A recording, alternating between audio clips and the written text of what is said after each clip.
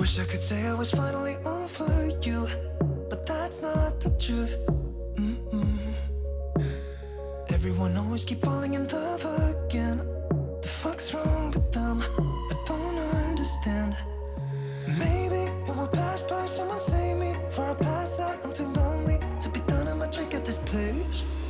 Yeah. Why am I the only one who's left in the rain with nobody to hold on to? Ooh. Why am I the only one who's feeling this pain when there should be two of us? And yeah, I know we both wanted different things, but letting go just comes easy to you, don't it? Why am I the only one who's left in the rain? If I had an option to be someone else, I would, and let go of you. I know that I'm obvious, fuck it, I'm made this way. But why didn't I stay when I had the chance? Maybe it will pass by, someone save me. Before I pass out, I'm too lonely to be done. I'ma drink at this pace. Yeah. Why am I the only one who's left in the rain with nobody to hold on to? Ooh. Why am I the only one who's feeling this pain when there should be two of us? And yeah, I know we both wanted different things, but letting go just comes easy to you, don't it? Why am I the only one who's left in the rain? The only one that's left in the rain.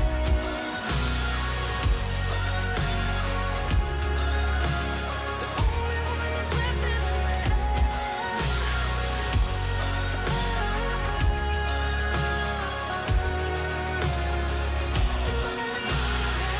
Am I the only one? Am I the only one? Am I the only one? Am I the only one? Am I the only one? Am I the only one? Wish I could say I was finally over you, but that's not the truth. Why am I the only one who's left in the rain with nobody to hold on to? Ooh. Why am I the only one who's feeling this pain when there should be two of us? And yeah, I know we both wanted different things, but letting go just comes easy to you, don't it? Why am I the only one who's left in the rain?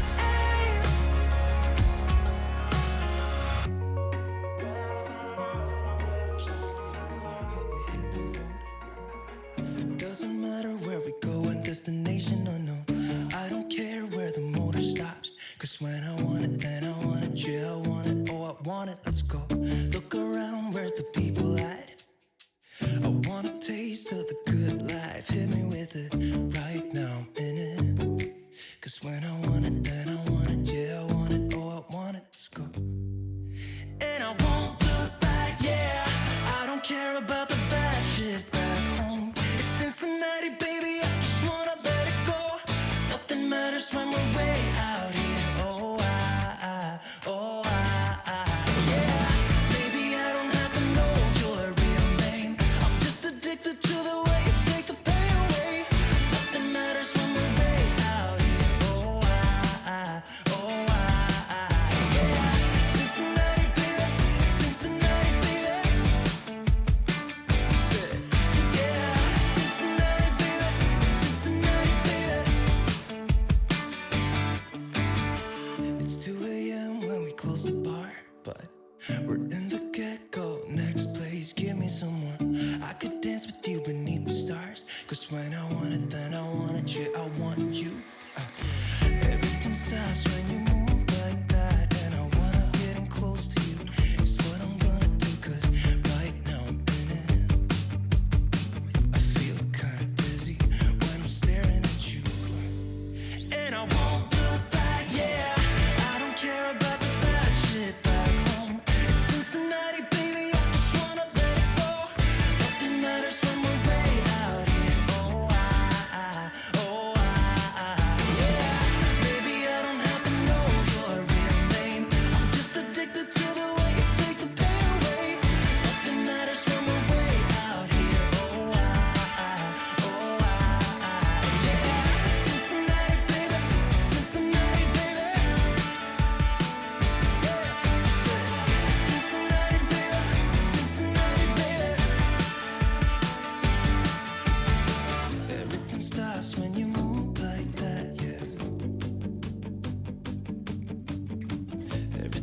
stops when you move like that, yeah.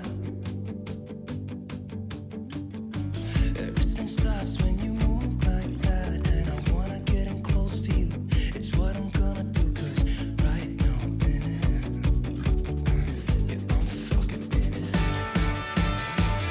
I don't care about the bad shit back home. It's Cincinnati, baby, I just wanna let it go.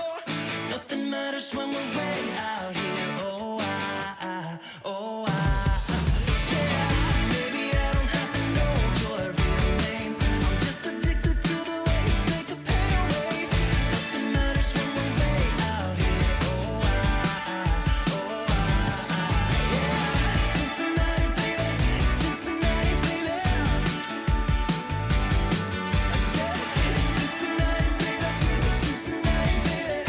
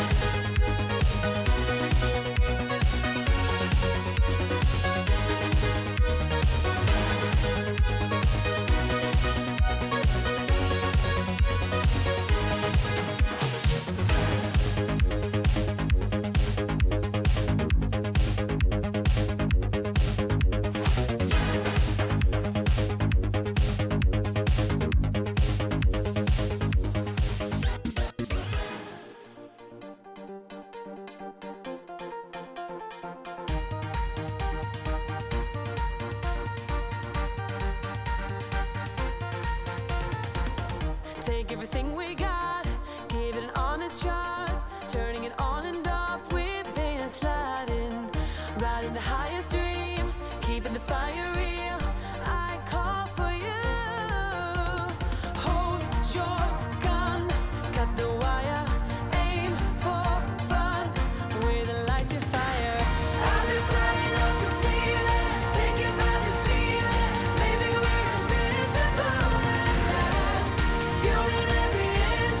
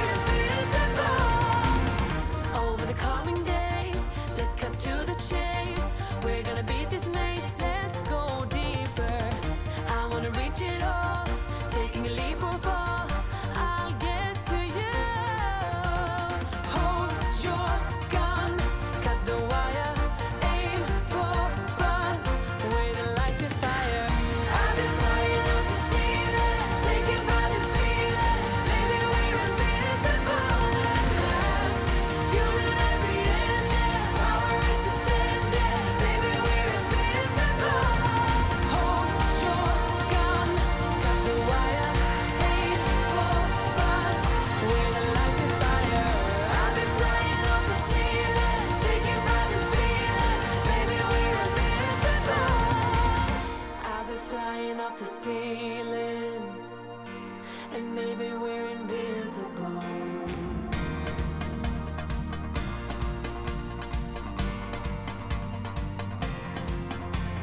Hold your gun, caught the wire, aim for desire. Hold your gun, caught the wire, aim for desire. Hold your gun, caught the wire, aim for desire. Hold your gun, caught the wire, aim for desire. Do what it takes to make you believe. With my heart like the drive, we do what we want, but we're not free. With our hearts on hyperdrive.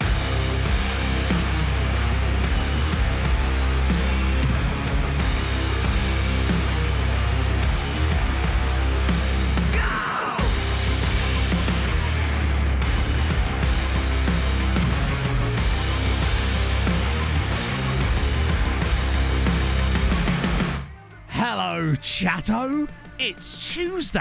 Coming up today on Building a Nation with MTK Budapest. We're 12 points clear at the top of the league. Half of our bloody team is injured. Argentina can't stay on side to save their lives. Will our team return to full fitness and allow us to go and win that damn title? All that and more will be found out coming up today on Building a Nation with MTK Budapest. And we're dancing!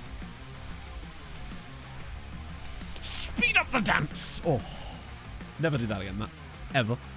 I had a cold bath earlier. I am absolutely blistering with energy. Castro, holy shit, with 1,000 bits! One screen Messi, other screen Matt. I mean, bit rude, bit harsh on Messi there, isn't it? Thank you, Castro, for the 1,000 bits. That's so kind of you. Bit of a pause. Yeah. I got lost. I'm not used to doing these full screen intros, you see. I'm used to being able to point at things and go, look, chat, context. But now, whereas Gideon, maybe my goose is on the way, if that makes sense. I've once again forgotten to email MTK. I will do it after stream today. That is my solemn decree. I'll see if I can get them to send me some stuff. Not for free, obviously. Wally Joker. Ooh. One screen. Let's see the other screen. Hey, hang on. Move the remotes. Then we can pretend that it's not messy. But I had to keep the TV on. It's probably the first time I've ever streamed with the TV on in the background, but it needs to be done. My goose is not yet cooked, no. Still in the oven. Oh, dear. How the devil are you, friends, this morning? It's, once again, bafflingly dull outside. It's just dreary, rainy bullshit. But on the plus side, my big light's working today, so I don't feel so sad. I find that sometimes it can get quite dark in here, but today it feels nice and light, and that's always something, right? Ooh. Also, I missed the first, I missed the Argentina goal because I was still in the bath. Just saw the highlight of that. Tell me that isn't identical to the one Maguire didn't get given yesterday. I don't want to get started on this, but bugging me. Noppert looked solid for the Dutch yesterday. Like, I know that maybe the saves that he had to make weren't, like, world-class saves, but he did the simple stuff right. Is it true that he's 6'8"? Because he do be looking like a long boy. I enjoyed it. I was actually surprised about how bad the Dutch were yesterday. I know they won the game 2-0, but they did not look convincing, especially in the first half. Yeah, just literally in the same game. I think how they could give the Iran one but not the Maguire one. But then that Argentina one was identical to the Maguire one. I mean, not that it matters who won 6-2 anyway, but I would dearly love just a teensy little bit of fucking consistency. That'd be glorious. Oh, Aziz, thank you very much for the follow during the intro, and Coop FC as well for the follow just now. I hope you're having a lovely Tuesday. In honour of the Argentina game, I thought I'd wear my Hernan Crespo. He is Argentinian, right? My Hernan Crespo Palmer jumper. That, and I found it and went, I haven't worn that in like a week. And that's a good enough reason as any to wear it. Like, also, is it just me, or has there been a lot of, like, game of two halvesiness about games, ignoring the England game for a second, because it felt to me like the Wales game especially was such a bizarre match, because the first half I don't think Wales had anything in that game. It was mad. Backburst with the 17 months. I hope you're well today, my friend. Got Brazil in the office sweepstake. Easiest 100 pounds of my life. Pretty good shout, honestly. Pretty damn good shout. Most Van Gaal. Oh, really? You can't extract it. Hang on a minute. 1 second. We can sort that. And Manso with the 15 months as well. 15 months. Happy Tuesday. That's a lot of months to grab in 1 week. So you can't extract it. When you say you can't extract it, does that mean Hang on, extract it? Does the link come in a zip file? I thought the skin just came as a skin file. I don't think you need to extract anything. That might be why you can't extract it, because it doesn't need to be extracted. It just downloads as an FNF file. Yeah, I know. Because you don't need to... that is the file. You just put the file in the skin folder. I did explain this in the video, I think. Maybe I didn't, actually. Maybe that's me. Troll Gaming, thank you very much for the follow. Maybe I didn't actually show that part. But yeah, no, you don't have to do anything with the file. You just dump it in the skin folder and... Bellissimo. It works. It's beautiful. I love how much people love the skin size. It's just lovely to see.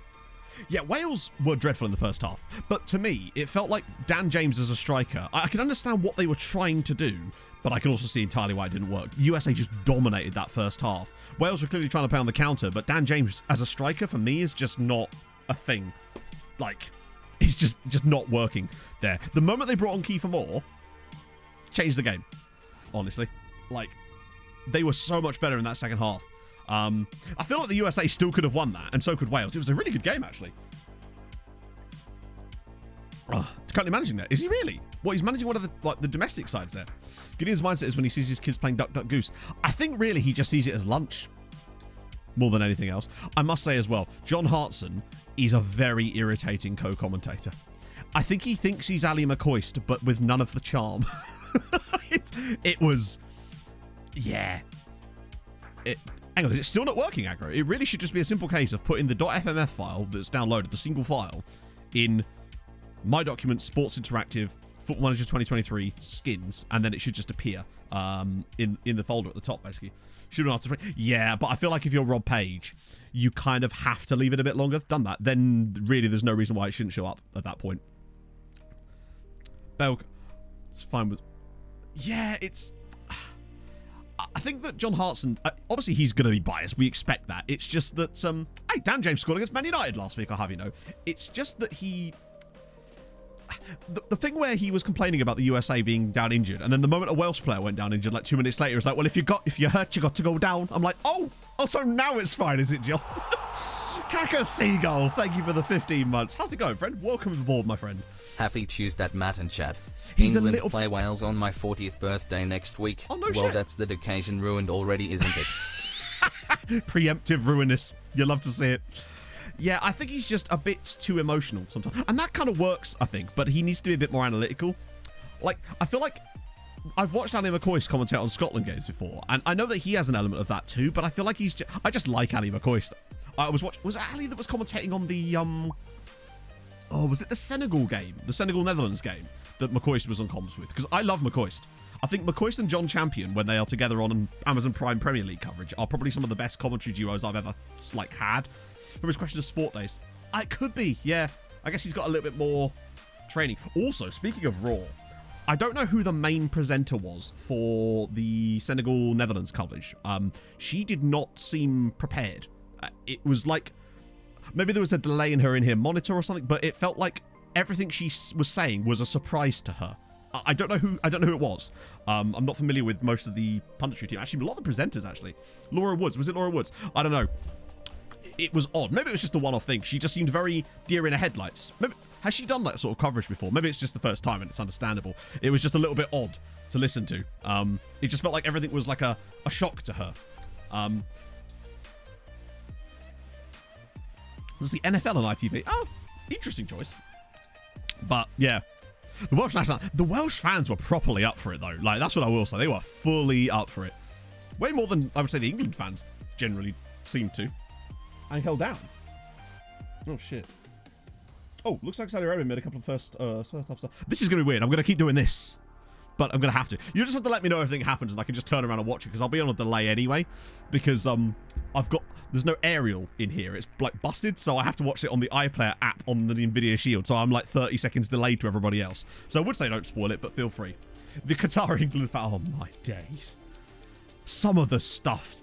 At least there were some real fans in the stadiums, but it does. I mean, I do love it when the commentators are taking sly digs about the attendances, being like, the attendance today is allegedly 1,500 above capacity. Meanwhile, there's like a quarter of the stadium is empty. It's like North Korea again, isn't it? Do you know if there's a train? 1-1? No, surely not. They are building OB, it now. hang on, OBGCP, thank you very much for the follow. Surely Saudi Arabia haven't equalised. You have to be taking the piss. It's not 1-1, right, okay. I haven't even seen them have a shot yet. I've been baited. It's going to happen a lot, I suppose. Burn the Xmas jumper. Why would I burn an Xmas jumper? It's coming up, Guna. In just over a month. Also, this is a Palmer jumper.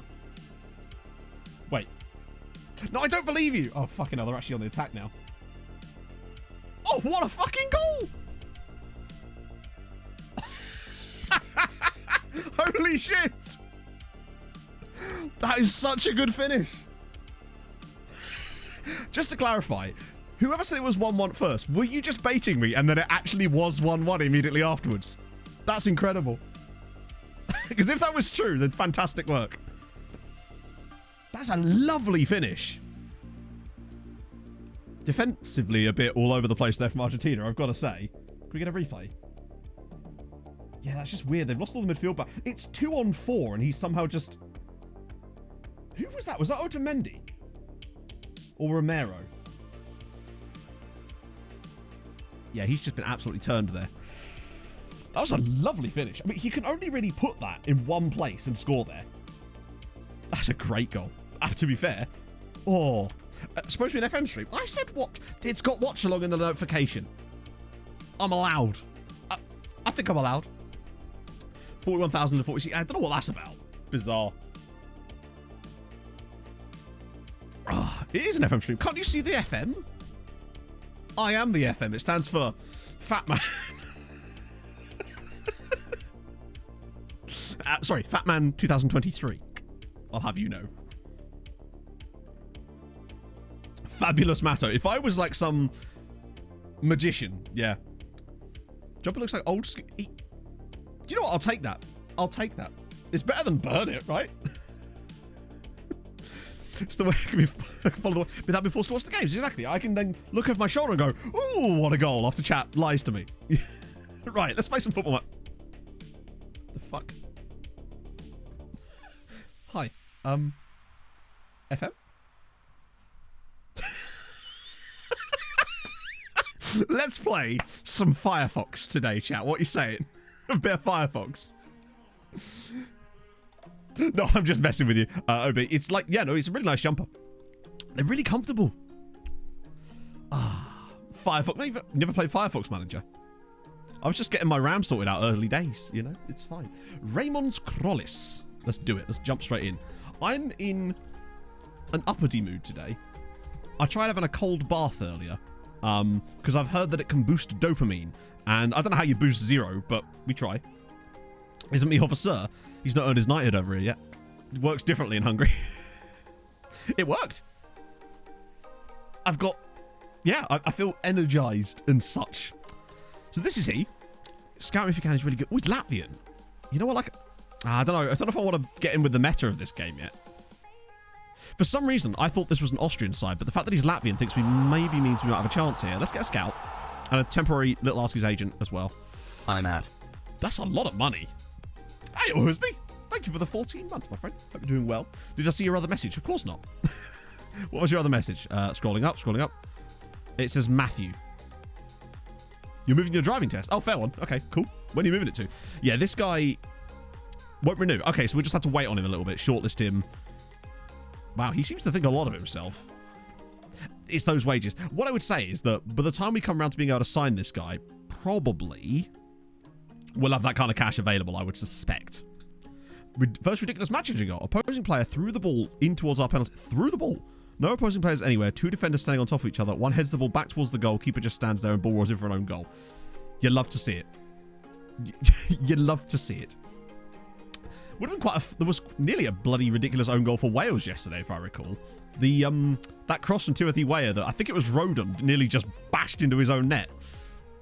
I say bashed into his own net. He headed it directly at bloody Wayne Hennessy. Okay, so that's fine. Palanchard's done a good job at stepping in. Booty, of course, will come in for Mohammed. I might return the loan. Where's Kata? Is he suspended again?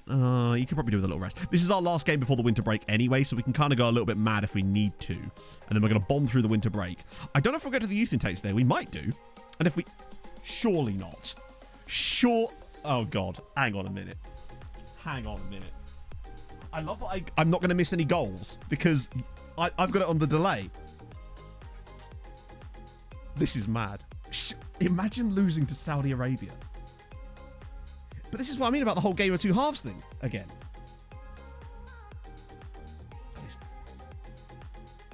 Oh, he's done well to get that ball in. Oh, let me guess. Back post? Oh, no. Oh, on the volley? I'm just guessing what's going to be the goal. Holy... Oh, no way. Oh, please. Oh! Holy fucking shit. No way. What a goal. 1-2. Castro, thank you for the 1,000 bits. Holy shit. You know what? I think that's worth a segment.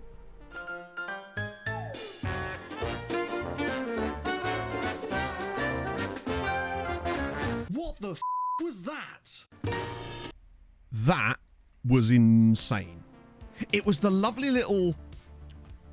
it's 53 minutes into the game. It was that lovely little pirouette inside the box, and then to have the balls to be like, I'm going to bend this top corner. Watch them disallow it now. Saudi Arabia. Right, so this is what I was thinking last night, right? If you were going to fix a tournament and rig one in your favour, and you're not Qatar, this would be the perfect one to do it. Nobody would ever suspect you. Nobody. Paul and Ray with a 28 months of Holy brilliant shit. coverage. Let's see how TTS does with pretend HHHHBBBBB. Has Gideon caused any Solid. chaos yet, or is the duck still eating bread rather than opposition defenders? He's been eating most of our team, actually, Paul, as it goes. We've had several serious injuries, including a torn cruciate ligament and a jet ski as well. Windows security. Oh, really? Wow, I've not seen that before. That's mental. That's... Oh, believe me, Stribs, we're watching the game. It's... Just keep me posted. But yeah, what I was going to say is, you could literally rig this World Cup in your favour, and no one would ever believe that you did it, because no one believed that it wasn't Qatar. It'd be perfect. How so much football interested people around me? I'm just not asked. I'm just watching, you know, it's on. DFB fan, Finally thank you for the able 21 to months. catch a stream again after a tough month of October at work, and fortunately a relaxing vacation for the past week. Up the tray, MTK. Up the tray, MTK. I like that, even though it wasn't intentional. I'm totally here for it. Well, hopefully you're enjoying your vacation. When I saw the tough month, I immediately got worried, and then I saw at work, and I was like, okay, that's usually a step below something really bad, but hopefully you're good, man. Oh. Football this level's hard to fix. Oh, of course, yeah. I was simply spitballing, you know? Right. Let's win this. Hello. I see a pog. You right, love? You getting what? I'm getting a coffee, chat. Do you hear that? I'm a lucky boy. What's up? Careful, don't break everything. Well, everything's on the floor to break. For goodness sake. I'm being yelled at. Horribly. This is not what I signed up for on a Tuesday. It's a pog. You love to see it. Can't move my hand. Ah! Oh, is this the guy? Holy shit, he's still only 21. Pace is a little on the low side, although I imagine that will improve in time. He's just got really good... He's just very well-rounded, honestly. What's his record? 29... Okay. Okay. What division is that he's playing in for you, or is that still playing in Latvia? Then again, 29 goals is fairly solid. We take those. Oh. Rest on the Canary. Oh, very nice. Let's play some Football Manager, shall we? Imagine that. Lavin top. That's still pretty decent, though. You okay? Yeah, I just got to annoy you. Success. Use your words. No, refuse. I will communicate solely through semaphore. Watch out. Yeah, so I'm in the first Okay. Well, the float your boat, really? No, just because he's getting a new cut on, Oh, yeah, fair one. so you're not completely different. Just occurred to me, I forgot to do that. Why have I got someone set to not trigger press? Why would I not want to trust him? Words. Oh, no. Qatar looked extremely bad. Not that I was expecting them to be good, but Ecuador are not exactly a world power. They're a decent side. Bye, Pog. But, like, they looked completely out of their depth. And their goalkeeper especially. And obviously he got away with one at the start of that game where it took me 15 minutes to work out how on earth they'd given offside there, only to go, oh, I suppose, and then be annoyed.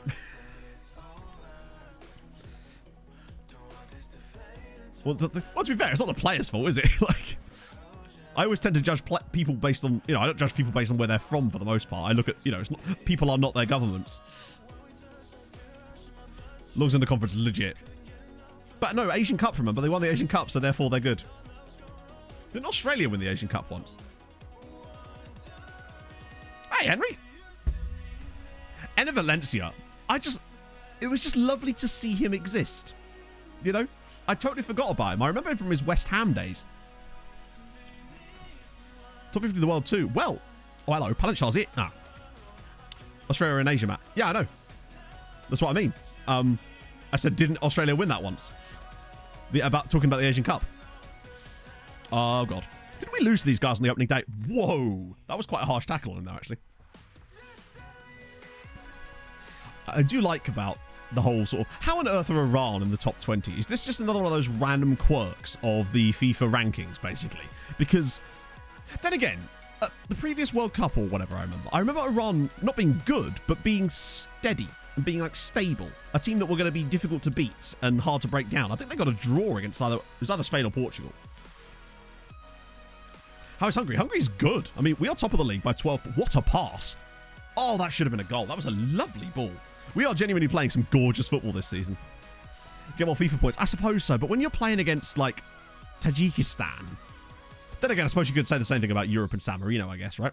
It's a 38 game season in this division, which, for a lower division in a smaller nation, actually feels like quite a lot of matches. Usually, the number of teams in a division tend to get smaller, I've noticed. But in Hungary, the second tier has 20 teams. Top flight's only like 12. But we're looking good. In fact, at the moment, we'd actually go 15 points clear. And we'd be 15 points clear at Christmas, which is about as... Jesus Christ. You'd love to see it. And that's with half our team missing. The early grease of AFC, I suppose... Top flight has 33 games. I suppose, yeah. I mean, to be fair, it's not like they could have, like, what would it be, 22? That would be just too few, wouldn't it? It's weird seeing certain players just have the games on the second monitor. We're tuning up. No, I've got the TV on over there, so that's why I'm not actually seeing the goals until chat tells me, and then I turn around. There's a delay, and then I get to see it. But this is season 1. 18 games to go is pretty good.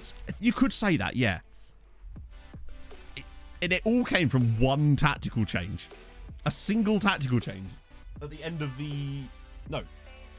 Yeah, at the end of the second stream. That being said, we were still in a good... I haven't made any subs. Hang on.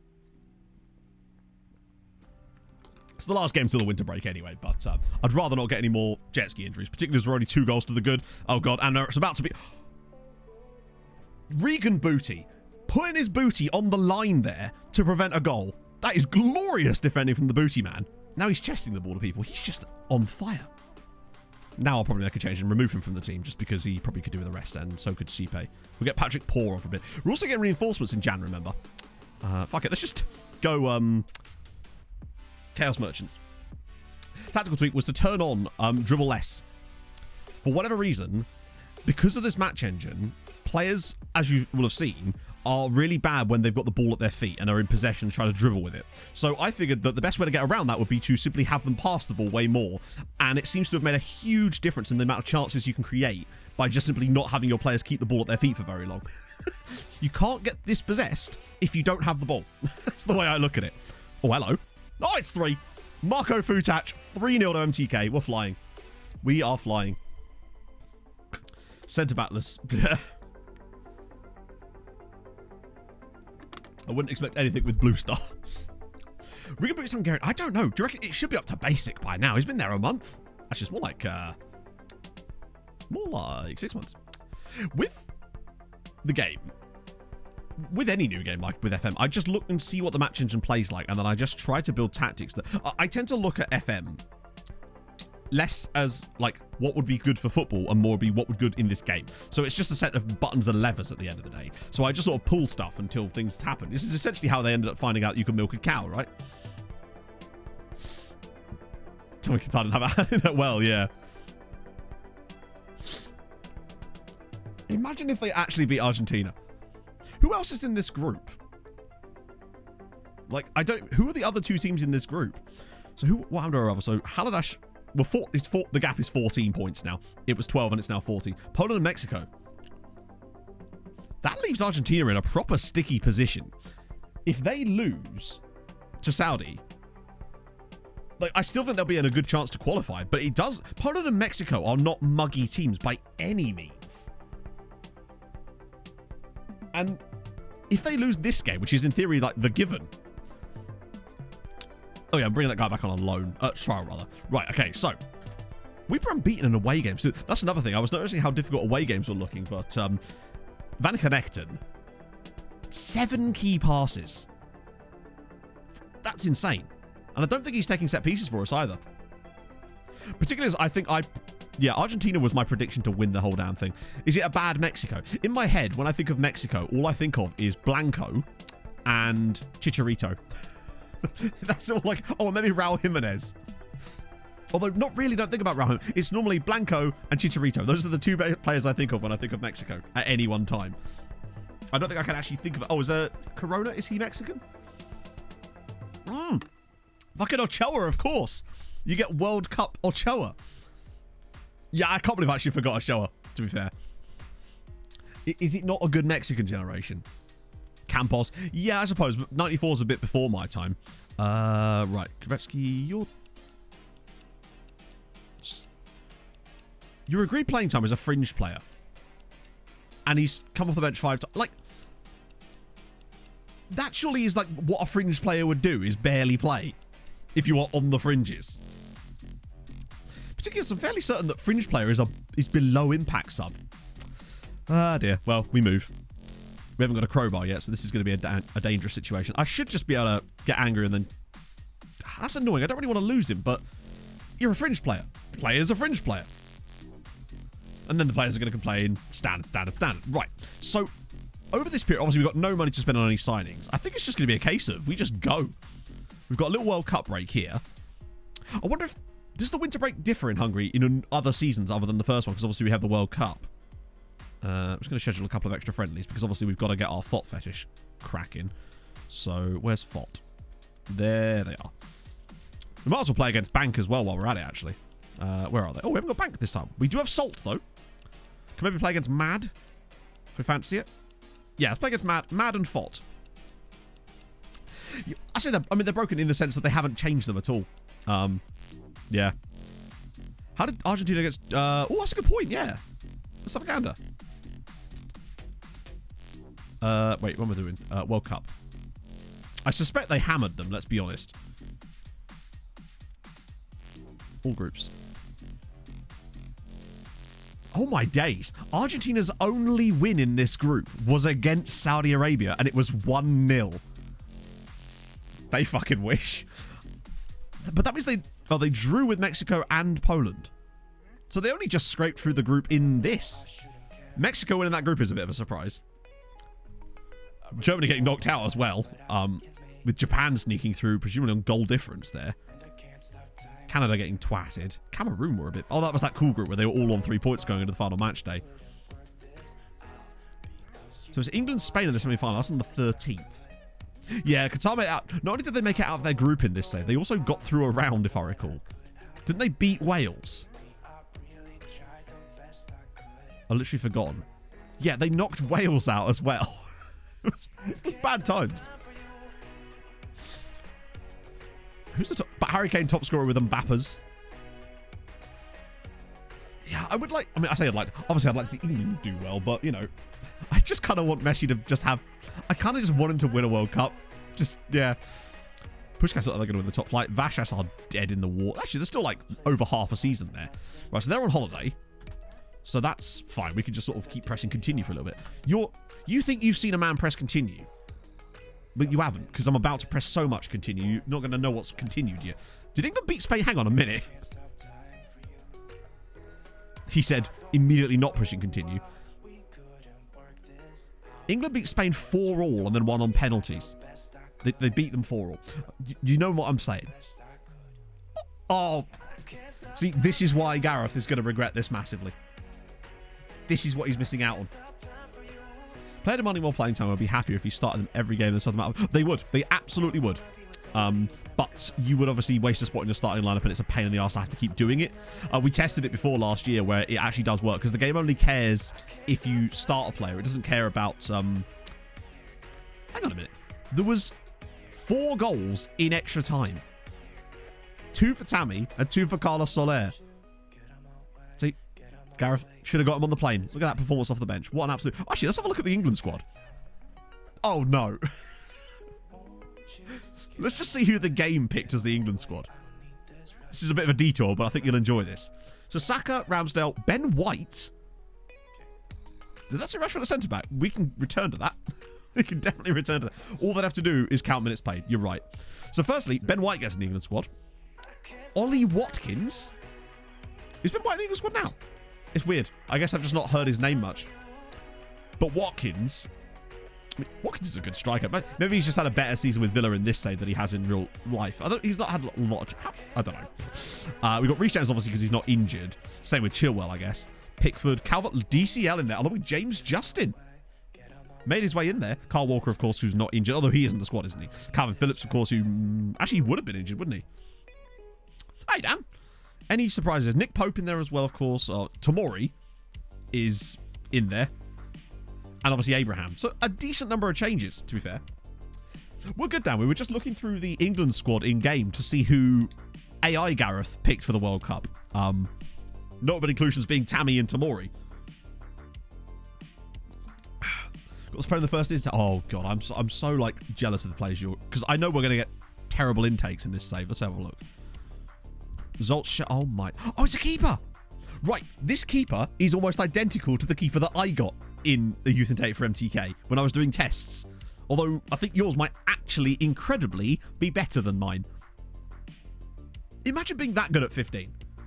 He's probably going to be in the national team by the time he's 17 at this rate, if not sooner. I take it this is a top flight MTK now. Oh no, it can't be because it's first season. Holy shit. Hey, Mr. Brogger.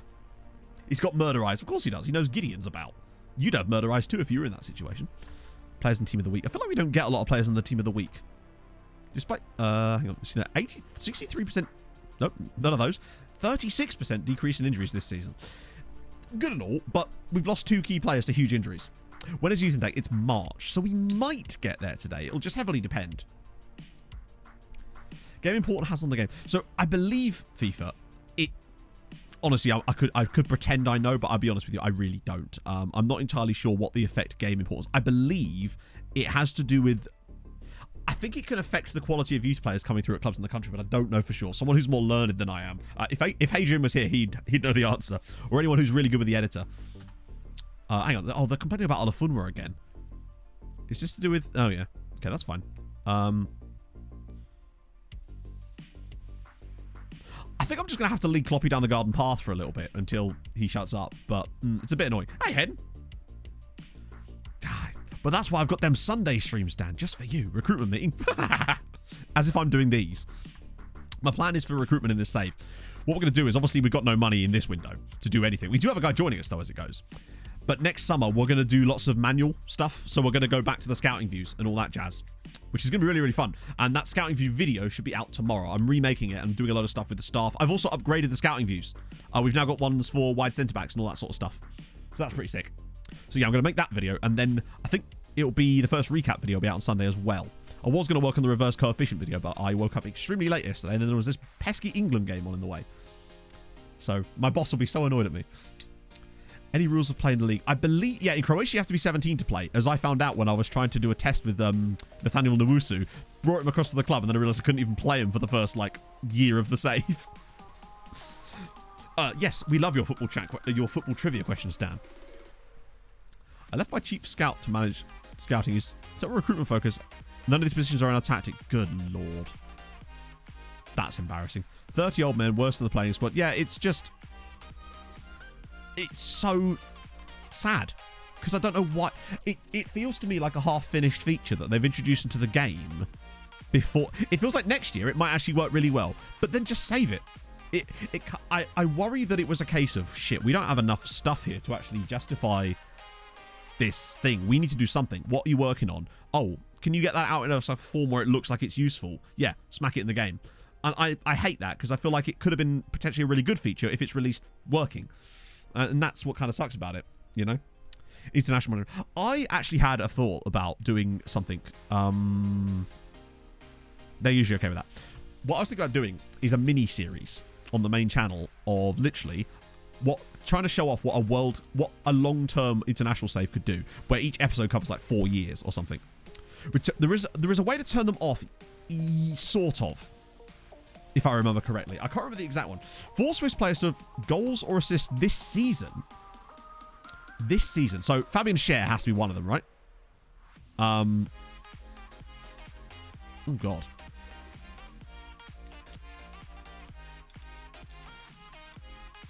Also, I'm fairly certain all those players you just mentioned, Tracker, were Swedish. Xhaka. Oh, he's Xhaka, yeah. The league's going good. We're 14 points clear at the top. Freuler, of course. Yeah, Freuler, he's the guy at Nottingham Forest, isn't he? Or is he at West Ham? I forget. Embolo. Embolo doesn't play the Premier League, does he? Finally got enough from him, he goes and breaks his hips. You've let him out on a jet ski in the Mersey there, comrade. You can't do that. Not Freuler. Other Swiss player. Is it going to be one of these weird ones that you forget is Swiss? You'll kick yourself. Oh, hang on a minute. Oh, fuck.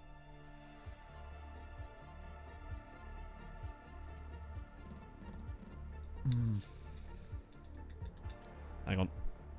Oh, fucking Mbabu. Of course it's Mbabu. It was the fucking cross for the Mitrovic header against Brentford, wasn't it? God damn it. Yeah, it's Kevin Mbabu. Oh, that's a good goalkeeping.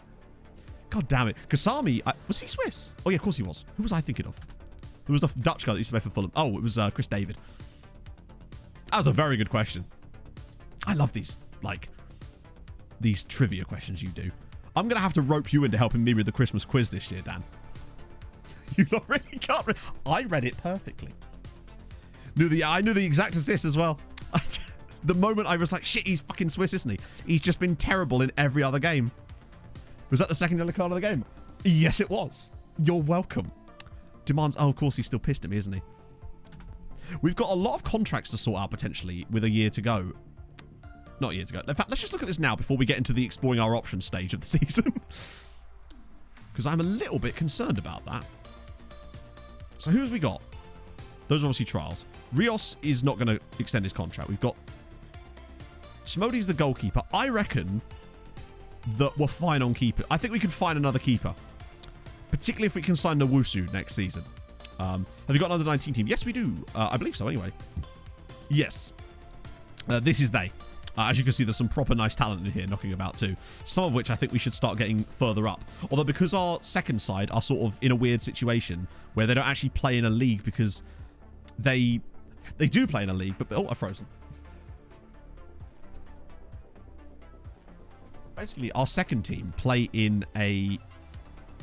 They play in the real leagues, but the problem is because they're not activated, because you can't at the start, you then get no data about the league they're actually playing in, which is extremely irritating.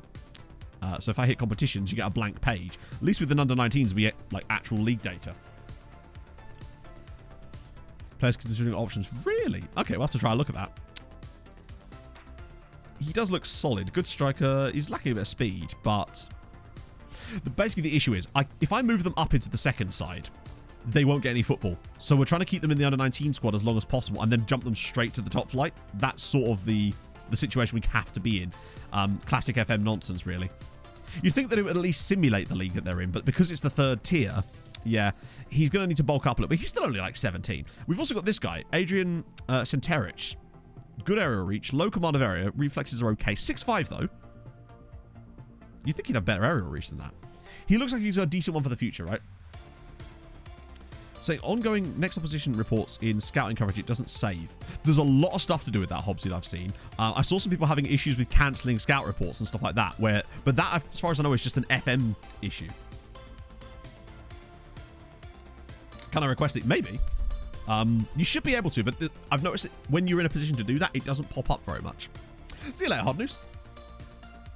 But yeah, what I was going to say was... So that trial's finished. Oh, this was the 46-year-old guy from Indonesia that we've given a free holiday to. So I hope you enjoyed that, Christian. Off you pop. Born in Montevideo. I suppose with a name like Christian. Then again, Indonesia does have a lot of sort of that type of name, doesn't it? God words, if only. Actually, for a penalty is, I think 0.78. It changes. But I think the last time I saw it, it was like around 0.78 was actually for a pen. Yep, he's retired. The stud has retired. Who has the best youth in Hungary? We do. As far as I'm aware, we have one of the best youth intakes in Hungary, which is pretty sick. Oh, Godwords. Yes, sorry, that's sorry, my bad. I forgot that we weren't. Where has he gone? Where has he gone? Have I missed Godwords, or is he in the Is he in the second time? Oh, there he is. Yeah, this is Godword. This is actually his name is Kaka, but his name is Godwords Amadome. In the game, you'll actually see him be known as Kaka, but we changed his name to Godwords because why on earth wouldn't we? Basically, get him as a coach. Depends what his. I don't think he even has staff attributes, does he? Oh, he does. Oh, they're just awful. Oh, they are just dreadful. Level of discipline 6. He's very determined. But actually, to be fair to him, right? Look at the scouting knowledge Do you know if there's that a this man train is coming dropping anytime here. soon? Oh yes, very Rivek. soon. Or Rivek. They are Thank building you. it now. Rivek. Thank you for the follow. Free kick in the edge of the box. Oh, that's a good position, isn't it? Presumably Messi will take this. I can't believe the game has literally only got 12 minutes left. Okay, I can't watch that the entire time. Tell me what happens with the free kick and then I'll turn around and pretend to be surprised. What even... Under 19's coach.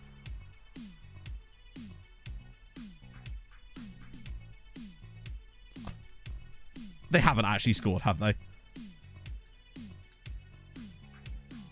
You made me look. Damn it. Or is this going to be like earlier where I got baited and then it was actually real? Stop me taking... I'm taking ages over it. They have been doing that a lot, though. What do you reckon? 8 minutes of stoppage time in this one as well? And he skied it, yeah. There was a big chance in the last stages of the first half. I think it was Rodrigo de Paul, where it was headed away from the corner. And he was like right in the edge of the box. Perfectly timed. And he's just skied it. 10 minutes. It does feel like it, yeah. Particularly in second halves of games. Right, I think we can probably do this. Under 19 coach, bring him through. The reason I like that is that extra scouting knowledge. It's so damn important, particularly if we're going to be having to do a lot of manual scouting this year, to have as much scouting knowledge in terms of broadness as possible. They still haven't even taken it on my screen yet. Can I knock this down a little bit, though? I think I can... If I give him a longer deal... A bit longer, anyway. There we go. We've already started. The plus 20... Well, technically it ended up being like plus 27 if you think about it, right? I don't mind it, no. It's just a bit jarring, because what I would say is in the first half with the England-Iran game, after England scored the third goal, which I believe was like the 47th minute, they were literally just passing the ball around for the next, felt like 12 minutes of football. Like you do in a normal stoppage time if there's like 2 minutes of stoppage time, but they did that for like 12 minutes. And I must say it might be the most tedious 12 minutes of football I've ever watched. So I suspect that it could lead to some of that sometimes. How many games left? I believe 18 games left. So the plan is we get through half of them today, half of them on Thursday. Hey, Bob. I'm looking... Well, basically, here's the situation, Bob. I believe there are some databases available at the moment, but it won't be starting anytime soon. Not because of databases, because I have other videos I want to make, and unfortunately, it's a case of either I make videos like the ones I'm making at the moment that perform extremely well, get a lot of eyes on the channel and get a lot of growth to the channel that allows me to keep doing this as my job, or I make a Blue Star save that will get very few people actually watching it and might have to stop doing this as my job. Those are my options, really. Yeah, I saw some of Zealand's watch along out in the city. I was watching... I just had him on my phone. Just coincidentally, I literally just loaded into the stream just as the US scored. Were they just on like a random street in New York? Because it certainly looked like it. Again? Oh yeah, it's this guy complaining about my goalkeeper playing as a not goalkeeper. Yeah, I was going to say, that this time of year in New York, the sun looked like it was out though. Morning, Slugs. Ika wants Samodi. How long has he been at the club? He's actually not been here that long.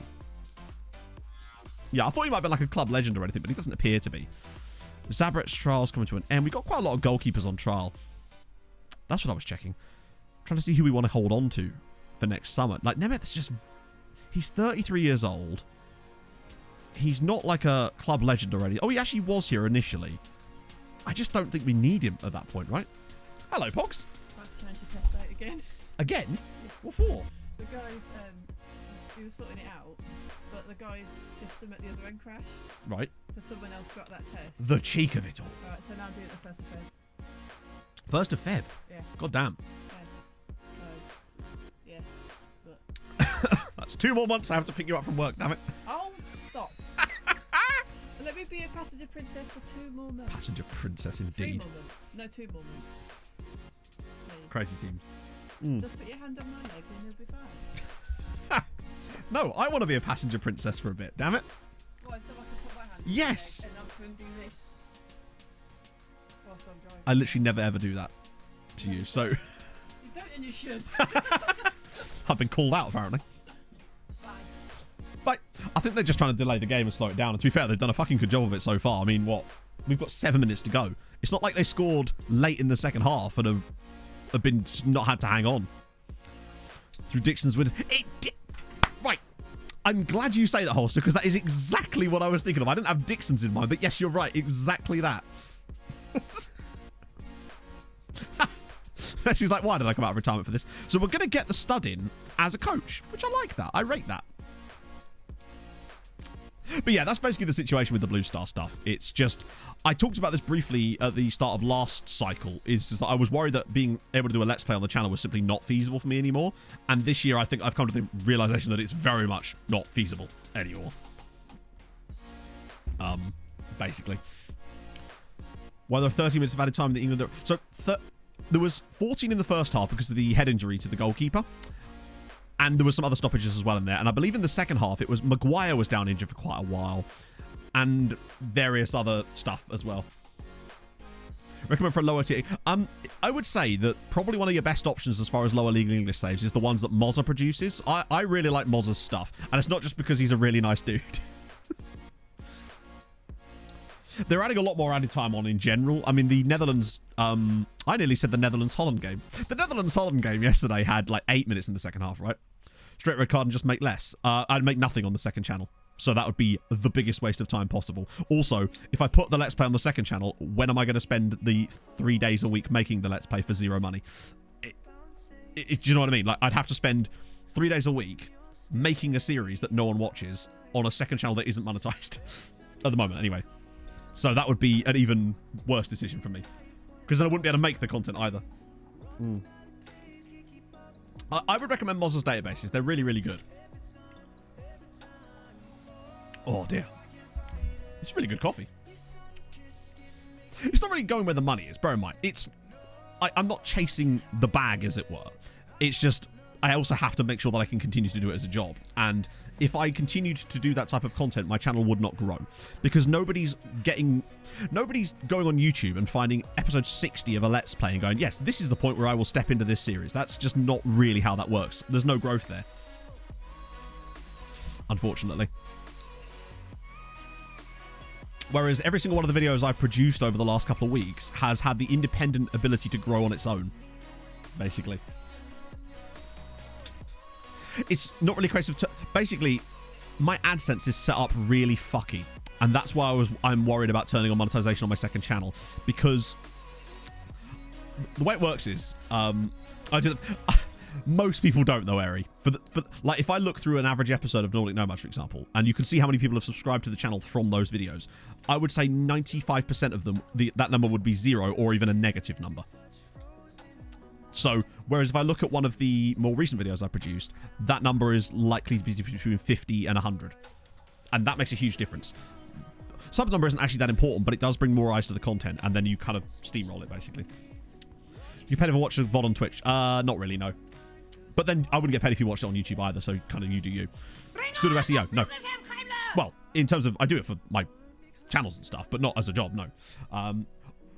Oh, sir! HC, thank you for the follow. I'm sorry if I've said your name wrong there. Thank you for the follow, though.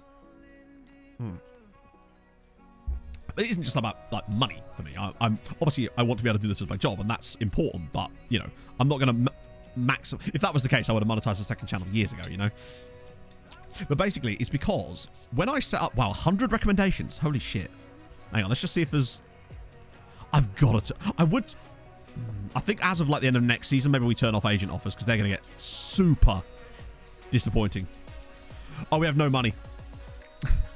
So we can't do any transfer shopping yet, anyway. To start on OnlyFans, some of the money they make, fair play, you know.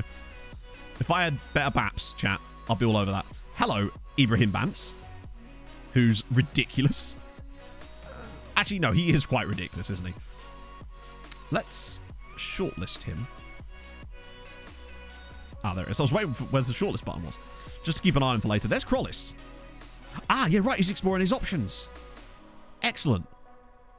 Let's shortlist him as well and keep scouting him because we don't have all that knowledge on him yet. Yeah, no, agent offers do bring gems, which is why in the early stages of a save, I actually think it's useful to pay attention to them. But at the moment, actually, just have a look at this guy here. 19-year-old guy from Suriname.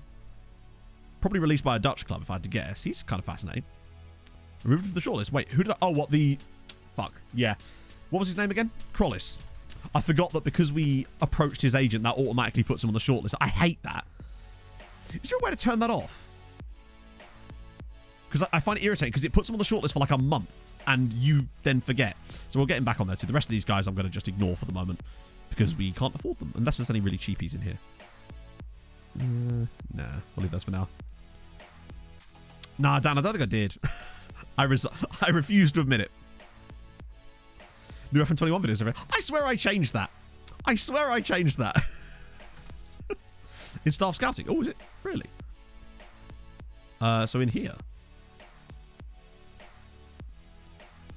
No. I've got don't shortlist. So bear in mind, it's because when you approach an agent, it automatically adds them to your shortlist for a month. Which is very annoying. I would like them to not do that. It's like, let me add who I want to my shortlist. How do you turn off agent offers? Let me show you. So what you do is you go to scouting on the scouting center page. And if you go into either here or... Yeah. So in here, you'll see an option here for agent offers. And if you basically tick the X, you won't see any of them. But you've got control underneath that. So you could go into agent offers here and be like, actually, I'm not interested in X, Y, or Z. So you could turn off certain types of them. For the moment, I'm going to leave them on, even though it's a bit of a pain. But it is quite beneficial to us at this stage. But yeah, let me just make sure I've still got... Okay, at least that setting hasn't reset itself like it does sometimes, you know. Snack the what? Thank you for the follow. So we're going to get... Oh, he's... So who is he released by? Ajax. Holy... He's quite good, actually. I love that he can play in... Yeah, where would we use him, though? That's the problem. Oh, God, they're still playing. Damn, I forgot. I'm going to go 9 minutes of stoppage time. That'd be my guess. Outcast to Icons, episode 1, but you were on episode 30 at the time. So yeah, but what I would say is, Eri, with saves like Outcast to Icons, it's slightly easier to get involved just on account of the changing of the clubs and whatnot, you know? So Pushcats are doing very well. They're top of the league at the moment. In fact, by 4 points currently at the halfway stage of the season. Yeah, coming back to the whole AdSense thing. So basically, when I set up my original AdSense account, I had one years ago. And it was banned for zero reason. Like this was like in like 2009 or something. And there was a rule at the time which meant that you couldn't have more than one AdSense account. And when I set up my YouTube channel, I used like a whole load of like protections to basically try and get an AdSense account to allow myself to do that. So every time since then I've had the opportunity to monetize the channel, which has been multiple times, I've always been like, am I risking my entire channel by trying to monetize this new one? Essentially, that's what I'm looking at, really. Is there a QR code? Oh. Juicing. I don't know. Maybe they've had like some juice boxes or something. But I feel like most people don't, Eri. And I have the statistics to pay that out, basically. It's just not viable. Let's Plays are not viable for a channel like my own. For a channel like myself. Holy shit, that clearance off the line is insane. International squad selection. Oh, hello.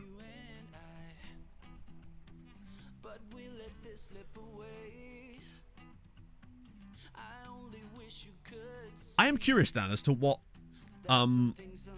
what you've changed. Like, bear in mind, I've not done a national team save for a little while, so just do episode 1.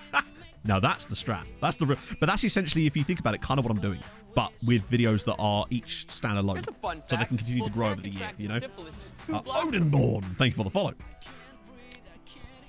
But yeah, this all came from basically me saying that I thought it'd be kind of fun to maybe do a long-term international save, but each episode is like 4 years.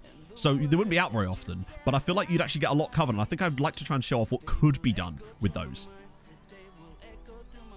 Hello, Saudi Arabia on the attack now. Well played. Did they get the corner out of that? Oh, they didn't. No, they did. Nice. Fair play. So this guy's actually got contract up in 6 months. What are we thinking to Ibrahim Bance? Burkina Faso. Oh, that could be a problem, actually. It won't be, though, if we get promoted, will it? So, it's certainly worth an ask his agents, right? And it's called Bance. Currently keeping his options open till... Oh. Right. When does his contract expire? He's already on the shortlist anyway. He feels like the type of guy we've kind of got to go back for. I'm not sure where I would trade him. He obviously couldn't play in the middle. I'd either put him here because he's got good defensive attributes. But what would he be like further forward? Kind of want to see what he'd be like as an attacking mid. Just standard attacking mid on support. That flare, he's not bad on either of them, honestly. We'll keep an eye on him for later. Player contract set to expire. Okay, this is obviously going to be a problem. So, 34, 33, 32. Patrick Paul's not been good. Smody, again, it's a similar story. I really think we're going to have to prioritise the younger players here and know that we can... Plus, it'll free up so much wages. I genuinely cannot believe we're witnessing Argentina losing to Saudi Arabia here. This is classic World Cuppery. You need some of these in a World Cup, I feel like. I don't think you can have a World Cup without some random game like this. Like when France got beat by Senegal in 2002? Or was it 2006? No, it was 2002, wasn't it? Because they were the defending champions at the time. I'm going to give a new contract to Sheppy. Important. Let's see if I can get one regular starter. Okay. So he wants 7... Oh, God. Right, luckily he's nice and patient, so I'll just let... I'll see what he wants. 1.1k. Oh, Jesus Christ. I think the goalkeeper might have just killed someone. He has absolutely wiped that defender out. Can we stop the game, referee? Maybe. Why has the game not been stopped here? Thank you. Like... what kind of referee is this guy? Like, the amount of shit they were blowing up for, and then they'll just... Oh my God. Jesus Christ. Sorry, I just saw the close-up replay of that. That's a horrifying injury. Prepare for a lot more than 8 minutes of stoppage time, chat, is all I can say. This might run into the next game. That's a horrifying... That's a broken cheekbone and orbital bone and everything, right? Is he moving? Okay, good. Yeah, the way they were treating the Iranian goalkeeper yesterday as well was just like... The commentators were literally getting to the point where they were like, why is he still on the pitch? I can't believe they didn't stop the game immediately. Like, I know Argentina are on the attack in the box, but the head injury stuff is so inconsistent. Is he going to get games for Slovakia? There's no way, right? I reckon we're safe to dump in one of these. Oh, not that we've got a lot of money to do it with.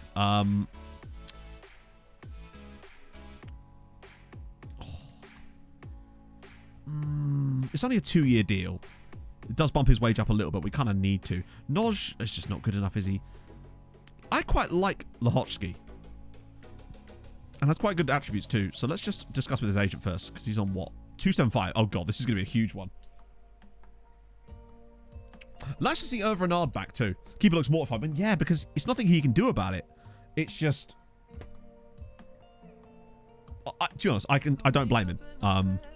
Re-signing him. Okay. Oh, that's okay. We can do that. Maybe if I can even drop it a bit. Yes. Nice.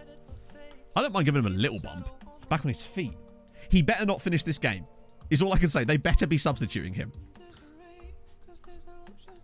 Because there's just no way that you've got enough time to assess someone for a concussion protocol of that nature, of that kind of... They are something good.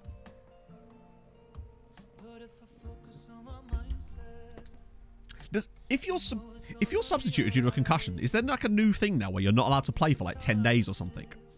I heard them mention that yesterday in the England game. Hey, James! How's life treating you on this lovely morning? Yeah, that will suck. But then also, you know, better than being concussed, isn't it? Right, breakthrough prospect. Minimum release scores. Clubs in higher division of... That's fine. I actually don't mind putting that release scores in there because we're not going to be... That's not going to be available as of next season. Because I'm fairly confident we're going to go up. I'm still going to try and argue with him, though.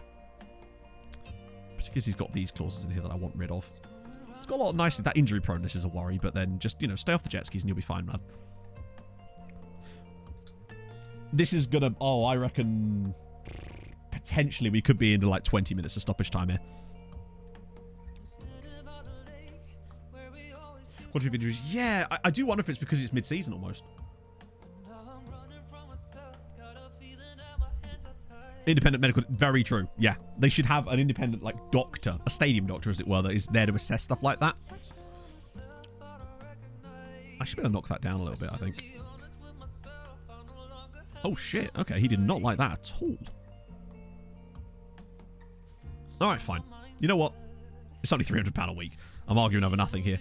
Faketa's not very good, and Bence Balog is another older striker that's on not a lot of money, to be fair. Wow, how is he only earning £170 a week at 31 here?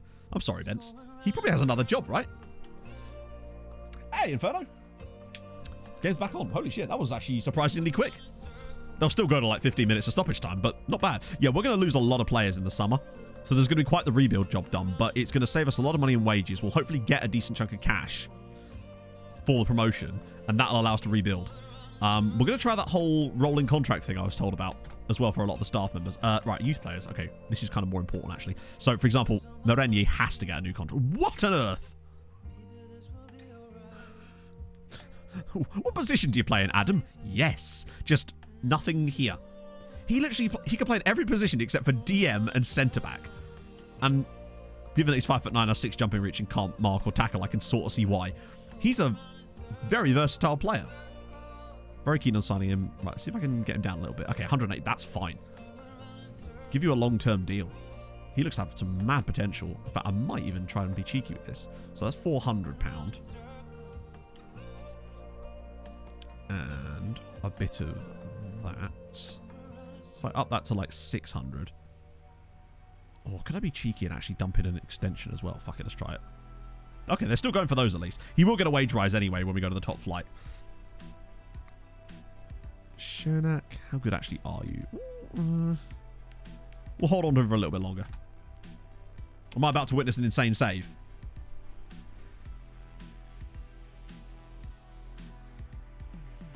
Maybe not. Maybe it's already happened. Love seeing the butt. Oh, hang on.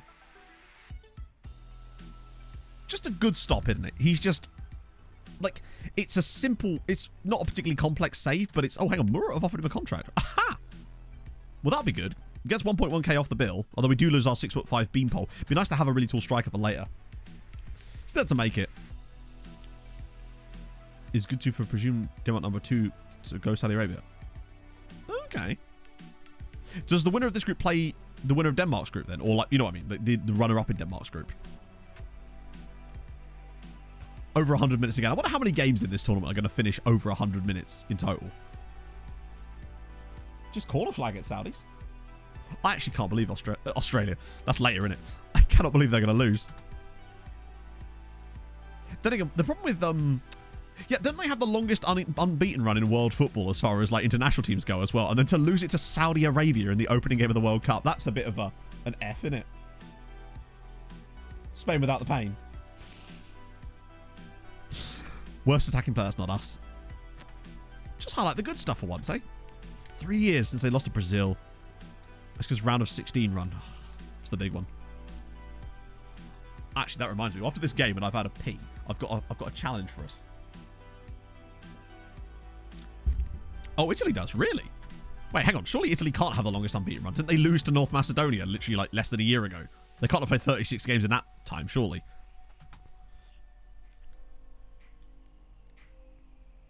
Chris, way to clear my whole national team. Oh, haha. Do you know what? It'd be lovely if there was a button that did that.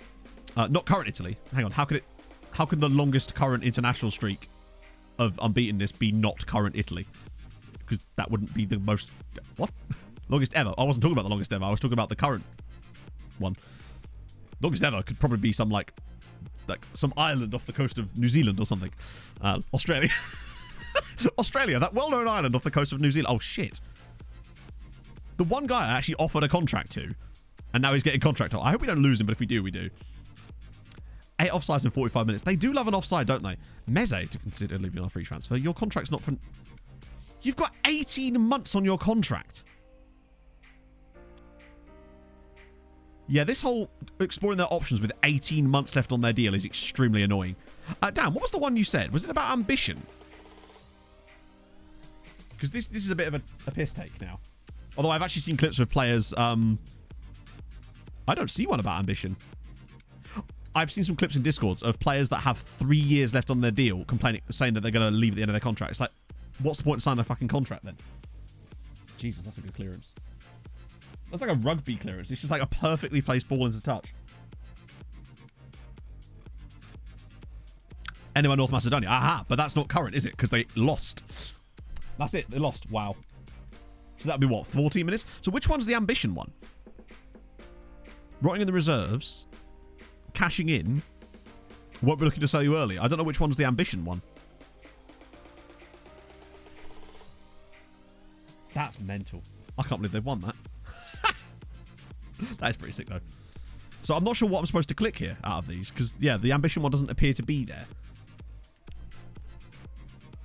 Also, living on a free at the end of the season, his contract doesn't expire at the end of the season. It expires at the end of next season. What is he on about?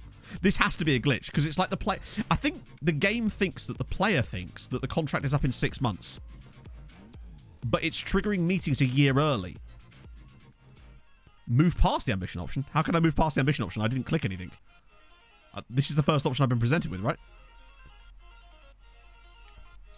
Argentina had 2 point... Wow. I think of all the offside ones as well. I guess I'm just going to have to click that, right? Because there's not much I can do. We'll just deal with that in 18 months.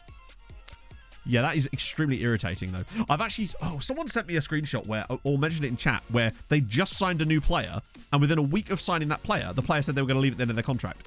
With, like, 4 years on the deal. And then at that point, you're locked in, and there's nothing you can do about it. Utterly stupid. That's a new bug, too. At least they brought fresh bugs this year as well, to go with the current bugs that we're currently sat on at the moment. So I guess there's that.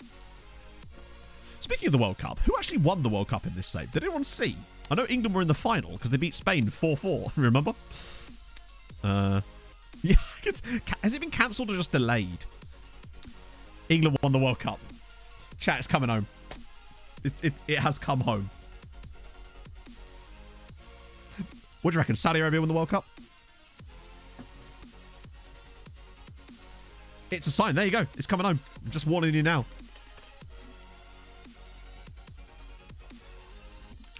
Do you think this is going to be like England losing to Iceland? Except Iceland are a much better side, right? Than Saudi Arabia? Saudi Arabia. I'm trying to think of the equivalent from an England standpoint of that. Put it in England context for me. Harold Kane, of course. Yep. Golden Boot sharer. First player in history to win it twice, I believe. Koznovsky, when he comes back next year, he's going to be a lovely slotting straight into this midfield. Pixel Pinnon with the third. That's triplets. Thank you for the 27 months. Baby 6 stonks. Oh. Moderating Susie Discord when people go into real. Oh, God. That happened on my Discord during the Euros as well. And I like to think that our Discord is particularly mild-mannered for the most part. But I was, like, seething with people because I'm just like, calm the fuck down. Wait, what? So, Janosch is going away. That's really annoying, actually. He's joining Ruzan Berok. And I can't really blame him when they can offer him $3,000 a week. Receive takeover. Oh, God. Floating the club on the stock market. What the hell is going on? This is how it began with Dundee United. Hey, Jack. So we might be getting taken over in the first season of the save. So basically, it means the club would get a lot of money. No. Well, you can't be sacked due to a takeover. Oh, have you meant nothing? Okay, that makes me think that it's... Did you actually get the takeover, or did you just get this new notification? So as far as I'm aware in FM, if you take over a club from the start of a save, you can't be sacked in a takeover. If you started the save with the club, it only you can only be sacked through takeovers in journeyman type saves, if I remember correctly. Thank you, Grubsalism. I like this jumper a lot. It's just a fun jumper. I might get another one before Christmas. Diamond Hand invest in MTK. Oh, well, we don't know if it's actually going to happen yet. Because you got the takeover. So did nothing happen, I take it then? Hurricane Phoenix. Breaking news, Saudi beat Argentina 2-1. Viva la Saudi, viva la Asia. Thank you for the 100 bits. That is a hell of a result for Saudi. We've still got ourselves set up on... Oh. Have I done a stupid here? I think I...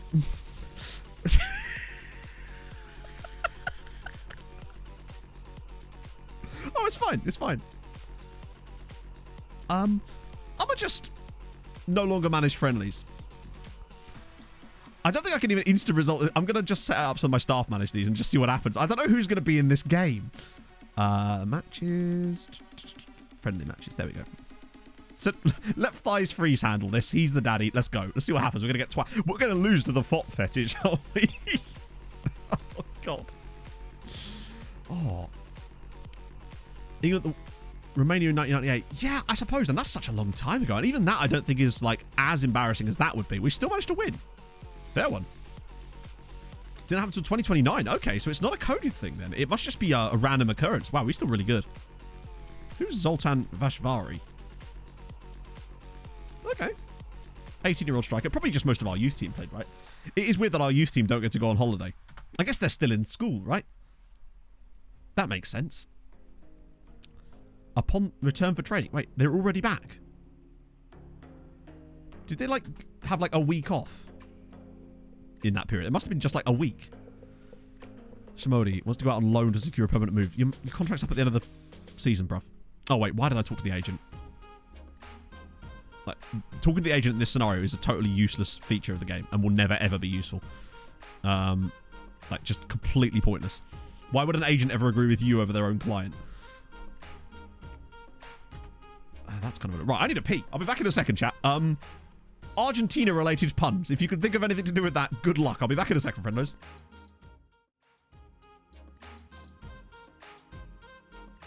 Fiona!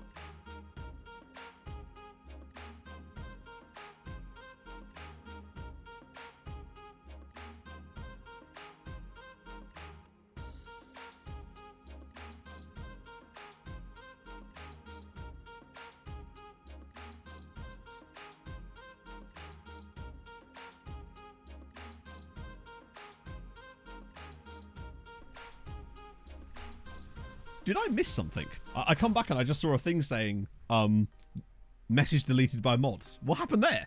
Oh, and Deludaguna, thank you so much for the raid, my friend. Hope your stream went well. Let me get you the shout out. Let's see. Sorry, let's spell this right. I've already spelled it wrong. GG, Matt. Hopefully that works. Yes, good stuff. Yes, what happened with that? Hopefully Pog can enlighten me as to what went on there. Copy pasta Ronaldo seeing. Oh, okay. So, just general, yeah. Silly nonsense, basically. Oh, good. Well, I mean, obviously delete that and, yeah, just time him out. Like, don't be silly. Come on. Grow up. This is a highbrow chatto. I assume this was one of those, like, first message people. It's not a name I recognise, so... It's a funny copy pasta. So, like, it's the least entertaining form of humour for me. Like, be original at least. Not a big fan of spam. Ham, though. Now, if you can get me a ham-based copy pasta and I'm all over that shit in 30 minutes, that's fine. Maybe a bit harsh, honestly. Like, but, I mean, if you're still here, then, like, if you want to actually participate in chat and just chill, that's cool. Do that. At least it wasn't a cock and balls. I'd be alright with the cock and balls. That's way more highbrow. Hit me with the cock and balls and I'm yours. Like I said, stop with the ham. What's wrong with the ham? We're going ham. Have agents who are really close to you. I think that might be what it's for, but it's, let's be honest, I'm never going to have agents that are really close to me. I'm not going to shag, like, what was that agent's name? George Mendes, or was he the other guy? Yeah, it was Mendes, wasn't it? He's a big agent. Displeasure of the not again. More quickness training. At least I'm seeing up arrows, you know? Dick pics. Jackson Mills, that's the guy. So what I was going to say to you, chat, right, is I think we should build our... Oh, now he's allowed. We should build our own World Cup. Our ideal... Gundogan's just moved to Liverpool. Gundogan's gone to Liverpool for £12 million. God, he's good. 12 million quid's actually not a bad deal for Liverpool at this rate. He's still only 32. He's got solid natural fitness. They'll get a couple of good years out of Gundogan at that point.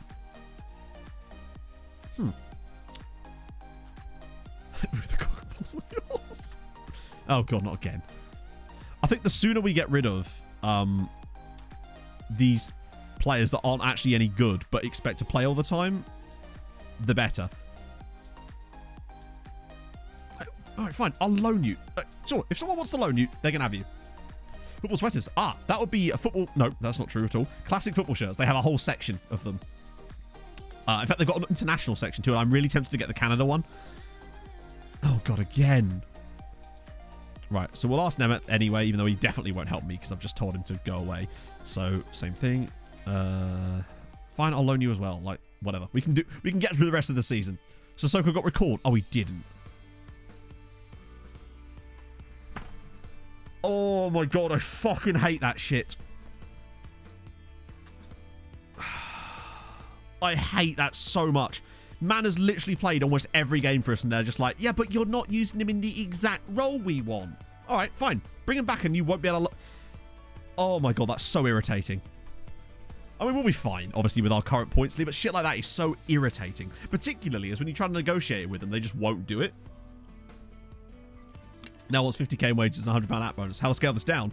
That would imply to me that your current squad is on wages that... What's your highest paid player on at the moment? So we've just lost probably one of our best players there. Doesn't mean we can't go back and find another one, but it is very annoying. That seems to have been really, like... What's the word I'm looking for? It seems to have been exacerbated even more this year. Which is annoying. We've still got a lot of wide players. It's not the end of the world, but damn, man. Well, Eater, thank you very much for the 23 months, my friend. How's it going on this fine Tuesday morning? Still on Mediafire? Yes. Let me find you a link. There's a brand new one, actually. I made a new analysis for you. Let me find it for you. Actually, wait, no. Tell a lie. If you just do analysis, I updated the command. Look at me. Highest earners on 23 grand.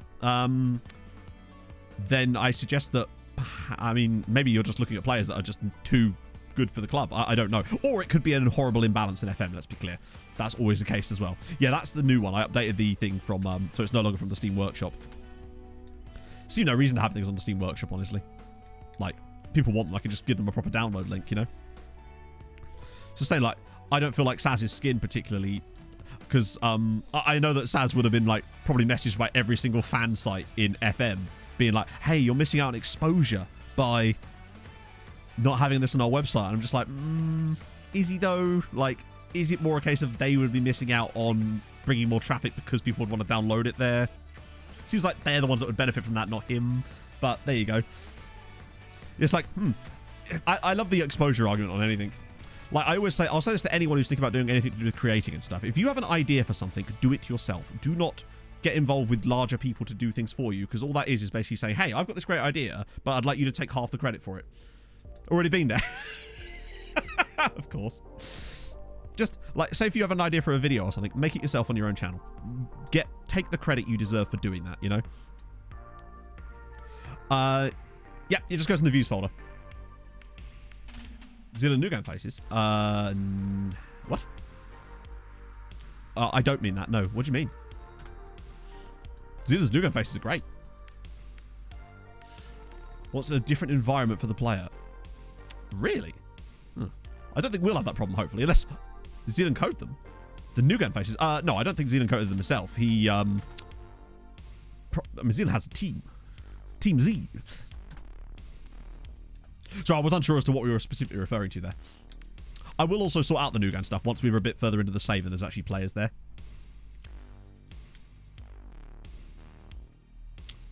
I think with anything, exposure is just a thing people use to take advantage of others. If you have an idea for something, do it. But do it through your own means. Like, use your own website. Use your own setup like what Saz does. Because that way he's in total control of it. You know? The reason I built Saz that section of the Discord for the skin is just because I felt like that was an important thing to have. That doesn't really benefit me, particularly. I suppose... I mean, you could argue that, in a way, I've taken advantage of Saz by making the video about the skin, honestly. Second job interview. That's awesome, Henry. Different environment. I've not... So, is this for players that you have on loan from other clubs? The Grand National Manitoba Dark Horses. Sugar's in. Hey, Emu. Very much like to expose myself to you. Sounds like a fantastic idea. Little 3-0 win there. Good. Oh, that was a bad performance, though. Who was this against? We just... That's fine, actually. These guys are a top flight side. Jesus Christ. But no, I was just happy to help. It's the same with the Kit Basher thing from last year.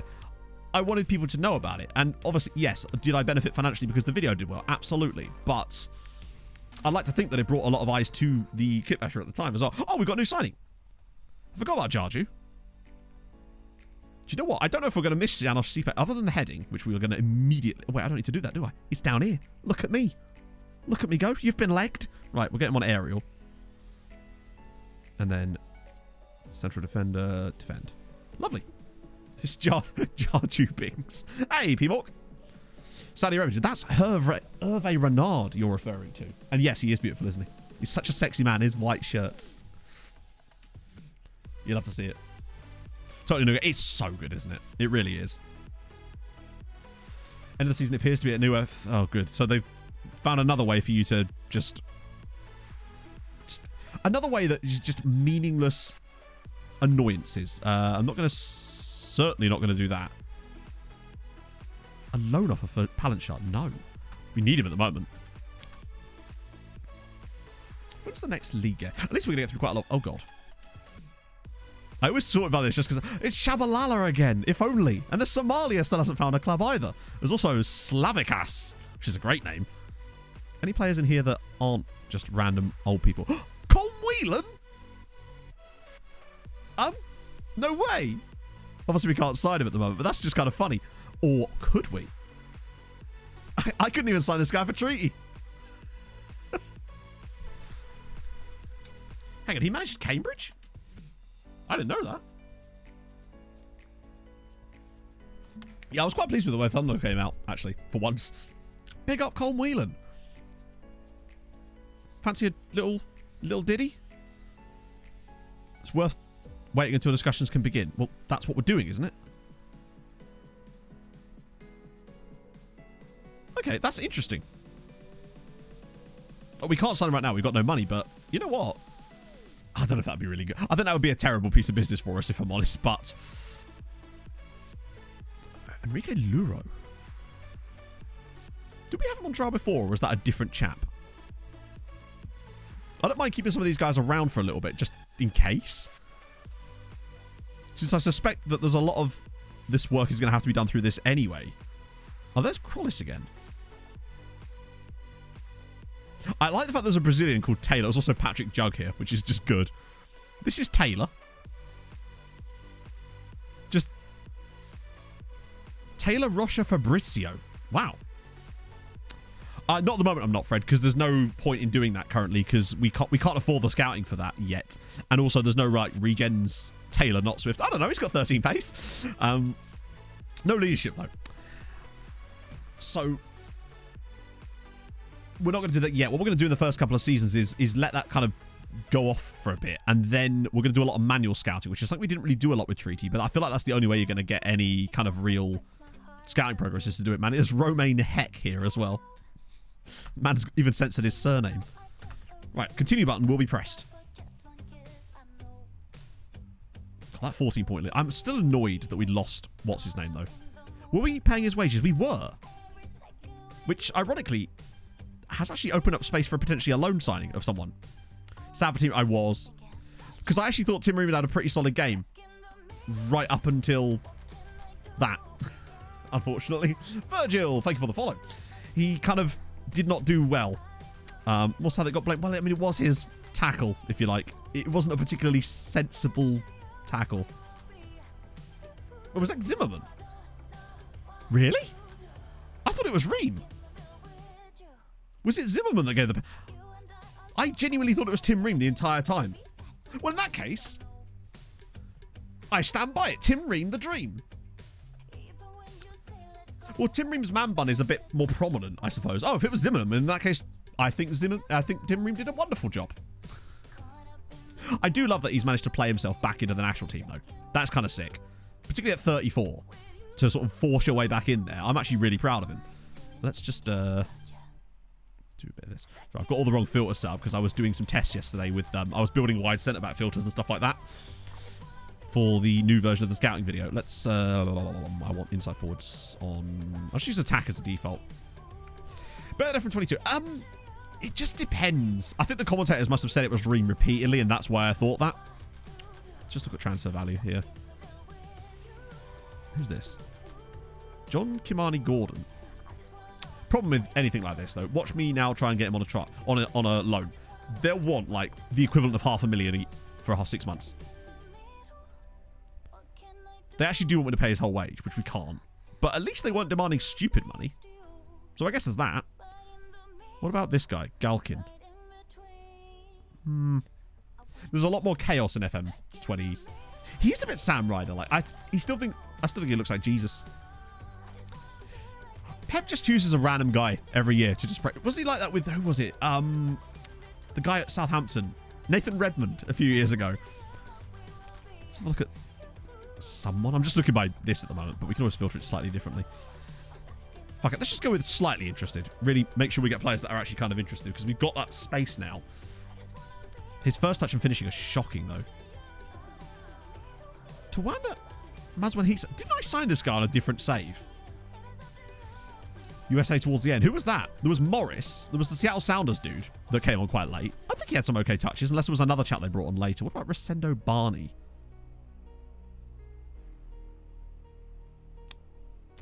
Non-EU. That's the problem with him. There's a lot of USA and stuff in here. Why do we have so much knowledge of those? Kem Campbell. He's not a winger, is he? Oh, okay, apparently he is. Finishing's dreadful. Pace, though. 5k a week. There's no way Wolves let us have him cheap, is there? No, they expect us to pay his full wage. Yeah, the non-EU thing's not going to be much of an issue outside of the first season, but in the first season it kind of is, because we've kind of filled all our non-EU. So do we really need to spend the money at this one? I reckon we can get through the rest of the season without even having... Oh, no, they brought Olafunwa back as well. Outside of his group position. Sod the fact that he started 11 games for us this season. Of course, that's not important. I'm surprised that Rayner didn't come on, yeah. So who was the guy? Was it Morris? Because I actually thought Morris looked okay. He just had a strange build. More than anything else. There's also this chap here, but he's not really that type of player. Yeah, no, we'll just wait. Very thick neck, yes. Very wide neck. Very sort of the opposite of classy neck, really, wasn't he? Bognar's back. Well, excellent news. He's not actually going to be able to play here yet, but Istvan Bognar has returned to the lineup. Or returned to the team, at least. He might actually be fit to start the first league game of the second half of the year. That makes me happy. I was very sad when he got hurt. I want to know what's happening with his takeover. Does it still say it here? Rumours of a potential board takeover. Okay. Average ticket price, £4. £4 is... Loan other player from NEC. I can, but the problem is, I don't know who they are. So, basically, you get that list of... Oh, great. Is it 9... Yeah. Oh, it's because of the dots. Right. What I'll do is I'll get a... Oh, can I even do that? Yeah, I can. No, I can't. I can't even get I can't even get, like, a team report on them to know who to sign. That's the problem.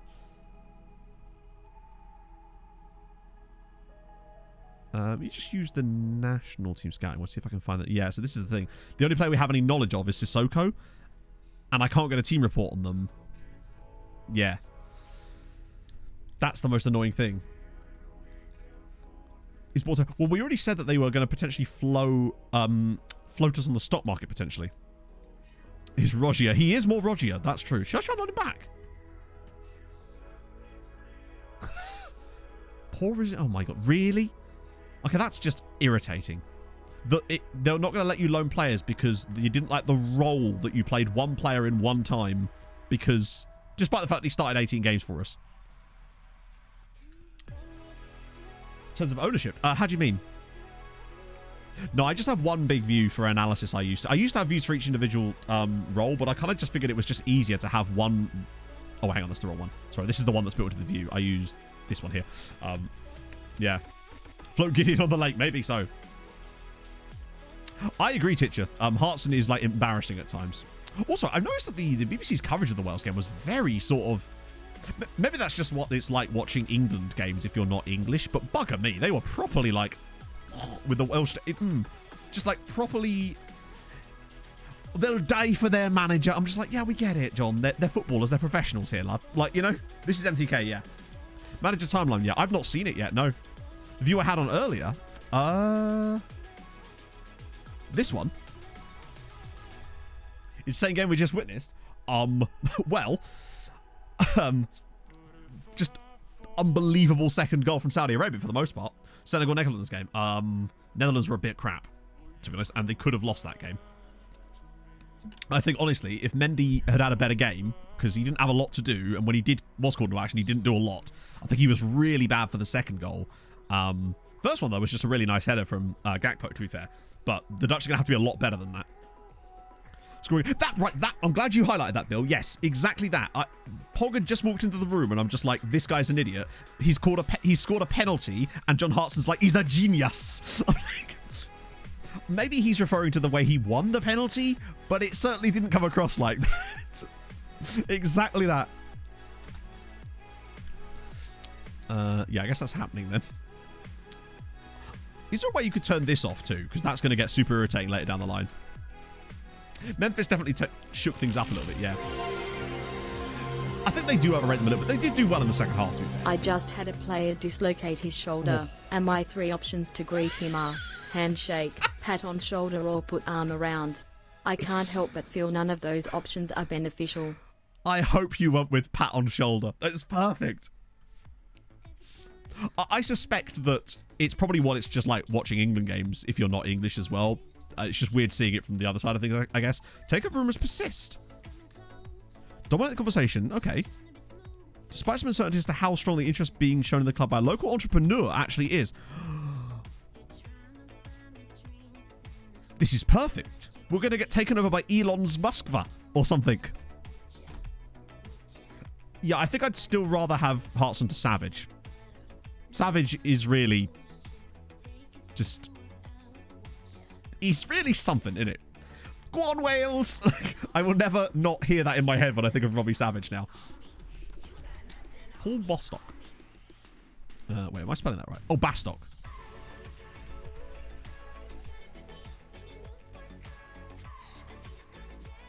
Check age. He's 52. Oh, he's an assistant manager / goalkeeper. I think I've heard about this, actually. Fair play, though. Oh, I missed the look up there. My apologies. Oh, who's me? I'll get to that in a sec.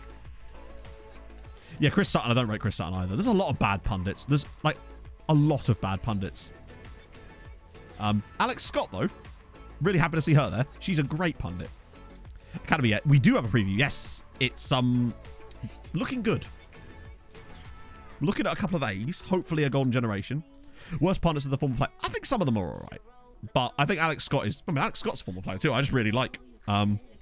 yeah, I'll definitely put the save file up for people if they want it, if we get the takeover, for sure.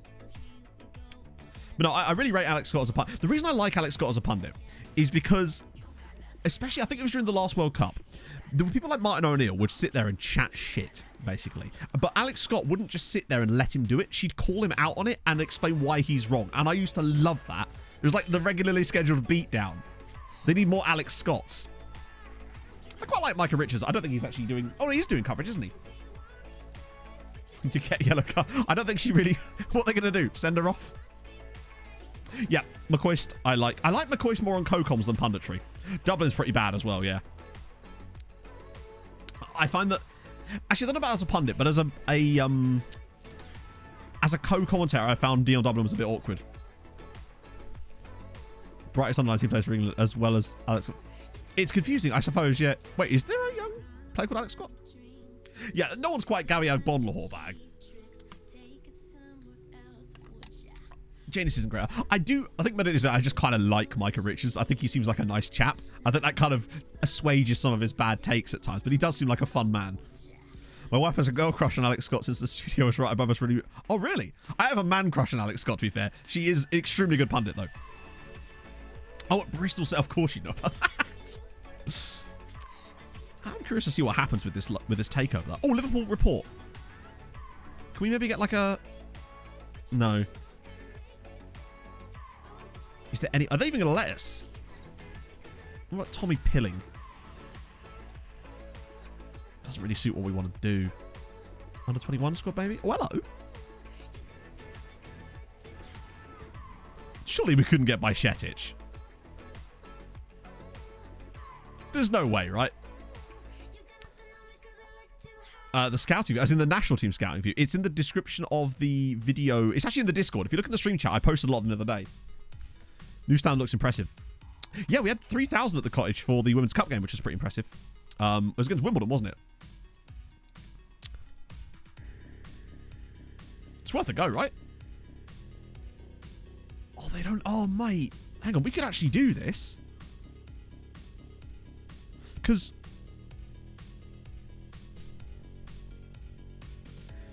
Wait. No, I don't quite have the cash, I don't think. That's annoying. But what I could do is a play monthly fee that equals the difference. So if they want... What do they want? They want £1,700. No, £1,800. So if I give them an extra £2,000 a month...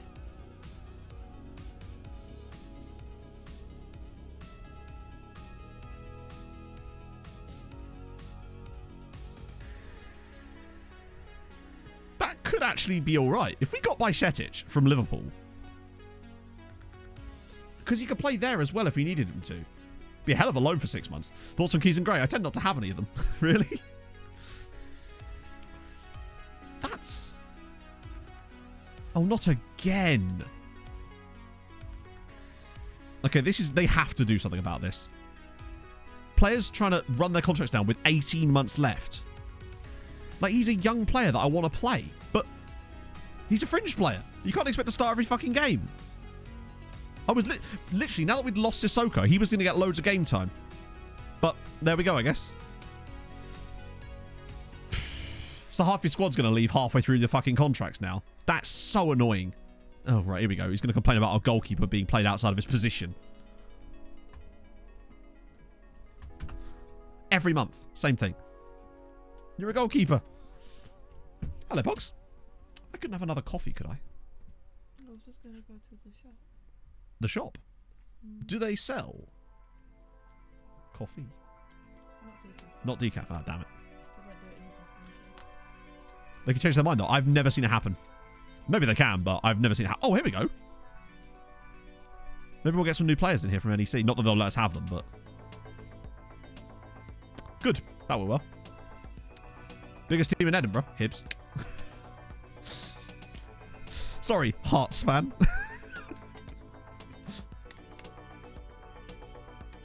Will the player change their mind? I mean, maybe if he gets loads of football, he will. But, yeah. Really had the ball go? No. I've had them do that every single time. Literally, every single time I've tried to get them to play in a different role, they always just switch it back. So that's the reason I haven't done that, basically. So, yeah, we got the report through from them, but it doesn't actually tell us anything. Oh, I don't know. We'll see. Maybe if he gets a lot of...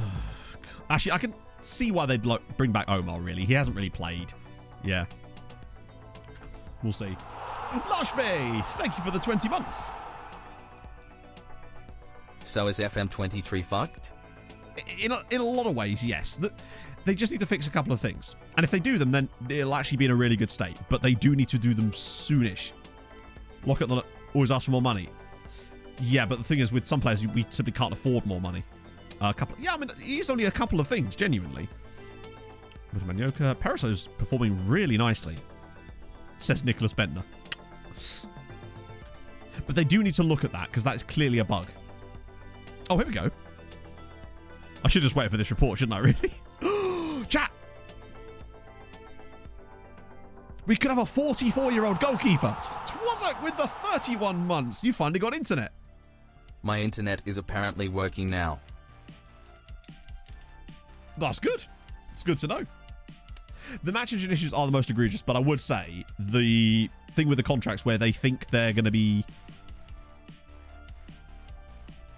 Can't afford him. 44 is pretty solid, though. We can't afford him, but that is very good. They do. I want them to do it right, though, so I'd much rather they took a little bit of time and waited to get it right. Don't play him out of position, though. You're right, yeah. Wait, who was it? Was it that goalkeeper I played out of position as a striker for a game and he complained at me back in the Treaty United days? It's weird saying back in the Treaty United days when it was like literally like a month ago. These are all... Actually, there's a guy, Dakarasuka Kerr there. Suiani. Bugger me. Oh. Shortlist you. Yeah, just acknowledge for the moment. He could be one to come back. Most of these guys from Liverpool. The only one I think we could actually really get is potentially Bajcetic. And I don't want to take players. I don't want to take players we don't actually need from Liverpool at this stage, because we might well need them on loan next year, and I don't want to piss off Jurgen Klopp too much. I will try and pay a little bit more attention to the roles we're assigning players, but it is still very stupid. Beto, is he really still available? 44 is a good age for a keeper. Who was his agent? Oh fuck, I can't remember his name. What was the keeper's name? It's a great age. Delayed? Oh. Yeah, we'll just adjust budget. I think it's worth the 10k. Oh, Luchetti, yes. The role thing is super petty. It's like, how the fuck would they know? That's the thing. That is the other thing. It's like, how would they fucking know what role they're playing in? Like, as if they could suddenly see my screen. Luchetti. Wait, am I spelling this right? Maybe it's got one C. Two T's, maybe? Ring doorbell of the stadium. This is the guy. His agent is Guadalupe Calderon. Chase, I know, it's just, that's such a tedious thing, and you know I'm going to forget to do it every single match anyway, so that's why it's stuff like that. It's just irritating. You shouldn't have to do that, because yeah. Change it into a game. Okay, cool. So to me, in a functional game that should be working properly, you shouldn't have to load every single game in and change every single player's role at the start of every single match. That is ridiculous to expect that to be a thing that you'd have to do. You know, just ease up on a few things, and then that wouldn't be such a thing. The game shouldn't be forcing you in a position to have to do shit like that just to make it work normally. This is actually a surprise. I think he's decent. Marking's a little bit on the low side, but I think he'll definitely do for the rest of the year, for sure. Like, as if I'm going to remember to do that at the start of every single match. And we're just going to have a worse team because of it, because we'll have players in the wrong roles. A pipe.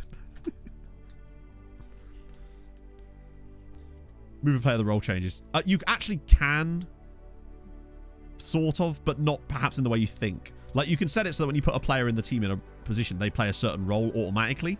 Although I found that sometimes breaks quite a lot as well. Oh, is Narendorf still here? Ah, he's played a little bit more, in fairness. Remove the... We could try that next time we try to get a loan. See what happens. Yeah, he's going to go. That's the other thing, right? When you try to get your AI loans to play them in the correct role, they don't fucking do it and nothing happens. It's like... And to be fair, usually I don't care. Usually I'm not super bothered about what role our players are playing in. Definitely not. I'm absolutely not loaning him. Has been found. They absolutely do. Herve Renard, sexy boy. Like, what a guy. Wait, what? Any particular reason? Although I don't mind getting rid of 950. We're going to have a massive clear out, I suspect. Super bothered. With a loan manager coming to most teams at this level wouldn't have a loan manager. Oh, but that's what I would say, though. Why is Jurgen Klopp talking to me at all? Like, someone like Liverpool probably do have a loan manager that I would be encountering, right? Bukayo Saka's just gone to Madrid. Yeah, clearing players out is always one of these things at the start of a save. That is a shame, but it has to be done because they've got so much. He is a suave Richard Madley, he is, isn't he? So Saka's at Real Madrid now on 400 grand a week. Still only 21. Damn. He's Polo Miami. No shit. The weekly moan for the manager. Yeah, well, literally, it is very, very irritating. Particularly as you say the same thing every time. You go, he is playing enough football. Isn't that good? And then they go, yeah, you know what? That's fine. And then a week later, same shit. Villas is Miliadinex. Wow. Play won't join them. Yeah. Won't join any club. But the worst thing as well is when a player comes to you and says they want to go out on loan, you then offer them out for loan. Loads of clubs come in for loan options, and then they say no. And it's like, you want to go out on loan, and they're like, oh, but it wasn't the right. But then they get pissed at you for not loaning them out. Taylor's oldest time in FM, as we know. Wow, we've just lost our entire match fitness. So Kovac and Stieber, we've still got options.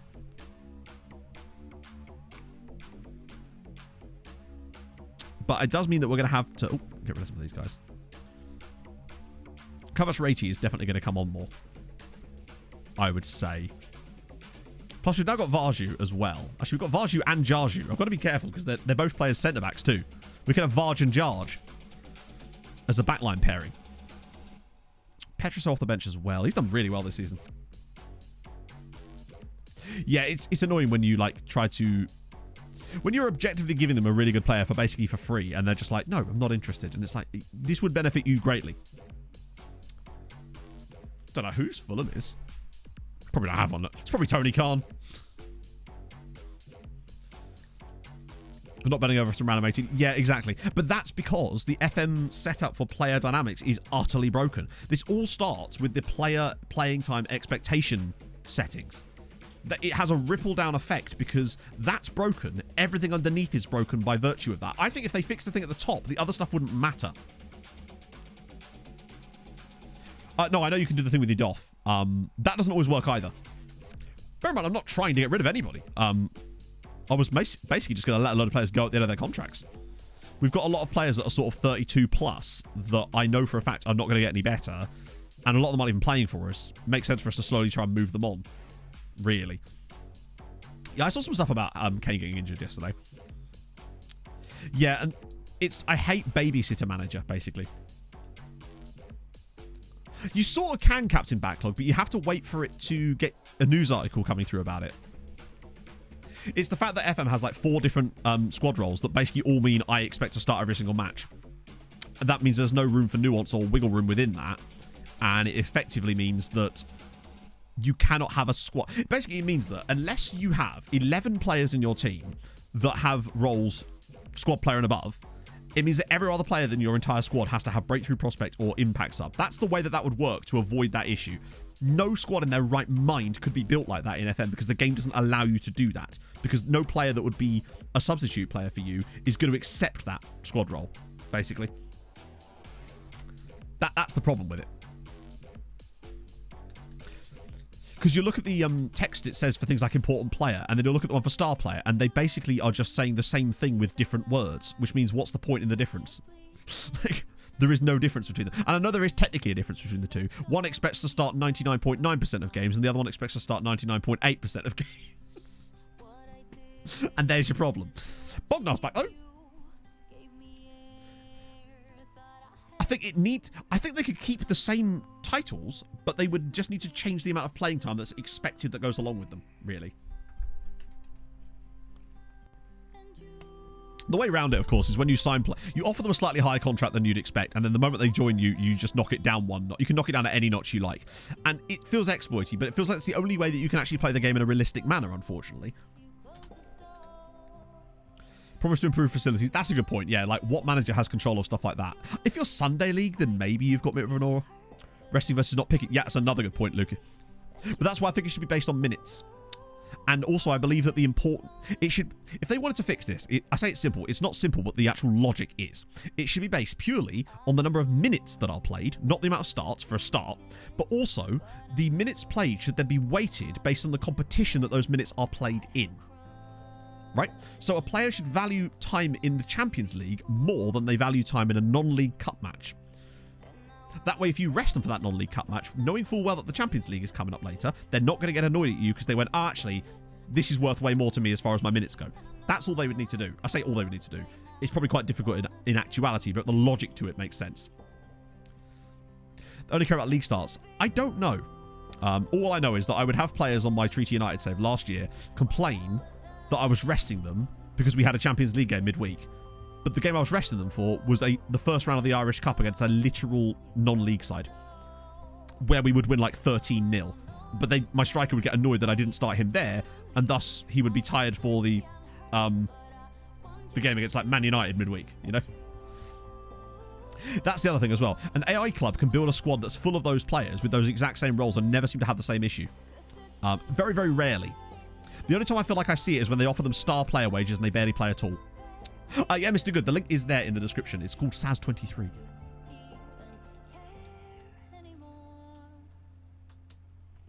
Oh, Panaché's in again. Oh, it's off the bar. Oh, hang on. Could still be over the line. Not quite. That's the thing. You'd have to... What you could do, Coconut Stripe, is you could weight the weighting, if you like, based on the reputation of the competition. That's how I would structure it. So it just basically, it pops out a number at the end of the day, which is based on the number of minutes they've played versus the importance of the competitions they've played those minutes in, and those numbers would fit in different threshold boxes based on the squad status that you assigned them when you signed the contract. That's how, I think, if they did it like that, I don't think you'd be able to complain about it if a player came to you and said they weren't playing. If you've said you're a star player, and in this case, a star player would be a guy that would expect to play in most of the important matches, but still probably wouldn't mind being rested for a non-league cup match because he wouldn't care about that much, right? And then you just didn't play them enough, and then they came to you, you'd be like, well, people would be like, well, obviously you're just not playing him enough, right? But if your squad player at that point is like getting 50% of matches, he's coming off the bench in some other ones as well, playing in some other cup matches too to really build the squad out, that's kind of what you'd expect, right? And you're right as well. I think you should also be able to say, look, your form has not been good. That's why you've not been playing as well. Now, obviously, you can do that as well, but that will never not be met with a negative reaction. I've tried it a few times, and every single time it's been met with the same thing. You know, I'm better than blah, blah, blah, blah, blah. You will never win them over with that. Mr. Good, thank you for the follow. Saving them for bigger games. Yeah. Because even if they forced it so that you still had to tell the player you were going to rest them for the next match. But do you remember when I tried this live on stream last year, chat with Emmett Doran? When I actually asked him before a match, can I rest you here because we have a Champions League game and this is a non-league match? And he basically was like, I'm a star player, I have to start every game. Which meant, of course, that... And he got pissed at me before we'd even rested him at that point. The game doesn't count. So when you bring them off the bench as well, by the way, that doesn't count either. That doesn't count as playing. If you bring a player off the bench in a match, the game does not care. It will still consider that player to have not played. Which means the impact sub role is actually useless. Because in order to actually fulfill the amount of playing time required for an impact sub role, I'm fairly certain they still have to start most of those games. Did I just bring off a player and... Oh no. Phew.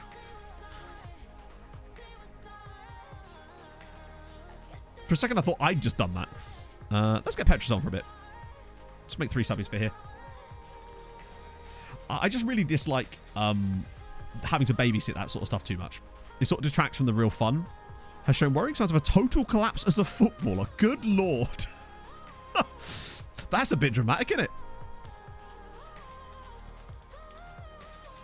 I also feel like players should recognize when they're tired. That, for me as well, is also a thing. I think a player should be able to understand when they're... Because players seem to have no recollection of how... if you try to start a player on 41% match fitness, they won't complain about it.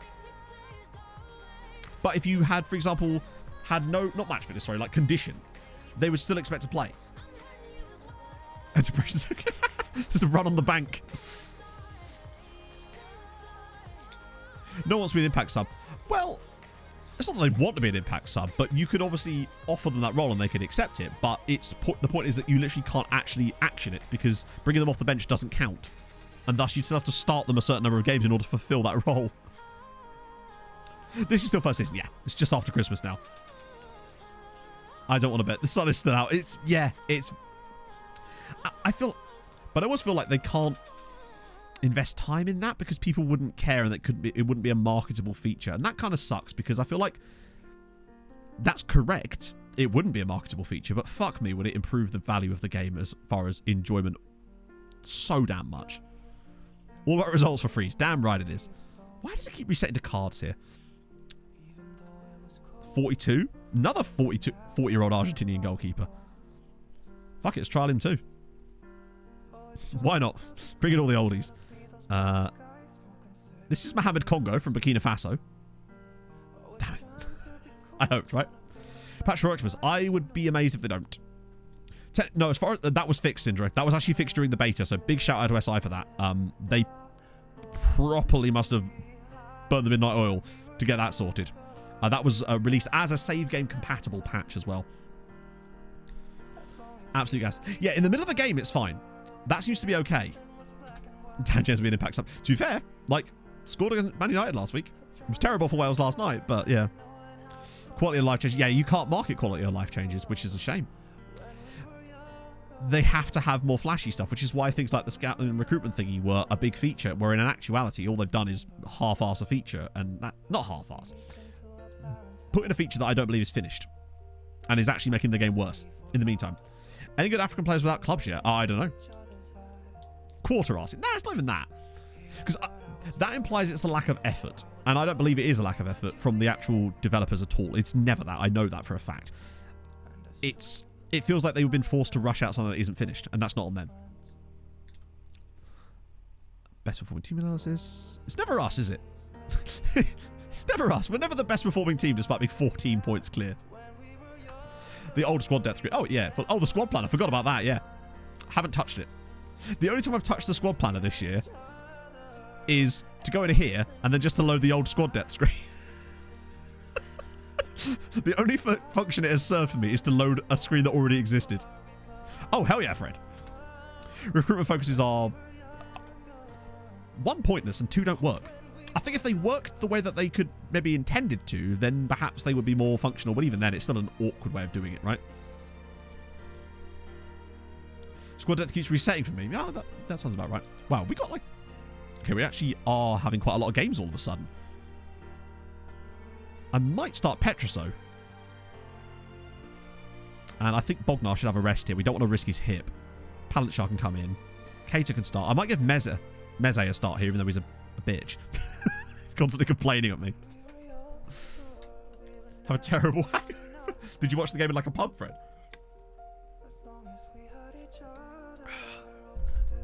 Yeah, you can get to squad depth still. If you go to squad planner, it's actually... Wait, why is this now? Oh, yeah.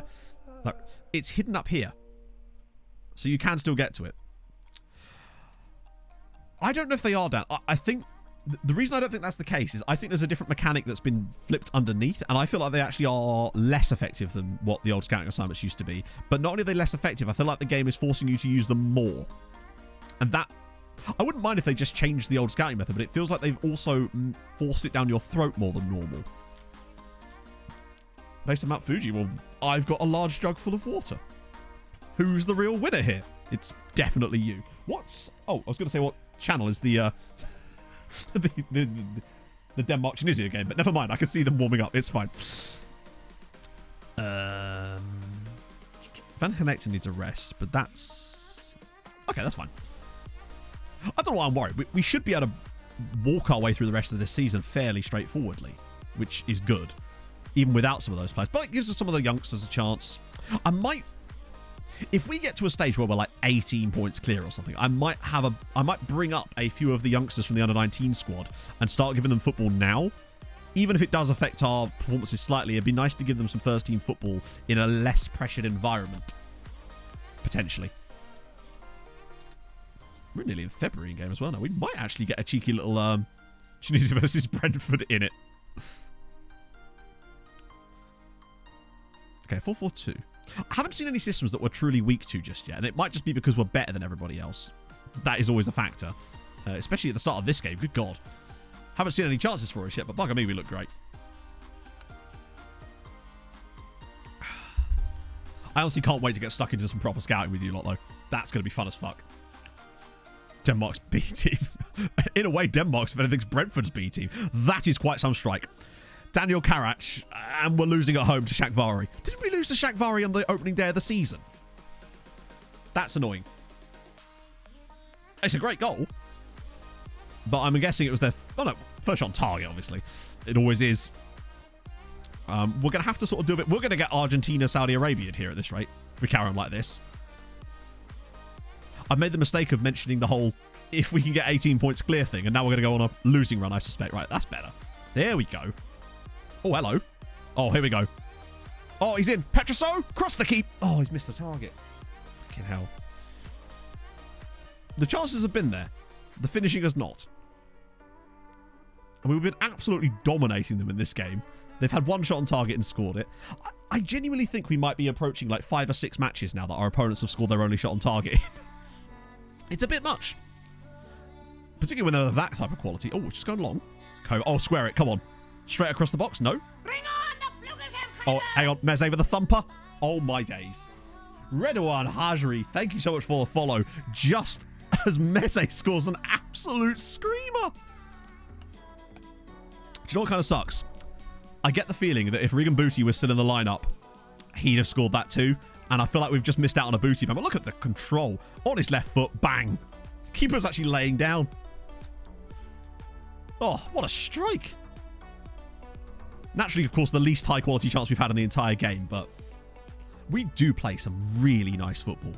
It's, like, genuinely nice to watch some of the stuff that we're playing. Hang on, we've got Noj at left back. That's not ideal.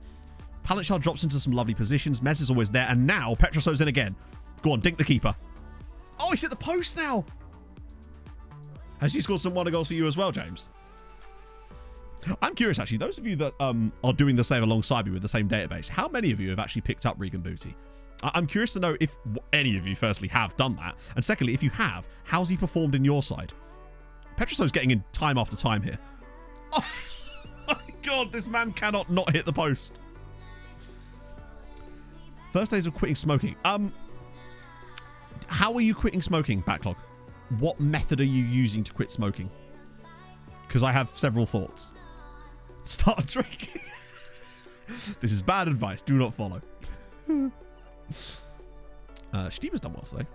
See if I can get him to perk up a little bit. There we go. Okay, that's not too bad. Petros, I feel like you should have a higher rating than that, really. We're behind Lahotski. Yeah. Oh, you got Panache coming in January. Nice. I'm really looking forward to signing Nowusu in Jan. Not in Jan, in next. The complete method, I guess. No, sorry. What I mean is, like, are you just going cold turkey, or are you substituting it with anything? Afternoon, Matto. Sorry I'm late. Bloody doctor's appointment getting in the way, but I am here to celebrate 21 months of tolerating the world's nicest Fulham fan and the world's okayest streamer. It's nice of you to say that about Dan and I.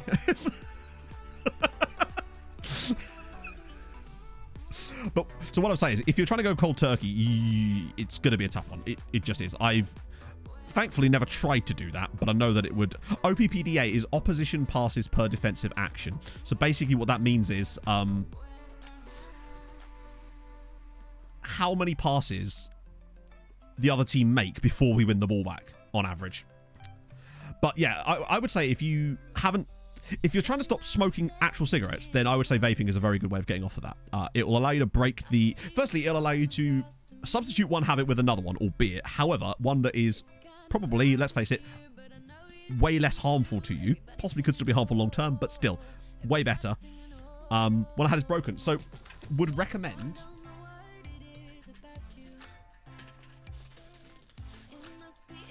I don't know where it's gone. I had a Smock Nord. That was very good. Pog has one as well. But, yeah. It helps with the physical movement habits, true. Yep, exactly. And then if you want to stop vaping after that, I would recommend something like this. So, when I got COVID last month... No, technically it was this month. I obviously stopped vaping because I was coughing and horrible, basically. So then I thought I'd use it as an opportunity to stop vaping entirely. And... the problem I found is I was okay in most scenarios, except when I was sat here at this desk, because I'm used to sit here on streaming, vaping the whole time, pretty much chaining it. Same when I was editing. I needed something to have in my hand that could sort of substitute this, basically. So I bought one of these, which is a fidget cube. You'll notice it in my hand a lot of the time when I'm streaming now. It just has several different things on it. So it's got like this thing that you can sort of pull out and does stuff. It's got like buttons on this that click. There's like a ball here you can roll in your finger. There's a spinny bit on the other side. There's like a light switch thing on it as well. And just having this in my hand occupies that part of my brain that stops me from wanting to vape as well. So I would say vape, then that. Yeah. Also, so I do. That's why you can't see the rest of my other hand. And I'll probably just kill my frame rate as well while we're at it. There's a train coming. Cool, yeah, Hosh. Thank you for the follow. Very soon. They are building it now. But yeah, I mean, I know that stopping smoking can be really tough. Hi, FM, could I have my FPS back? Come on, Tarsky. Don't make me call Tarsky. I'll do it. I will. I've done it. You've been legged? Right, come on.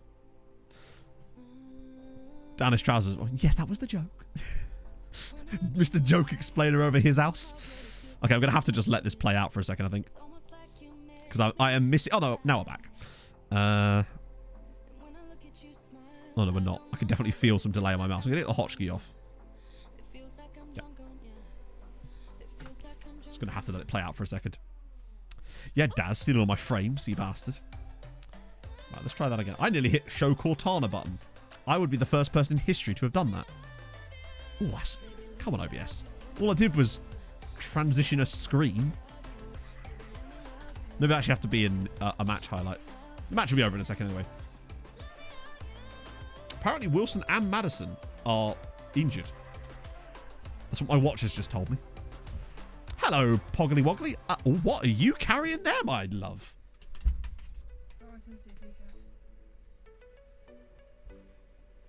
Look at this beautiful little green cup. So if it tastes what? Oh, is it caramel too? It's nice. What is it? Caramel.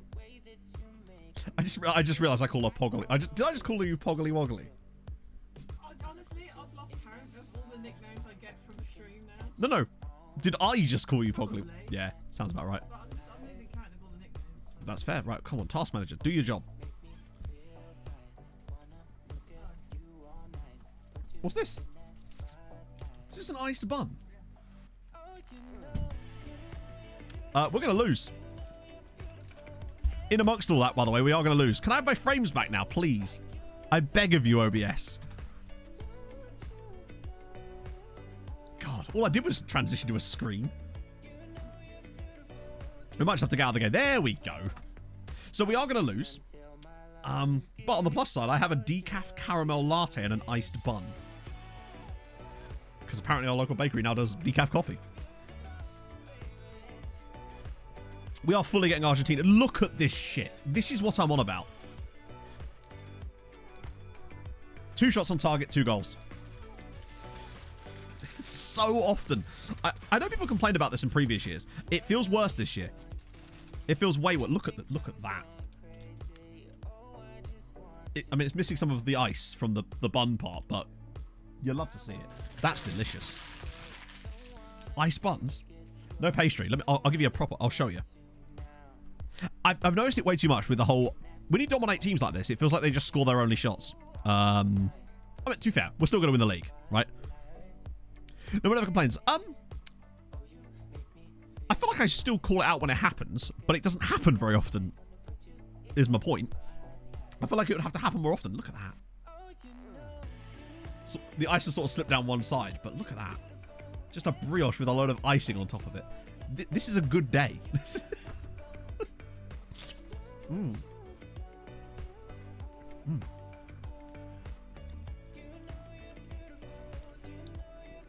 Nothing happened, DMC. Easy win. It's about dominating. Yeah. Jesus. Wait, what's this? Oh, am I going to have to press buttons? I am. Oh, those stats are pretty measured.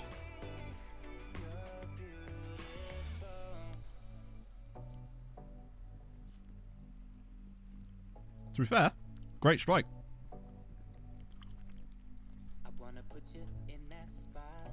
Sausage ice roll. You don't want that. You can't mix too many good things together. Oh, my TV's turned itself off. What's happened here? Oh, I think ITV's just crashed. Come on. Standard ITV Balava. They're literally selling this and going, hey, look, we've got HD now. I'm like, HD on a streaming service in 2022? Wow. Imagine you. Is that working now? There we go. That was bizarre. Yeah, the whole thing just shut off. I just went back to the screensaver on the TV just popped up for no reason. Odd. Sex, drugs, and rock and roll. I don't do those. Right, I was thinking about this last night. As men, not all of us obviously, but some of us, I imagine that we're sort of 90% men in here. Getting compliments is weird because it doesn't happen very often, right? And I was thinking about this last night.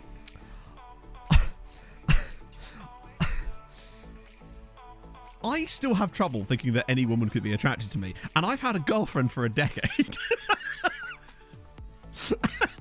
And I was thinking to myself, that's not a healthy state of being, is it?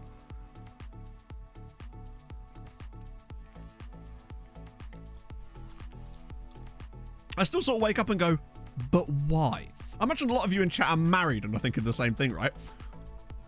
I feel like men just don't get enough compliments and don't compliment each other enough either.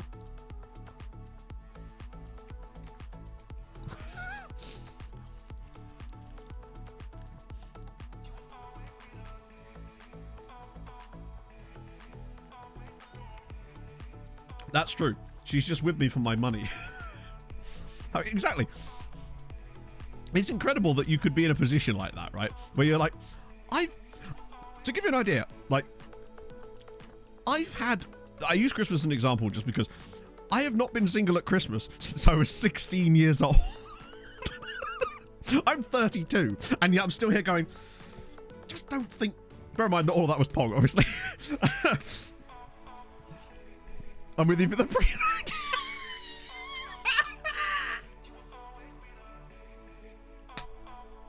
I wish I was wearing grey sweatpants today. Oh, make women laugh. I mean, yeah, but...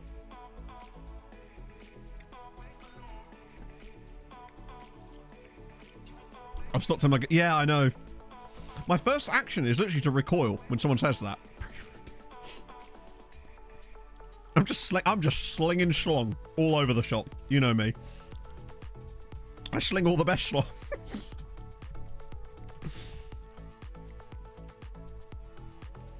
The closest you're going to come to primo dick, my friends, is a priest, apparently. Catholic church in the mud.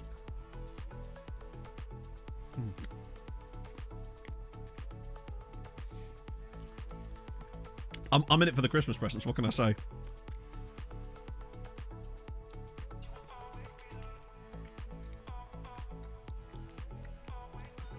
I just think that men need to be complimented more. Like, women compliment each other all the time. Sometimes I suppose it's probably a little bit catty occasionally. It's more like passive aggressive, but I feel like mostly it's not. Right? Alright, Paul. We were just looking at a priest. Sorry? I'm going to do Spotlight 2. Spotlight 2, Electric Priest of the Louvre. Archdiocese of Baltimore is absolutely quaking right now. Late Crabitalism, thank you very much for the prime. That's super kind of you, my friend. I nearly muted myself instead of doing subhype. Out of all the men, I'm definitely one of them. This is very true. Men passive, it just wouldn't work. But I feel like you should be able to go up to your mate when you see them and be like, your beard is looking spectacular today. That's only Viking. Or just be up to, like, you haven't seen your mate in ages, and you just come up to him and be like, that right there is a good dick. I do have nice hair. Like, I was thinking about this the other day.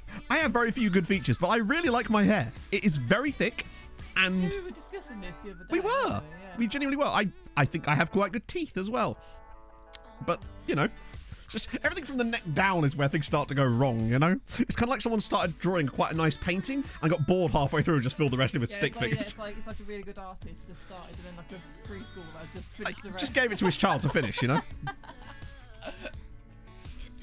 Most you literally is, yes. Had a trim, yeah.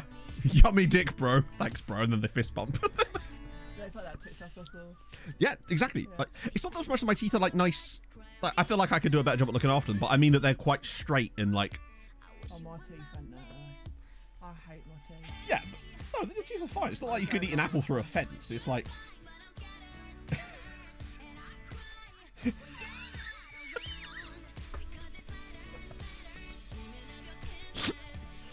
Do I want to loan this guy? Fuck it, let's do it.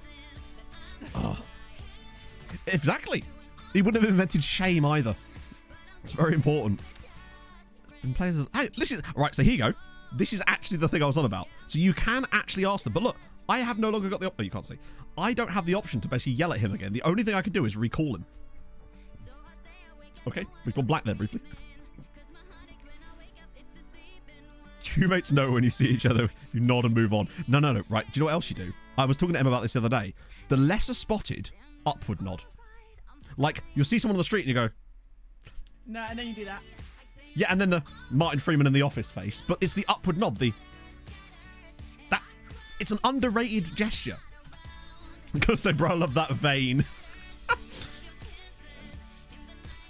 Those are some sexy Fordyce spots you got going on there, bro. Did you wear my leather jacket? Oh, Gulliver's dubbed me in there, hasn't he? Why did you put my jacket on? Because, I'll tell you why. It's a perfectly reasonable explanation. Sure. So, one of our players, tore his cruciate ligament, and I was having a mock funeral, and it was the only black object I could find. I bet it looked wonderful on It did, actually. I couldn't move. I'm not surprised it's a size 8. What are you implying? That when you dressed up as me, I had to buy you a size 14. You hear that, chat? I'm only a size 4... Or I was only a size 14 in women's clothes, which actually, I used to be able to get in size 10 jeans. So, you know, not anymore, obviously. It'd probably be triple digits now, but like... We are probably going to try and sort something out when we move along, where I'll get a second mic set up so that when Pog is around, she can actually have a mic, because it is a bit annoying. I know how much you can barely hear her. It's because this mic is extremely... Well, it's not. It's very directional. Pog, talk to chat. And say what? Very like. I don't know. Oh, I'll bring it back then. Yeah. And that's why Pog doesn't have her own mic. And that's... Case in point. Screw should be grand. Pop her in the wash. She'll be I grand. talk for a living. I don't want to do it anymore. You talk for... I mean, I think out of the two of us, if you were to ask who talks for a living, I'd suggest that it's probably me. I have to talk about the weather to people. Yeah, well, have you considered not? Have you considered them asking them? Have you considered going great bowls, bro? Lovely set tip. It's the ultimate icebreaker. Yeah. Well, it depends how thick the ice is, I guess, but like... Drop trout, bong. No, now it's like, I can't believe how dark it's getting. Oh, yeah. Oh, yeah. Classic British small talk. That does my head in. I can't believe it's getting dark so early. You got to hit those certain things. I must admit, I've started every stream in the last 2 weeks by going, well, the weather's rubbish, isn't it? I feel like I've become that old lady waiting for a bus. Oh, you're going to be a curtain picture? Call me Ethel. I'm in. But you'd be a curtain picture. Nah. Yeah. I am a Twitcher already. Me through behind the curtain. Yeah. Well, in a way, I am behind the curtain. Just not like Wizard of Oz style. Isn't the weather shit today? I mean, it is. If the weather wasn't so shit today, I wouldn't have this problem.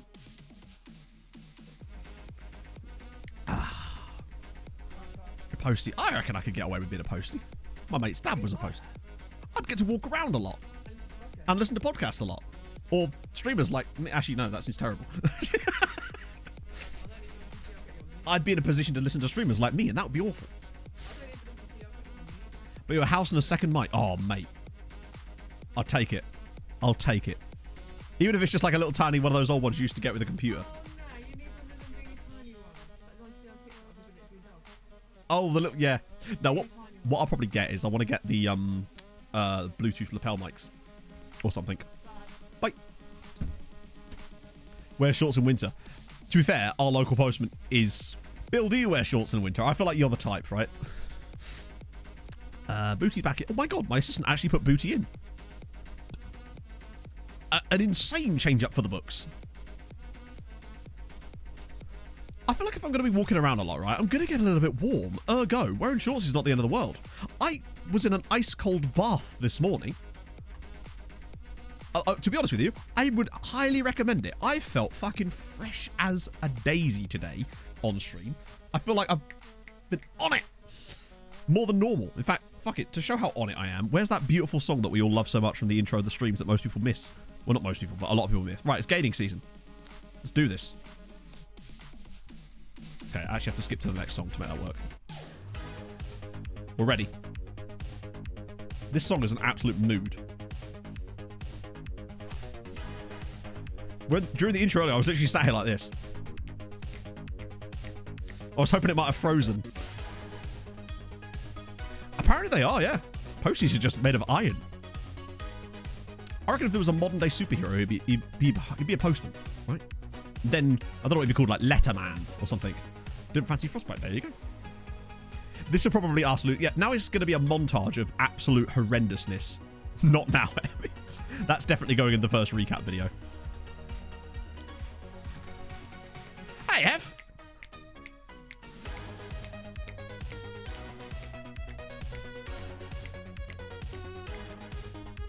What a vibe. Captain Malman, it works. Oh, Bognar's in. Can he mark his return? No, he can't. Never mind. What's I got for Tunisia? It's nice to see Joachim Andersen. I'm so... I still... Every time I see him for Palace, it's like that ex that you really love. And Joachim Andersen is that to me.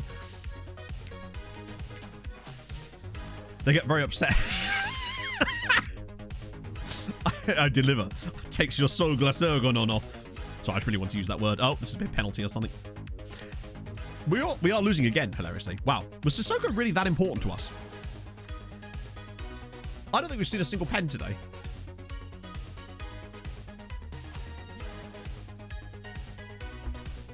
It's almost like the league's just calmed down. That was their first shot, but like, it's early. I try, Dan. Even if it's... Oh, hang on. Go on, Kovacs. What a... That was a really nice animation on the save there. Big fan of that. Go on. Let's keep this going. Oh, it's in. It's Panache. 11th goal of the season for Panache. We're back in it. Is John Hartson commentating on this game? I wouldn't know because it's muted. And even if this game is still going on when I finish stream, it will stay muted. I can't bear the thought.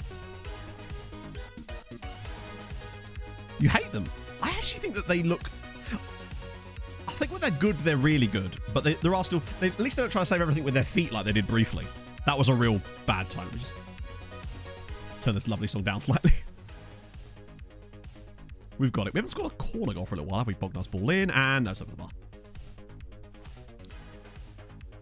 Delivering a building site, they turn around and said, hey, that's amazing. That's like a proper moment.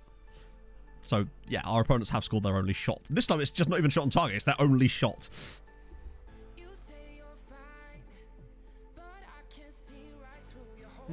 What's the game been like so far? Oh, penalty. Maybe it's just because Bognar hasn't been in the team. Maybe we can only get penalties when Boggy is around to actually score them. It's like the game's like, we'll hold all the penalties with you. Once Boggy returns to the lineup, scores his first goal since getting that horrible hip injury in his back. Come on. Does the Danish TV also have John Hartson, Basil? Or have they got the Danish... Who's the Danish version of John Hartson? I don't think I even want to know, honestly. So, at the moment, we'd still only be... Oh, because we lost the last game, didn't we? And Spartacus have actually found their form again. Ideally today, I want to get us so we can finish off the season on Thursday with the idea of doing transfer window on Sunday morning before the football. That's the hope anyway. A yoga with Matt? Fuck it, let's do it. This is definitely not going to break all my frames.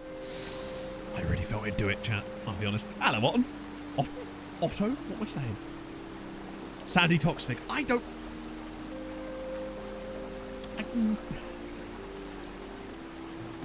was thinking John Jensen. Yeah. I forget how good this looks in fucking John Hjartsen. So was Dinamo Zagreb? Yes, because a lot of the time that's actually how I built the squad, because obviously there wasn't a lot of signings going on because it was all left to my assistants and stuff. So a lot of the squad stuff was done by, oh good God.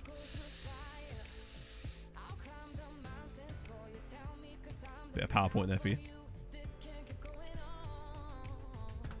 Okay, it's oh no, it hasn't relinquished it yet. As Panache drills us 3-1 up before half-time. Let me try and get my frames back. Oh, okay. Apparently I've just... Go on. There we go. Go on. John Hortson. The real... I reckon it's the Kormalosa you make along the way, right? God, I've got so many cups in here now. Back to the big jug.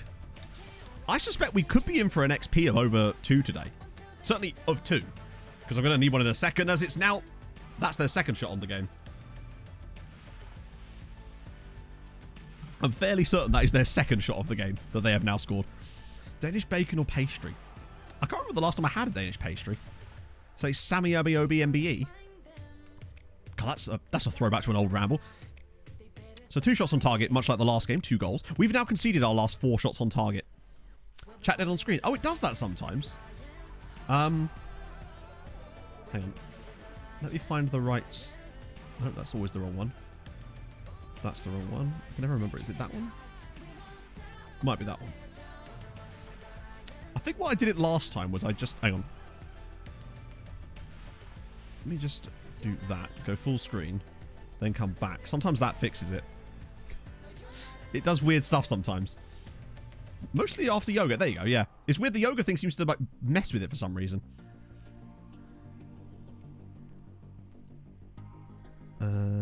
Yeah, we're still winning. It's just been a mad-ass first half. We're going to have to be better than that defensively next year. I suspect we'll be fine. Went off it a few years ago. Yeah, so it's funny you mentioned that. Every time I load a Ramble episode now, I legitimately... Pog will back me up on this. I will legitimately count. I'll look exactly to see when the ads stop. I listened to one the other day. It was 3 minutes and 37 seconds of ads at the start of an episode. Bear in mind that it's like a 35-minute show as well, with an ad break in the middle too. It's mad the number of adverts they have. And then they have a Patreon on top of that. It's like, I don't know. Like, it's just too much. Particularly as the shows mostly aren't very good anymore. To be honest. Very rarely are they that interesting. I'd much rather listen to football cliches. That was the one on Sunday. Yes. Yeah, it was Sundays. Yeah. Ramble. It's Football Ramble. It's a podcast. At one point was extremely good because it sort of bucked the trends of a lot of football media. It was just 4 mates kind of talking about football, and it was, back in the day, it was extremely good because it kind of was the anti-football podcast. But now it just sounds like all the other football podcasts because, yeah, and thus losing its entire selling point for me. Ooh, I guess Lahotsky maybe? Not really his type of role, but we move. Bognar I'm going to keep an eye on still. I want to keep nursing him back into the team, and maybe Petroso again. He needs games, particularly as Panache has his hat-trick now. I actually don't mind Jules. I actually quite like... She's not on it that much anyway. It was Kate Mason that I couldn't stand. I don't mean her as a person. I mean her as a presenter on the Ramble. Just something about her voice just did not suit the podcasting medium for me. Football Clichés is great for its sins.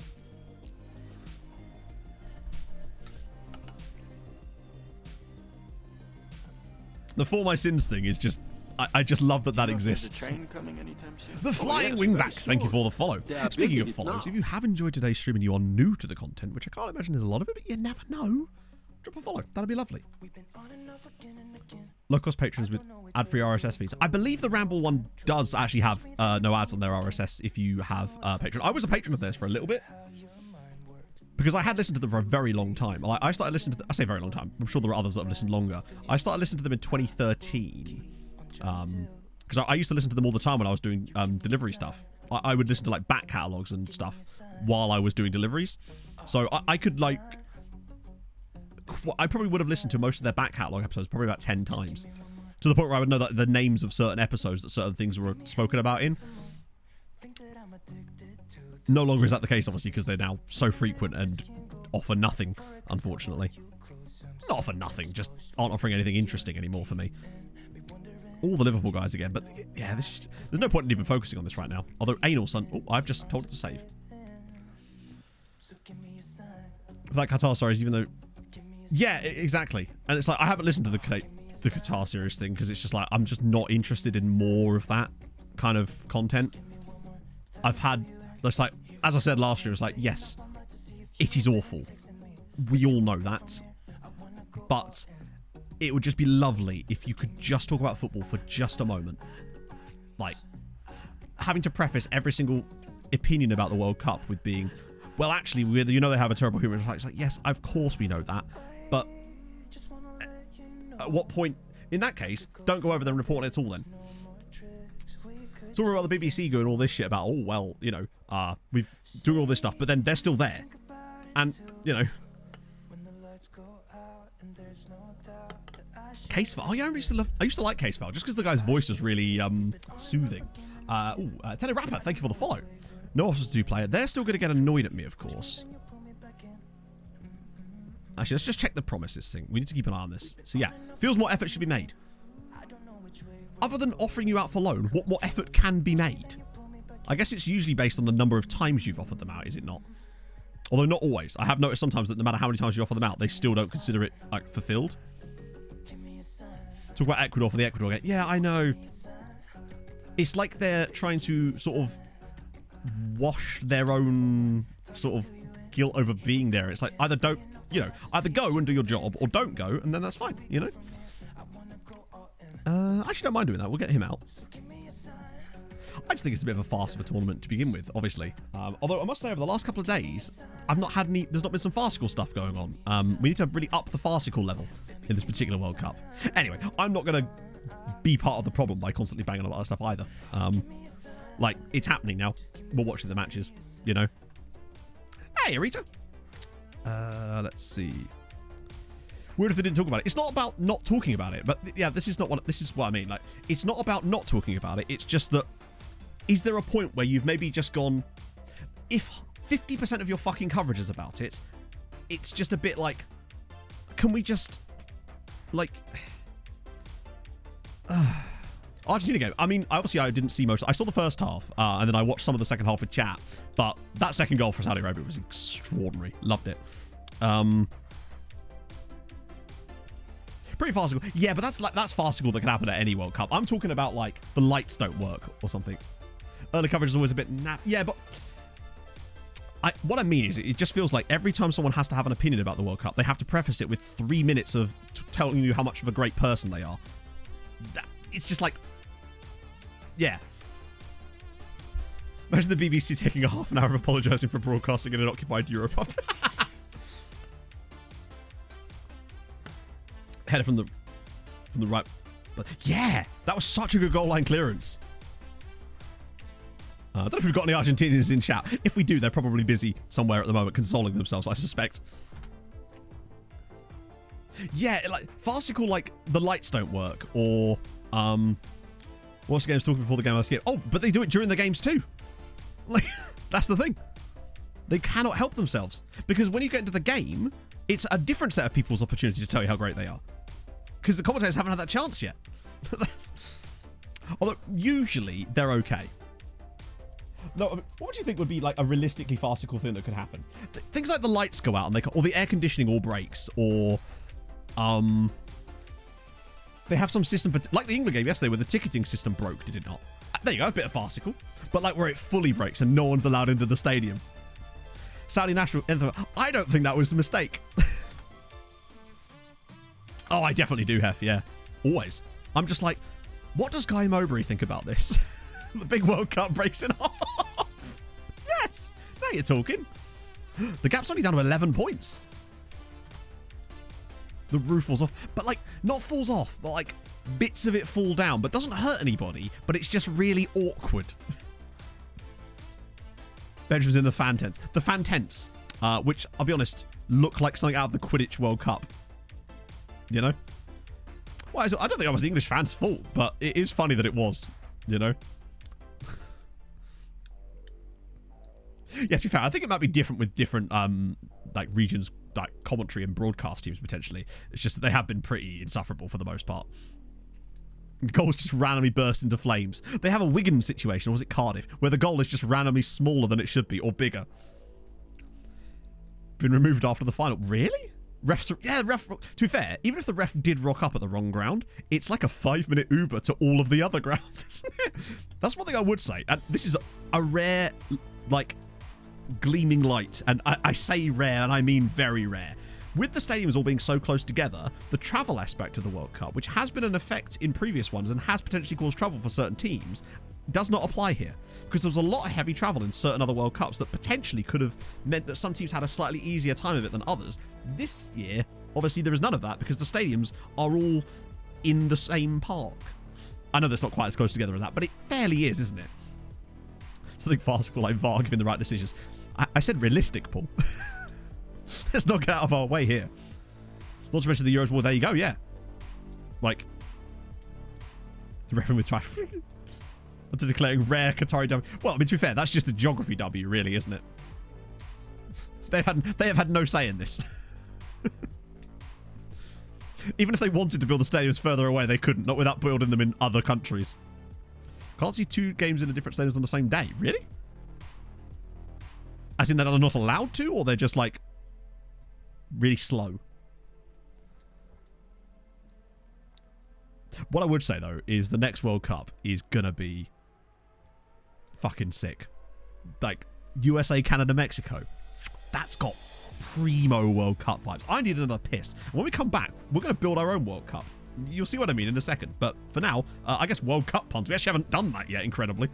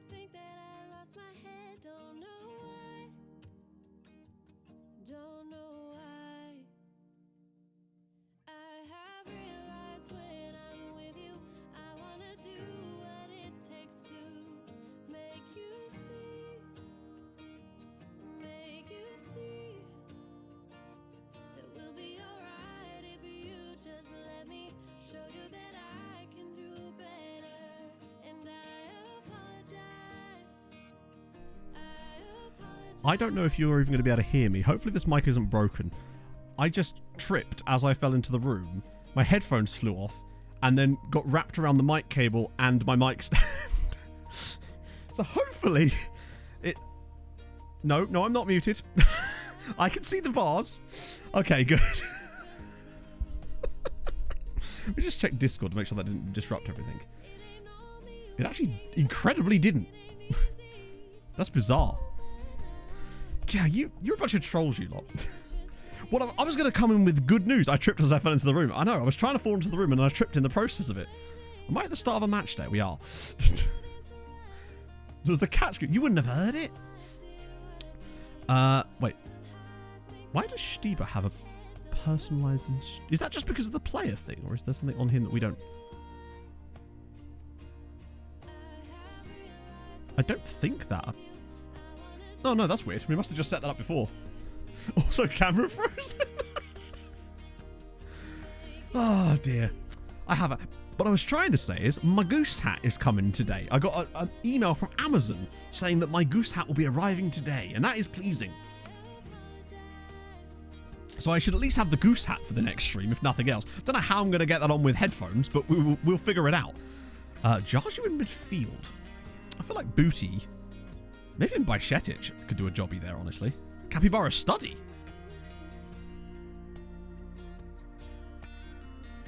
This is why we push for open access within top...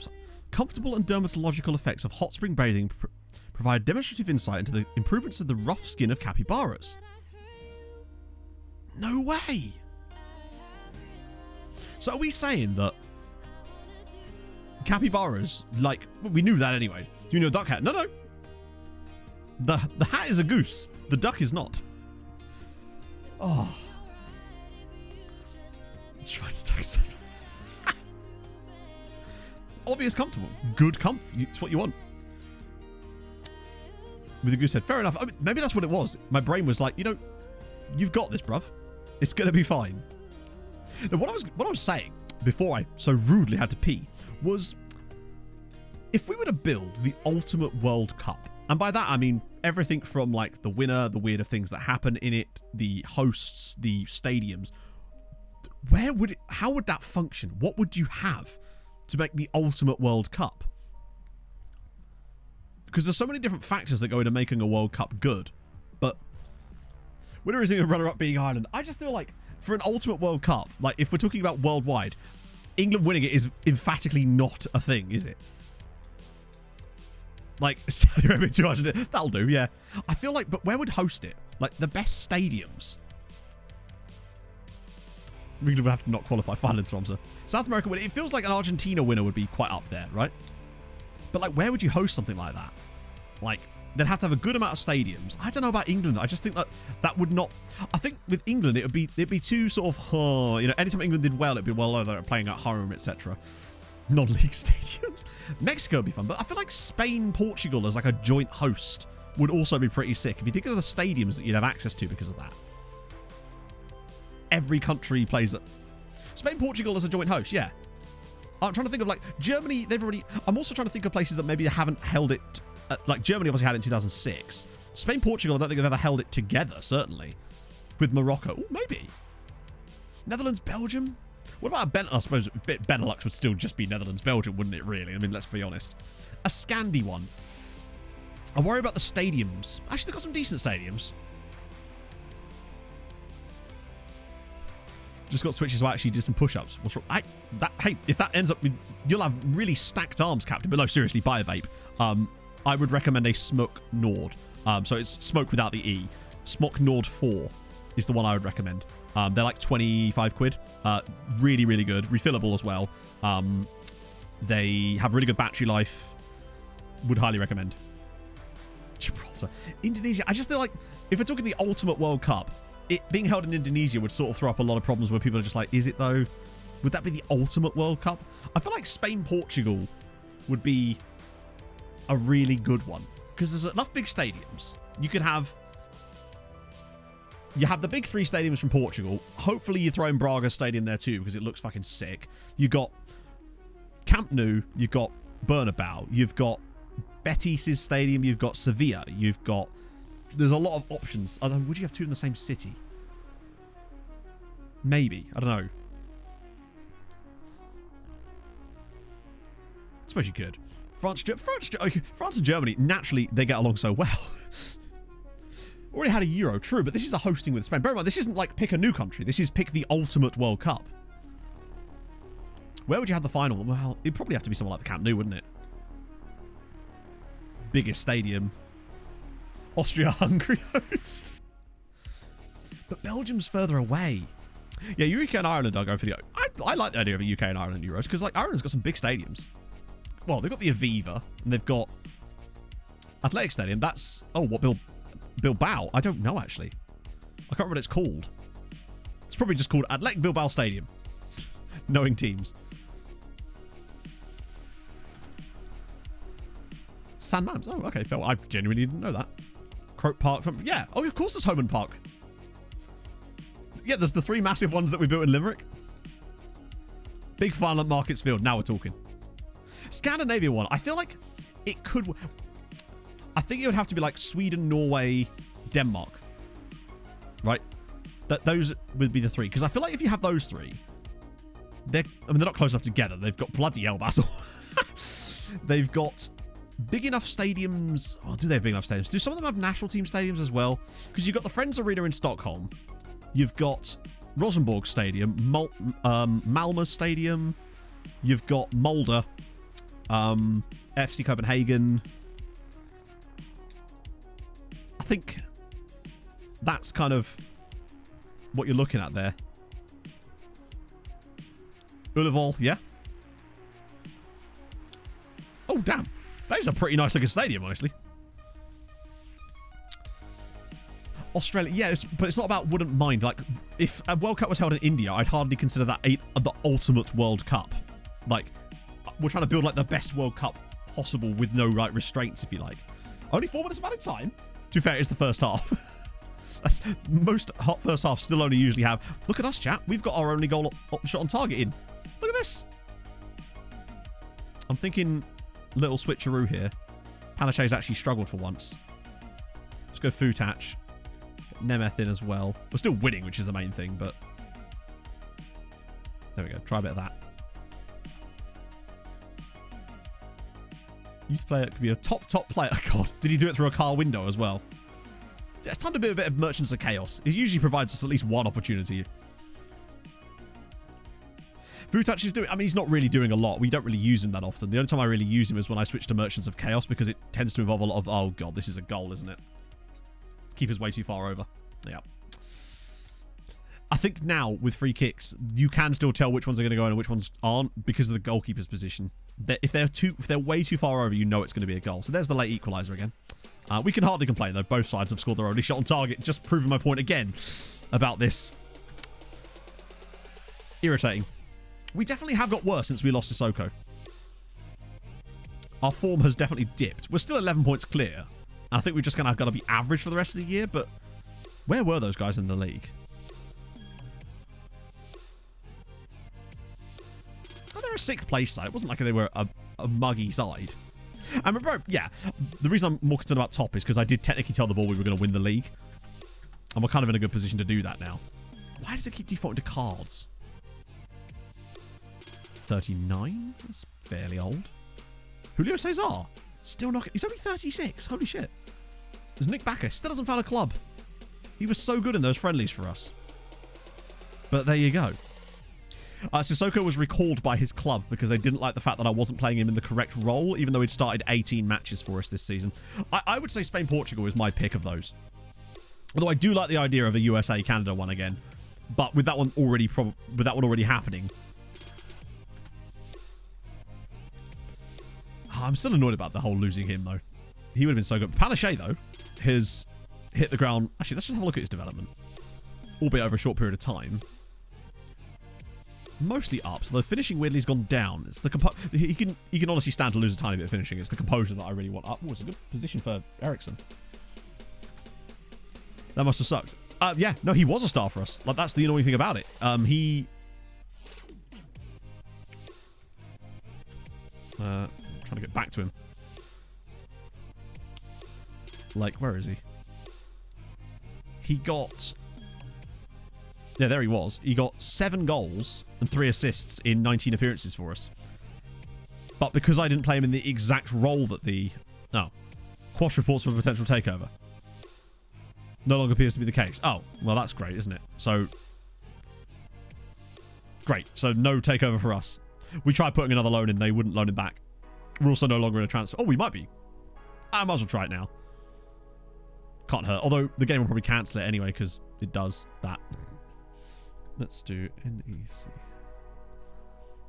They have great youth, but the problem is that they're already now basically saying that they won't loan me more players, even though it was one guy who was playing. Look.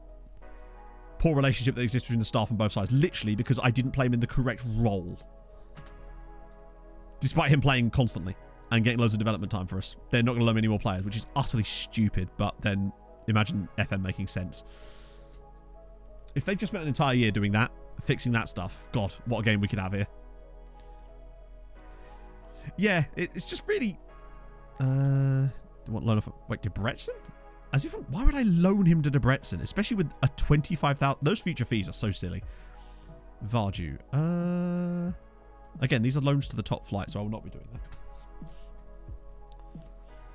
It's somewhere new. But then if it's an Ultimate World Cup, how could it be somewhere new?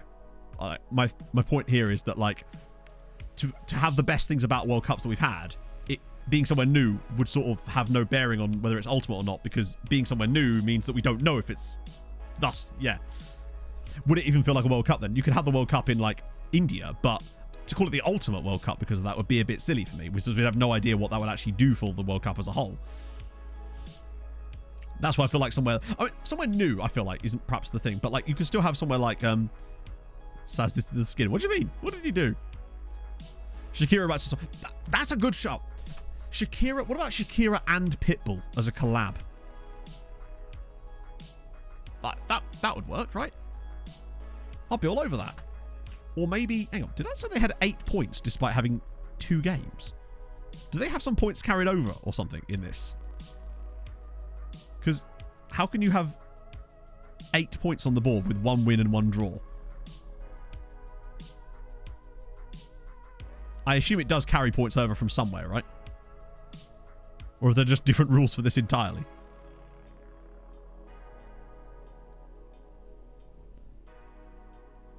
Three points for a win, 1 point for a draw. Second phase, yeah, so it has to carry something, right? I love it just doesn't tell you. It probably does. Weird to only be as few points as that, though. Yeah, I haven't actually heard... Was it BTS that did the song? Because I literally haven't even heard it. So far. Good for what we're assuming. That's why it needs to be new. Best World Cups ever in place is the first time host, in my opinion. But I just don't know why it would be so good. Why would it be so good? Yeah, I don't know. Also, I never said it would guarantee to be good. We have to make it good. That's the whole point of it. If it's the Ultimate World Cup, we would expect it to be good, but it would be good because of the things that we're suggesting. By that stretch, we should just have it in a mine. Yeah, there was definitely a World Cup song. Yeah, Katara first time host as well. Oh, not the whole group. I haven't actually heard it. Colombia. I don't know if would the cartels let that happen? Would it be allowed? Gideon for World Cup mascot, I'd be all over that. We're supposed to host in 1998. Oh, 1986. Was 86 the one England didn't qualify for? Or was that... I can't remember. No, 86 was the one with the handball, with the hand of God, wasn't it? What was it? Was it 82? Which was the one that England didn't qualify for around that point? Scrap VAR. I'm in favour of VAR, so no. Mexico in 70. Oh, 94. Yeah, England didn't qualify for 94, but I swear there was one before that they didn't qualify for as well. Get fucked up in Medellin. Yeah, I believe that was the guy that scored. Wasn't it against England? Oh no, not against England. I can't remember. But yeah, I know who you mean though. It's Carlos, not Carlos Valderrama, obviously. It's 82. Yeah, that's what I was thinking of. Don't need a TV license. Just watch it on your laptop and don't plug it in. If your parents have a TV license, you're fine. Well, there you go. A pro tip. But probably just, no need to get one anyway. Right, what are they going to do? They can't enter your house. We'll go World Cup without diving, time wasting, and surrounding refs. Never going to happen, is it? Until they take some steps to make that happen. It just won't. Like, until the game stops rewarding diving, people will continue to dive. Until the game stops rewarding time wasting, they will continue to do it. Until the game stops rewarding surrounding refs, they will continue to do it. People do things because it benefits them. If none of that stuff actually was beneficial to them, then they wouldn't do it. It's the same as when... it's like the whole argument about, oh, if you enforce these pulling and dragging from corners, then there'd be 10 penalties a game. And I'm like, yeah, there would. For a bit, until everyone realised that actually they don't like giving away 8 penalties a game, and then they stop fucking doing it. That's how rules work, right?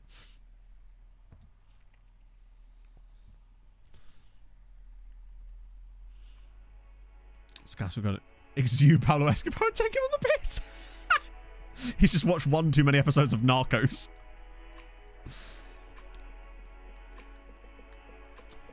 Like, I do like the fact that they're at least taking a bit more steps to sort of assuage the time wasting during this World Cup. Don't mind that. Like, it means the games get longer, but at the very least, they are not seemingly allowing them to get away with anywhere near as much as they were before. But... oh, yeah, exactly. Like capitalism. It really does. I've seen some stuff about that. It's just insane. Yeah, that'll be fine. We could do with picking up a win, though. We actually haven't dropped points lately, which is unlike us. Which I suppose is a good position to be in. The lesser spotted points droppers. Do you know what? We might actually get a youth intake today, you know. They made VAR worse. I don't know. With VAR, the problem I've always had with VAR, like, bear in mind, I am pro video referees. The problem I've had in its current installment for me is this whole shit about clear and obvious. Because clear and obvious is an objective standard, allegedly, that's being judged subjectively. Because who decides what is or isn't clear and obvious? So, to me, they should just look at everything. Not just clear and obvious, just look at everything. Do your job. If you think the referee's got it wrong, doesn't matter if it's clear or obvious, tell him. I think that's all they'd have to do, and it'd be a lot better. It's very odd that England didn't get there. It's like either they're all fouls or none of them are. It was weird, particularly as the Argentina penalty earlier. I'm sure you saw it, Yorkshire Viking, was literally identical to the one on Maguire yesterday. Yeah, I don't know why they introduced this clear and obvious thing, you know? It's to me clear and obvious in it, yeah. I saw that on TikTok, the Scousers that end up at the Sheikh's house with the pet lion. Weird. Oh. If you can tell in 30 seconds it's wrong, then it's obvious. But to me, just... I don't know. The thing is, if they removed it, people would just go back to complaining about getting the decisions wrong again. Like, the fact is, since the introduction of VAR, decisions are made correctly more than they were before.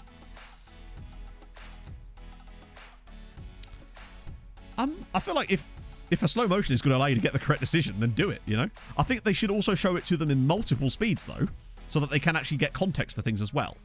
I think they need to see both. Coaches' challenges like hockey. I think the problem with that, though, is then... whereby if they get it wrong, they lose a life, if you like. And if they get it right, then they don't. Because if that's the case, then I'd be okay with that. Maybe. But if they did it so that you only get X amount of chances no matter how many that are overturned, then that could be bad. Because what if the referee makes a load of really bad decisions and then you're just fucked? Slow motion makes everything worse. True, but if it gets the correct decision, then give a shit. Like, if the correct decision is made, then that's what you want, right? I couldn't care less whether the slow motion is the reason or not. If it makes the correct decision, then it's the correct decision. Pizza, lasagna, or tortellini. You've asked me if pizza is involved and you're asking me, you know your answer. I think they should be able to explain themselves. Agreed. I think they need more transparency with the decision making, though, as well. Just mix them all together. Other team gets to kick off if you lose. Oh, good goal.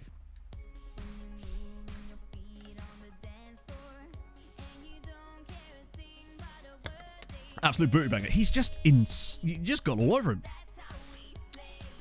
The weirdest thing about this is, right, they in the past have done stuff similar to this. I remember I was watching Premier League years while I was doing some prep for my video, which will be out, I don't know, whenever. It's a long video to work on. But they actually had a referee on Premier League years after a game. He came out and explained all of his decisions. He also admitted he was wrong about one of them, but then also explained why another one was made, and then everyone went, oh yeah, actually that makes a lot of sense. Thank you for explaining that. I think it was Paul Durkin was the guy. This was a long time ago. This is like 20 years ago nearly. But if they could do that 20 years ago, what's changed? The process needs to be more transparent. Oh, speaking of booty bangers, You love to see it. Regan Booty, MTK Budapest 2. That's a lovely, lovely finish. Admittedly, open goal slightly there, but the keeper sort of not covered himself. It's very much like the Qatari keeper there. Look at that. First time, Regan Booty slaps it home. Come on. Did PGMOL stop it? That's bizarre, isn't it? Then he never worked again. I don't know. I think they need to do more of that. I think what it is, a lot of the time, if you believe someone makes a bad decision, you can get angry at that decision. But I think the not knowing why they've made the decision, if anything, makes things worse. Oh my god, speaking of making things worse. 14th of the season for Palaszczuk and we're 3-0 up. I think even if you disagree with the decision, if the person who made that decision came out and explained the logic and reasoning that they used to do it, I think you would instantly lessen the impact of the uproar, you know? I feel like to have true consistency, though, you couldn't have humans. That there will never be full consistency whilst having humans involved. Because humans, by definition, are imperfect and also inconsistent. The only way that you could ever have true, full consistency would be to have it automated entirely. Which obviously will never happen, and I wouldn't want that to happen. Yeah, I think the rugby stuff is the real thing. Yeah. Schedules 20 minutes after the game where the manager and captain could ask the referee about choices they made. Yeah, I mean, maybe they do that in football, but you're just not privy to the actual conversations. The game is just too chaotic for that, yeah. But it has improved consistency. By definition, it has, because if you look at the statistics, more decisions are made correctly now that VAR has been introduced versus before. But because VAR still has a human element to it, the VAR officials, there's still going to be inconsistencies within that, but it's more consistent. The minute offside ones, but the thing is with offsides, it's either offside or it isn't. Like, it's a binary choice. So if something's... being a little bit offside is the same as being 30 yards offside. Because if you then go, okay, he's only a little bit offside, that's fine. Okay, so what you've done there is you've just moved the offside line 3 inches to the right. But then when someone's just a tiny bit offside from that line, then they'll be like, well, he's only a little bit offside on the new rules. So eventually you're moving the offside line further and further along until what's the point of having offsides at all at that point? I've never understood that. Like, you're either offside or you're not. Like, but be it by a pube hair or by a full width of a leg, you know. Instantaneous joys out of goals. I don't know. I think I see people celebrating quite a lot in football matches. I think people say that quite a lot, but I've also seen fans celebrate twice. Like, also now you get fans celebrating when goals are disallowed. It's like a whole new type of celebration. Omnipotent refs. Yeah, we'll hire like were they supposed to favour attackers with a very tight offside? But that was only based on not knowing. So if they have no clue and they think it's level, then they would favour the attacker. But now they don't need to because they have VAR, which shows you who's offside and who isn't. So there's no need to favour an attacker if they know they're offside. That's not really part of VAR as far as I'm aware. With VAR, that increased 6 to 8%. Yeah, but if you think about how the difference between 90% correct and 96 to 98% correct, that is, it might look like a small amount, but actually that's an extremely big jump.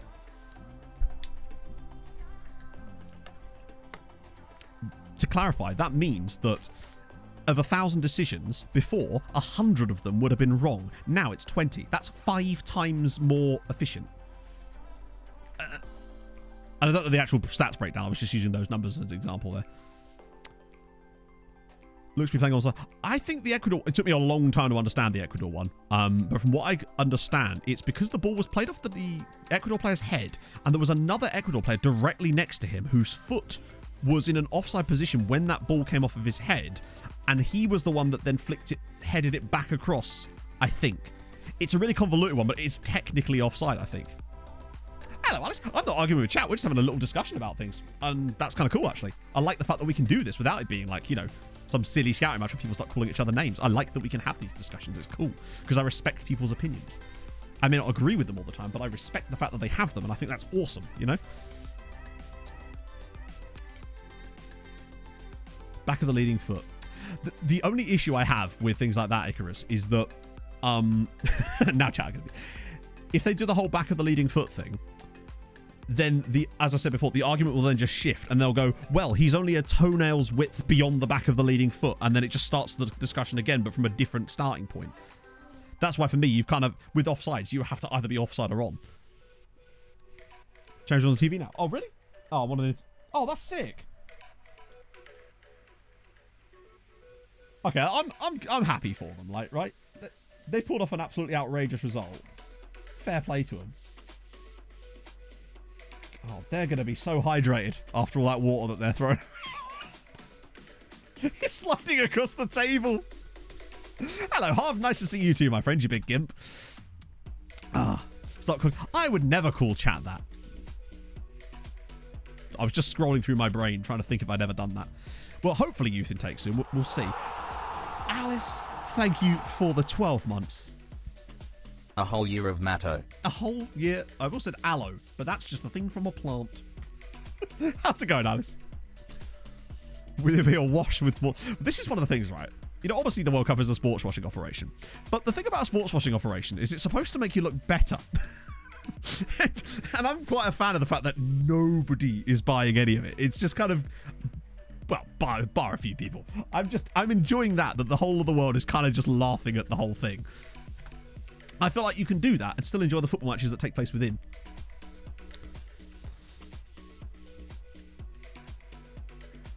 Cut something through the nose. I think, yeah.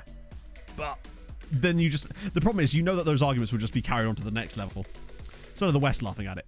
Right, but, like... I don't control other people's opinions. Nor would I particularly want to control other people's opinions. That would be weird. The rest of the Middle East. I mean, true, but... Again, this is geopolitics. What do you want me to say? I don't have a degree in geopolitics. I'm just a mug in a knockoff Palmer Christmas jumper. You're not going to get... You're not going to get nuanced political takes from me. And even if I did have political takes, which of course I do as I'm a normal human being, I wouldn't be sharing them on stream because it's just not that type of stream.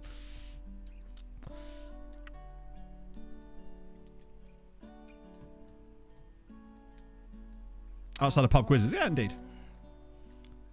Surprised it looks amateurish. You don't... Not sheds, Luke. You mean Quidditch World Cup, like, tents. Some of them do proper look like that, to be fair. I rely on your insults for geopolitics. There you go. No, ask me about flags or something. Oh, dear. Like, it's one of any of these things. Just because I don't talk about politics on stream doesn't mean I don't have an interest in things like that. But my point is, I've just never ever wanted to try to enforce my opinions on other people because that's just, I don't know. I'm not a big fan of people that do that. That use a platform that's a complete irrelevance to X thing and then just spend their entire time talking about that. It's just not me. National... That's a good question, the MPD. I like the red, but I must say... I didn't mind England's home kit yesterday. Seeing that, I didn't like it at first, but I actually didn't mind it seeing it on players in action. It reminded me of the Euro 96 ones, right? Doesn't make any sense. That's true, because they're on bloody brooms, right? They're going to go up there at some point. The snitch could go anywhere it bloody likes. How many colours are in their Seychelles flag? Probably 5, right? You got your yellow, red, blue, white, and I think there's a bit of green in there too, potentially.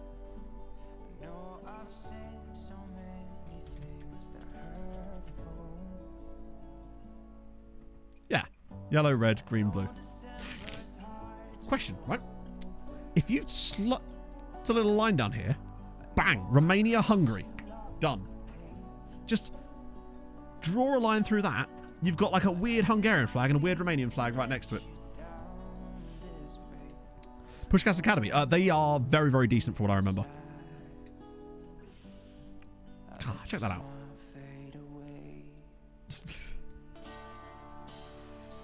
Damn right, Half. Card carrying. Don't know what the card would be. It's from Clinton cards, obviously. Only country in the world whose name can be spelled using one row of the keyboard. Oh, God. Oh, my Lord.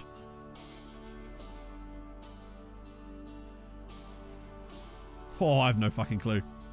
How many flags do you make? I see you've seen the Norwegian airline advert as well, Asher. Oh, Peru. Yeah. Yeah, Peru.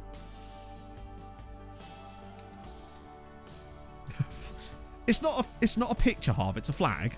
Let's not get silly now. The US state. Alaska. Quick on that one, weren't I? Yeah. Just making sure that wasn't a moron there. Keyboard factory is the #1 reason. I have a couple of keyboards knocking about. I should probably give away. One of them isn't even mine. The Welsh town of Qwertyop. Ah, yes. It's actually pronounced Carmarthen. Fun fact. Mancock. It's funny. Sorry, it reminds me of that discussion we were having earlier again. Yeah, get Booty back in. We're just better with Booty. Prize for the quiz. My undying respect. Of course we want more. We never want less quiz questions. I literally have, like, there's two in the other room. There is 2 Cyberpower keyboards just sat there. That Cyberpower, I say Cyberpower. Cyberpower gave me 1 keyboard. A certain doctor gave me the other one because he didn't want to have to carry it home. Oh.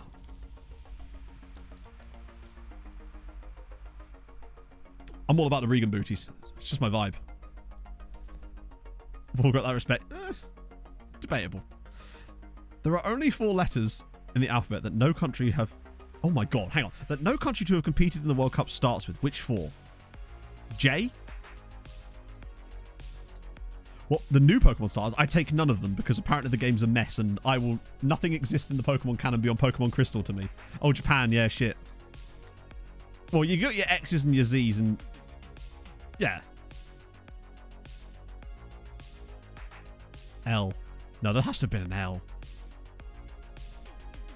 There's always an L. There's at least one L at every World Cup. Oh, maybe not. Which is why I don't do quizzes. Unless they're about flags or country capitals. Then I'm fine. I was going to say, yeah, exactly, Kidam. It's the biggest that I've seen in ages. Zaire. Yeah, Zaire. They have the famous free kick defending. Although, when you listen to the full story around that, makes that suddenly sound...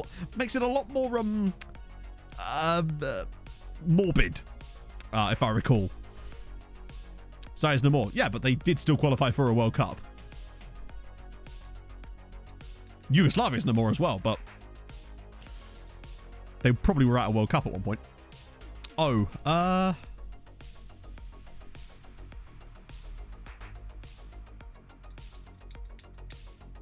lost my ideas. Oh, tons of them. Yeah, I was going to say Oman is the only one I could think of. And they've never been at a World Cup. Even Budapest. Oh, you got to... Come on, it's MTK Budapest, kid. You got to have the Booty Man and Panache, who's actually really good in this save. We got really lucky in that he's just gendered ridiculously well as Bognar misses the target. Australia. Qualified for a World Cup, but withdrew and never qualified again. Ooh. That feels like it... Is it like Catalonia or something? When did Italy qualify? Italy? When did Italy qualify? Matt says surprised. When did India qualify? I kept thinking that we were the other team, but it's because of our third kit. Oh, go on. Oh, over the bar. Massive political protest. What, the Zaire thing? No, if I recall, it was something to do with the fact that the players were in quite a problem with the national government of Zaire at the time, I believe. And they were actually threatened, I think, if they conceded too many goals. And that's why they were trying to literally clear those free kicks off or something. I believe it's something like that. That might be an apocryphal tale that has taken on life of its own potentially and might be wrong. But I do remember hearing something about that. But again, I couldn't possibly comment on it because it's not... I don't have the full story to hand. So I wouldn't want to give false information. First man on the internet ever to say that.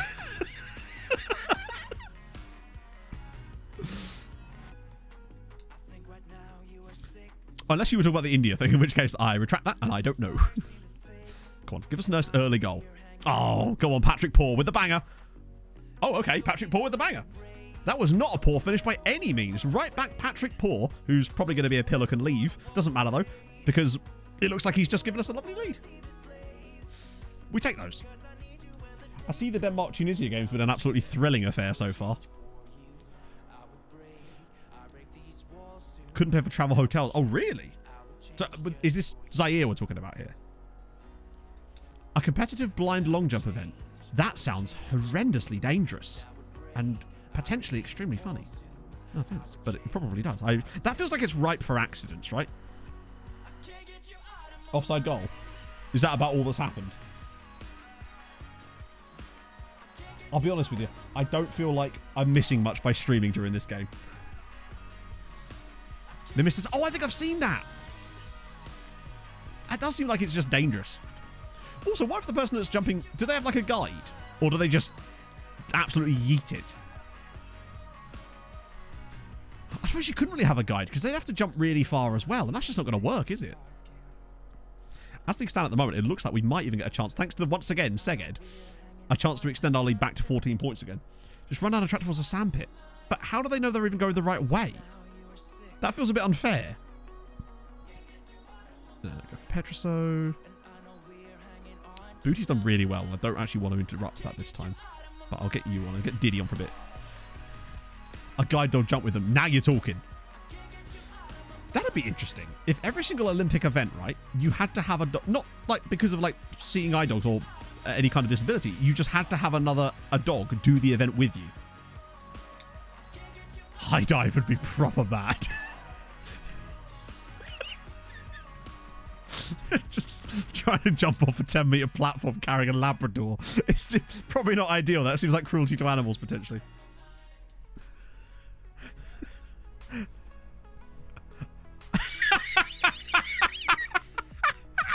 It's the arms. I love that you chose one with a woman as well. It's just perfect. It's like, how did you know I wore that dress? Pole vaulting dogs. Yeah. Marathon would be good, though. You could take a greyhound with you in the marathon. No problem. When you get the tattoo, I just don't roll my sleeves up, do I? Dogs keep bringing the yeah, that'd be really bad for things like discus as well, wouldn't it? Or even shot put. Yeah, marathon is just a really long walk for the dog. A walkies race, indeed. Shot put would be risky because I don't think the dog would be able to pick up the ball, right? Or the shot. Breasts and tattoos are stunning. Thank you, Jacozy. Accidentally launched the dog. True. What about if... to do like the... You know, with discus and shot put, they do the thing where they spin around, right? What if you have a stick in your hand and the dog is attached to the stick and you spin around and just launch the dog into a giant ball pit? Would it be javelin or fetch? Why not both? Everyone has to bring their national dog. Does every country have a national dog? Which nationality's dog is the Commodore? Because I suspect that would be a tough one.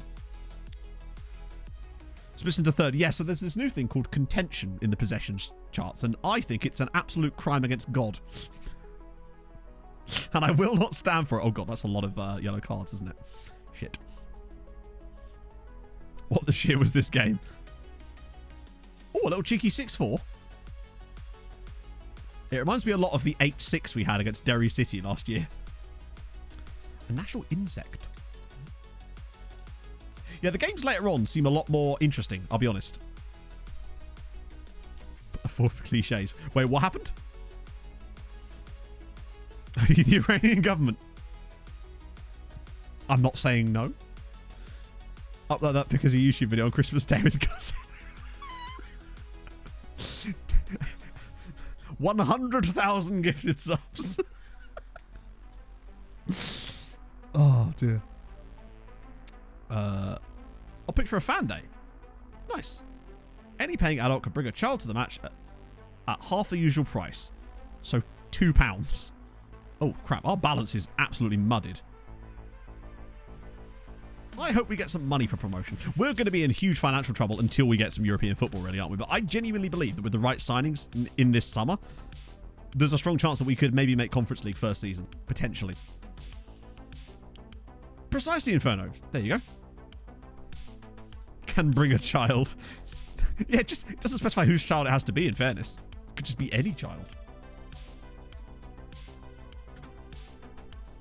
Either that, or maybe it's like that bit in Chitty Chitty Bang Bang. Conference League proper. I mean, I'd say that's very unlikely at this point. I love how... actually, that does kind of make sense. Supporters are giving us a B still. I love how the supporters are actually more relaxed to us than the board are. I don't mind a bit of that. Can I bring Destiny's Child? Did Mason Mount sing... Did he sing The Queen? It's code for Harvest for the Gideon. That's a good point, yeah. Gideon's just getting hungry. Do you reckon Gideon's like a snake, but like on steroids? So like, you know how snakes eat like once a week or something? Gideon just eats once a year, but it's on the fan day and he just consumes the local children. Oh, that's the thing, Casey. Like, the moment we get any kind of European football consistently, we'll be absolutely flapping. But, flapping? It's just a question of getting to that point. Oh, God, here we go again. It's the monthly discussion with them. Does it really matter? Okay, I understand the position you're in. But clearly you don't understand the position the goalkeeper is in, Rogier. Do we? Pepe's Grossa. Pepsi and spider. Spider and wasp are not words that should ever go together in the name of an animal. It's like lion shark. No, that's too many aggressive words in one animal name. Honey badger, on the other hand, sounds perfectly normal. It's going good, Espresso Cat, actually. We have had a few slightly more annoying results today, but we have managed to still extend our lead from where we were at the start of stream. God, we've still got 12 games left. I want to get through at least 3 or 4 more. 3 would be fine. And the question is, do we get youth intake today, or is it Thursday? Yeah, we actually tried to get Ngom half, but he was not having any of it. Tarantula wasp, indeed. It's just not allowed. Is the tarantula wasp the one that does the... Oh no, it's parasitic wasps I'm thinking of. Is it parasitic wasps? You know who I mean. Denver Diop FC. Wait, is that... I'm the Pope. Named after the chap Denver Diop. The one that we signed at Tromsø 2 years ago. Baba677. Thank you for the follow. Now you're just saying things. What did I say? Wait, what did I say? You streamed yesterday. That's awesome. How did that go? Bot flies. Oh, no. Nigerian keeper. He's still where he is, I think. Hopefully. Tarantula wasp. Yeah, you're right. I think we should at least inquire. Wages are all right. If he stays there long enough, great. Now I'm gonna have to remove him from the shortlist, then add him back to the shortlist. So, as long as we don't lose Nwusu to another side, right? So we're still at Water FC. That's the main thing. Wouldn't be interested in it. It's because we're not. I think that's surely going to change when we're top flight, right? I think us being promoted should be enough to see that over the line. Hopefully, Bajcetic and Jarju start. Okay. Palaszczuk's banged 14 goals for us this year in 18 starts, which is pretty good. I thought I said Patrick Roberts for a second there. I'd like to think Palaszczuk can get to 20 goals this year. With streaming this process, okay, it's consistency that's the key. You need to have people need to know where they are, where you're going to be for the most part. That's why it was difficult for me to change to that Sunday streams, because I knew that was going to throw people off at first, but I felt that it had to be done. And I've enjoyed them so far. Take too long to join you? Oh, what, Nwusu? Yeah, is it because there's like an age limit on, like a lower age limit on the age of a player can be before they can play? Because I had the same problem in Croatia with Nwusu, because you have to be 17 before you can play there. And obviously he's 16 at the start of the game, I believe. I don't think that rule applies in Hungary, though. I suspect we're going to find that out once we... It was actually... No, to be fair, there was so many reasons why I changed to Sunday. Lovely header. I think he's offside, though. It was... Didn't want to clash with football. Because there's always the 12:30 kickoff in the Premier League, mostly on the Saturdays, which is a pain. And I'd like to watch it sometimes. Doesn't really clash with football on Sundays for the most part. Every now and then, it will, but very rarely. It won't most of the time clash with F1, because that's usually a 2 o'clock start. Occasional outliers on that one. Also, a lot of people are going to football matches on Saturday and are thus travelling. Less of that happens on Sundays, and thus, again, it was better. It also allowed Pog and I to have a shared day off together. And yeah, it just suited all the different boxes, which is why I was happy to make that change. Loan Cater first season? Really? You were able to get Cater on loan from MTK? Or was he at a different club at the time? I'm surprised, because he's really good. Look at that OPPDA. That's a lovely... We're just winning the ball. Our opponents are literally, on average, not even able to string literally 2 passes together. Palaszczuk, go on. Ah, cheeky. Not happening. Aber 04. For some reason in my head, I just read that as August Burns Red 04. Shed day off. It is. I realised that I'd barely spent... Oh my god. I'd barely spent any time with Pog over the last, 2.5 years. Really. It was actually... That's the most important thing, half honestly. But you gotta, depends who you're talking to really, doesn't it? Like, I actually didn't see her a lot, and that kind of sucked. But now we get to go out and get coffee and stuff on Saturday mornings and have a lay and just chill, you know? So, as is often the case, our opponents will score their only shot on target. Looks weird. Well, yeah, but Pog was working a lot of that time. Pog was, as you know from the early streams, she was here until about June. But then from after that, she was back at work, and yeah. She worked through most of the lockdown.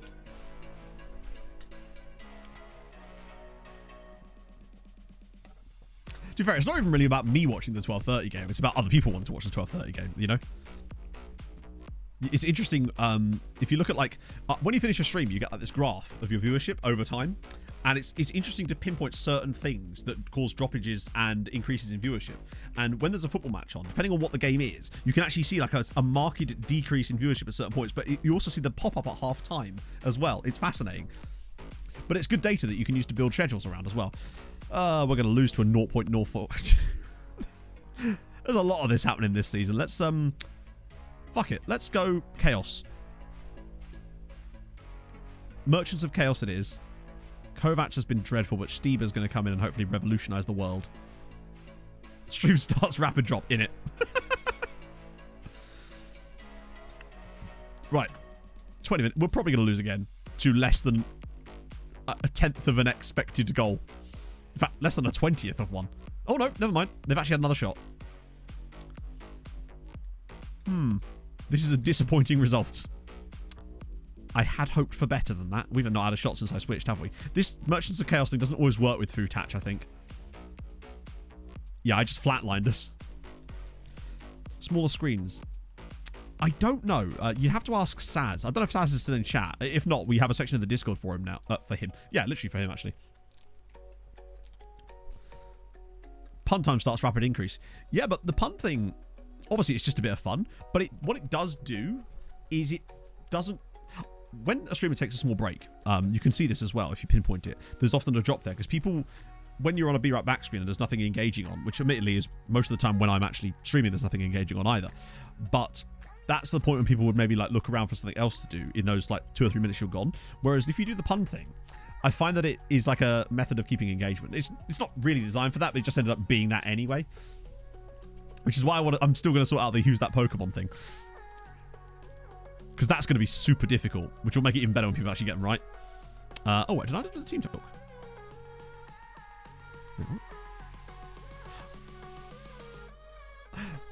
It was the end of the game. I can't believe we just lost that. Again. I know, it's a big trick. You have been duped, chat. Deceived. Perplexed. Bamboozled. And others. Here I am complaining about loot. It feels like every game we've lost this season has been like that as well. I'm curious to know what we're like data-wise now. Jesus Christ. We're expected to have nearly 57. We're actually still above that, which is the key thing. But look at that. Our expected gap is actually about dead right. It's chicanery of the highest order.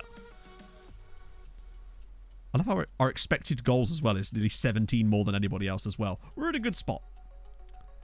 Yeah, you don't want to be flabbergasted. It's terrible for your gallbladder.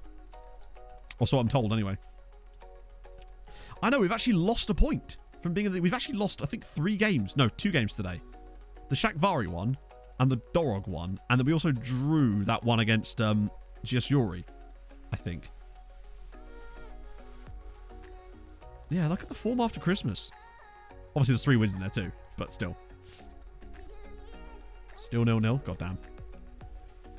Sets of puns to come up with. That's true. You just got to keep her interested. She's probably asleep, honestly, downstairs. When I went down for a pee, like, an hour ago, Pog was just asleep on the sofa. She had a laptop on her lap and her headphones on. She was just fully asleep. Like, for example, Pog, if you hear this, put something in chat. She won't. The stream is on, but she won't hear this. You've been used. Used, not abused, but used, mostly. Yeah, Pushkas are definitely winning the title. Actually, there's 2 games in hand for Ferencvaros. That gap gets back to 5 points, or 3 points. There's still a chance. I wonder why they've got so many games. Speaking of that, actually, how did they get on in Europe? Because they were in the Conference League knockouts, weren't they? And still fucking are.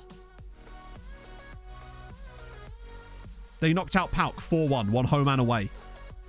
Sure, this means you're boring, right? Correct. Well, I certainly believe so. Hit the sleeping market, indeed. Yeah, I know. I saw the league table bit you can do. It's pretty sick, isn't it? The fact that you can do it on... Does it work in here too? Oh, it does! I didn't know it was on this screen. I knew it was on the stages one. I didn't know it was on this screen, though. That's kind of sick. Yeah, coefficient work's starting very early, but when they've won back-to-back games there, we might as well have a little look. 5.35 they're on to. Let me just scroll them up a bit so you can see. Yeah, 5.35, which means they're on 20 points. What does that mean for next year? Do we gain or not? So we go above. We're still going to lose ground to Poland, annoyingly, but I think we've managed to put someone else back in their box. Yeah, so we're going to gain ground, despite the fact that we're not even done anything yet. We're going to go above Bulgaria, Romania, and Azerbaijan. And then we're going to lose a spot to Poland. Currently, well, there is still a chance. While we're here, actually, coefficient bookmark. Save us some time. We'll add ones for, like, the competitions later. Ah, yeah, good shout for the quali places one, too, actually. Right, what am I doing? Bookmarks.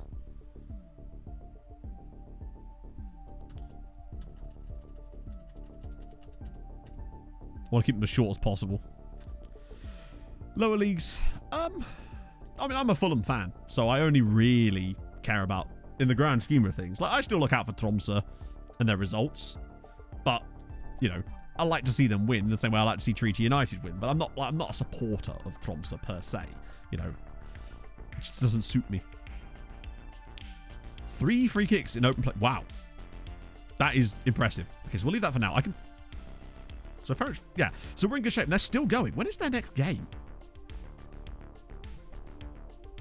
Rapid Vienna, that's not for a little while. I think they'll struggle there, but you never know. Imagine them, like, they win the Conference League first season. Walton and Hersham. Aren't they those guys that are on TikTok a lot? Hey, Lulu.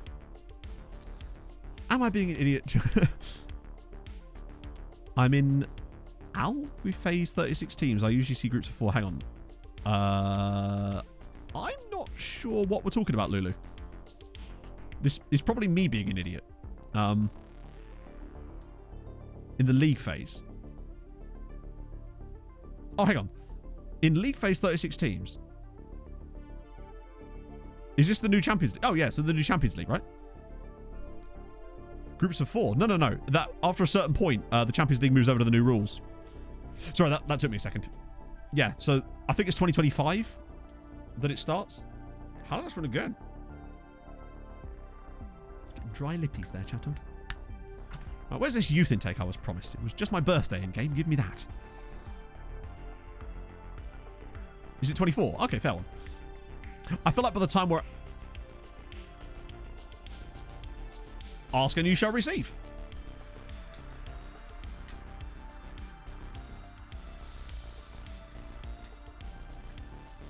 I mean, it's not awful.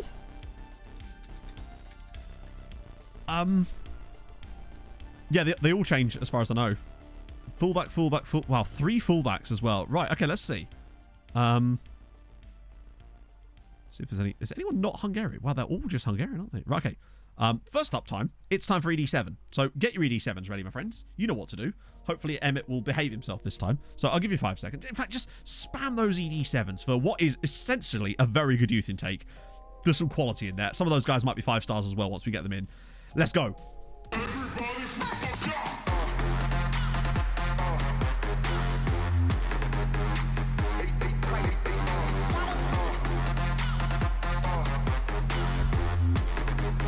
Pretend I'm blowing smoke into the air.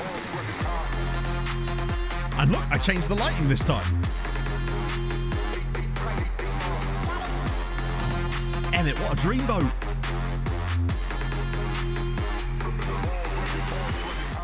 Lovely stuff. So, where do we start? I guess with Attila Mile. Dad dancing. Correct. Hello, Pogly. Sir Pog of Woggington. How's it going? You right? Yeah. What's up, Chief? Found another what? Thing for your camera. My camera? Oh, okay. It's on the bed.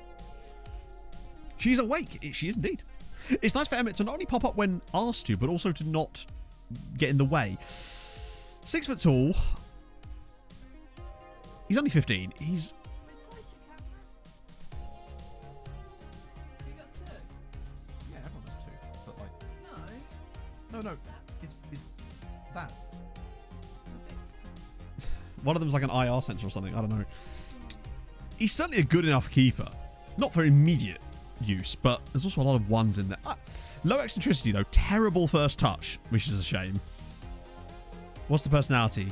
Casual. Yeah. I actually think some of the others might be better than him. Let's have a look at T-Ball. Oh, 13 tackling, though. You know, that's not awful. Good left foot. Solid. Actually, his physicals aren't bad. 14 agility as well.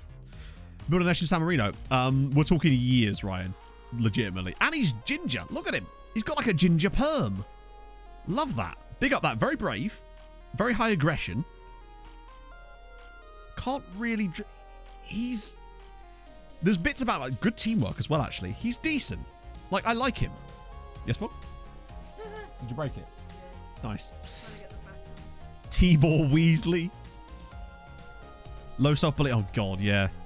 We're not getting very good personalities here. The crossing up is the air. What about this guy? He's called Ferenc. That's bound to be good. Really nice mentals. Great technique. So I tell like 17 flair, 17 teamwork, really high work rate. Terrible positioning. He's not awful. Like, you know. Saver Steven. Thank you for the follow. He's pretty solid. Passing's not great. Vision's not great. It's that current ability that's really... Oh, they're better than, way better than Treaty. But bear in mind, we have like 20 youth recruitment, I think. This team has obscene youth recruitment. He's definitely good at and good consistency. He's definitely my favourite one so far. Done it. Can I get the sticky off? Well, couldn't I do this not when I'm live? Just because it... chap called Barnabas, who... God. Very aggressive, very brave. Good balance and natural fitness, but he is lacking even more. Yes, I think the Youth Intake previews are way more accurate this year. From what I've seen, they seem to line up way more with what you're supposed to get. And that's good. I think we need unambitious personality, low determination. Yeah. Right, last hope then is Daniel Yipej.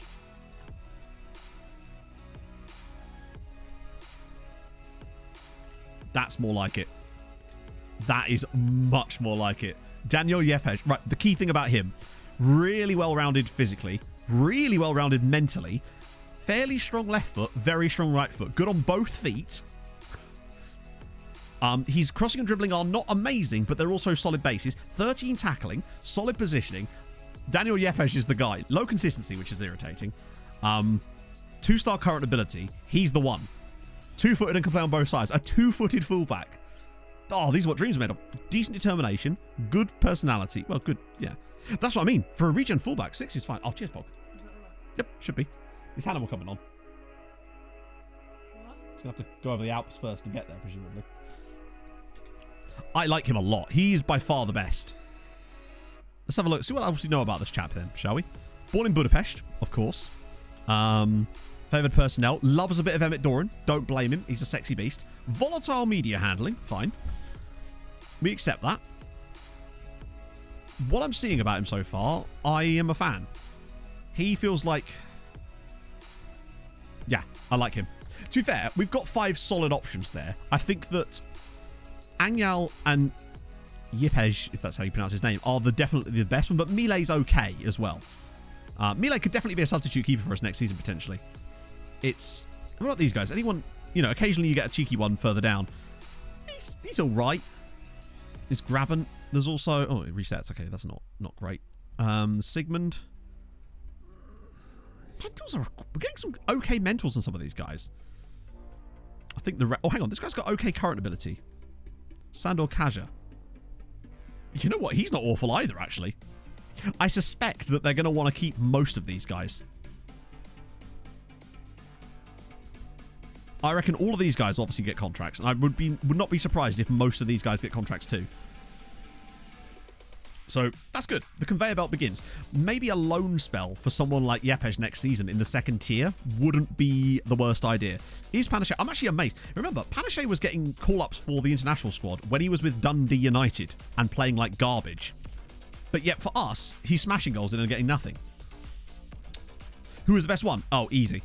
This guy. This is the best one. Daniel Yepes. Very Freudian indeed, yeah.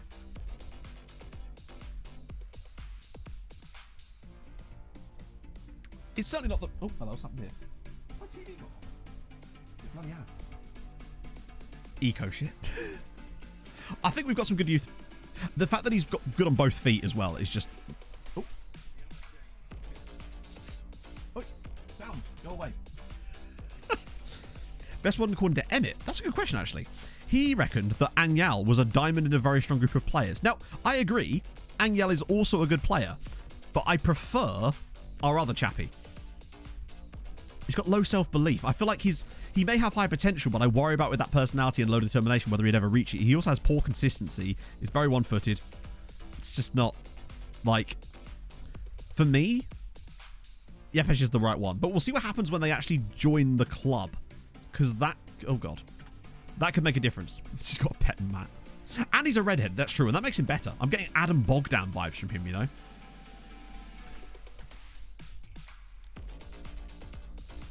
Oh. You know what? It's uninspiring when you see fullbacks and they're like really good. But yeah, in fact, he wants to give all of these guys contracts, and I'm totally on board with that. Get them all in.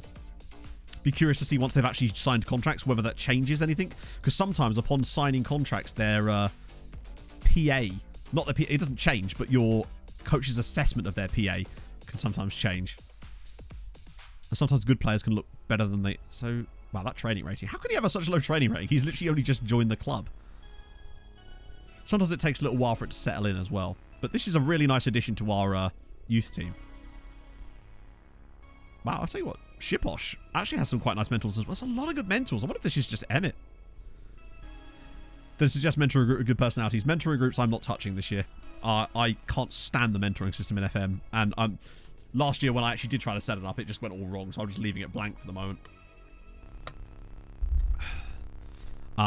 As yet another feature of theirs that I think originally was far too easy to abuse the way it was originally. But then they moved it to something that I just really can't stand, so I just don't touch it at all. They need a middle ground with all of these things. God, he's really good. I reckon... Add to squad planner. Lol. I think it's not long until... I think loan spells to the second tier for me, for some of these guys, would be very, very profitable. In fact, I wonder if there's a rule about how old you have... How old is Yepes? 15. There's no way he could be loaned, is there? No. Cannot loan out player, do so with violation of loan rules. I wish it would tell you what the loan rule is.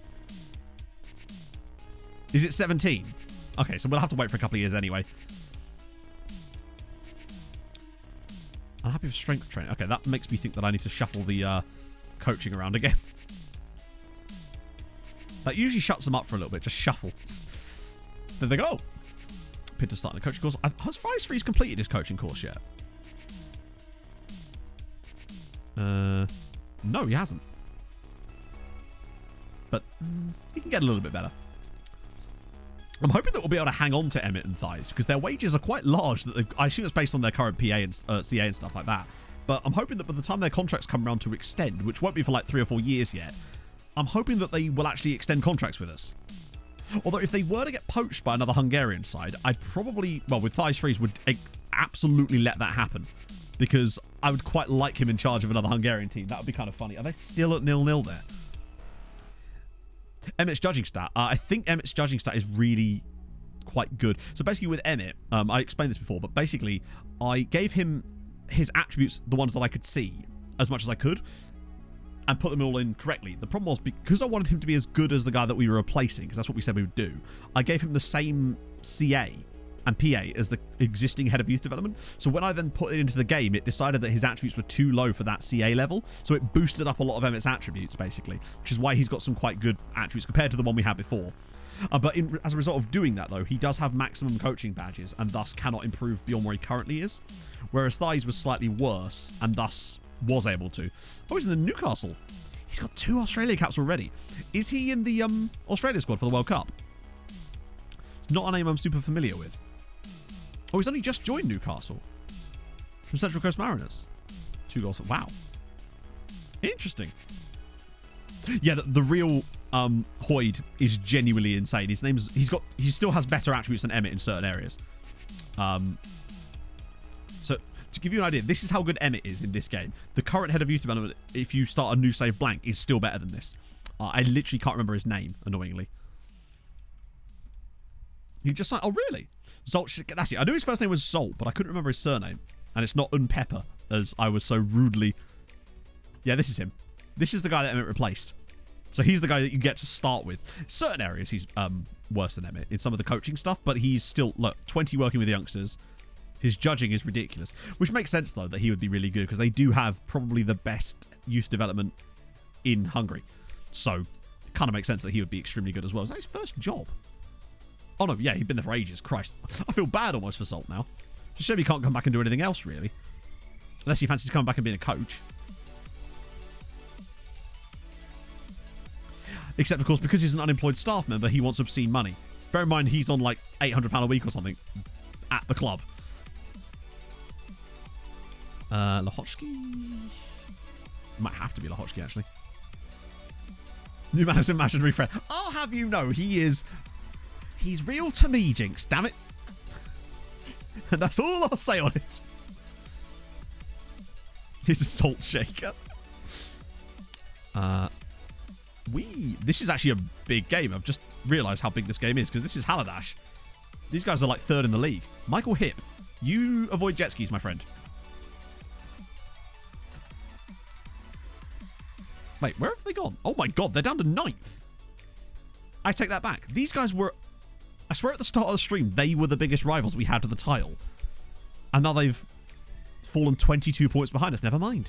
It's all about, well, Jory and Spartacus again. But as with any of these things, I think if we're just like consistent for the rest of the season, it'll be fine. I think Panache grabs a few more goals. Everything's...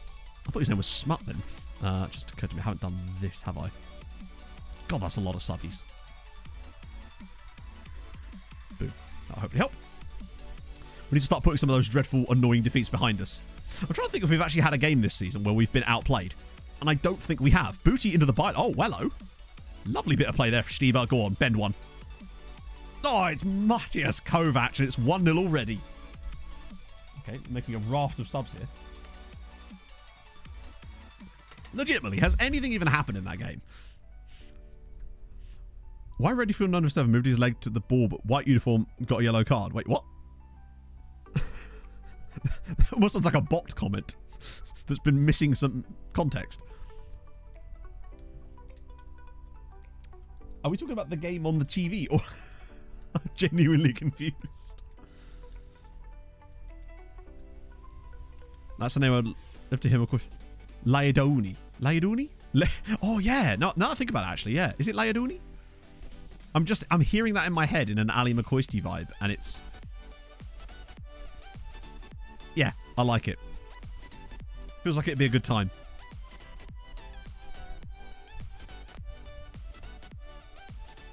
Oh, it's clipped the outside of the post. I do like, though, that there's still very little... I haven't seen a lot of consistency in the highlights yet, which in a good way. Which is what I want. I don't want to be able to tell what every single play is. Don't want to hit the post and that's it. Like, what's the shots looking like? Would you say there's been a team that's on top, or is this just like a lot of that Dutch Senegal game yesterday where it was just two teams sort of cancelling each other out and not really doing a great deal? What we got? Oh, that's a strike. Hoo-hoo. Just lacking... Oh, God. Go on, push it. Ah. Really absorbent. I guess they've kind of done what they were hoping.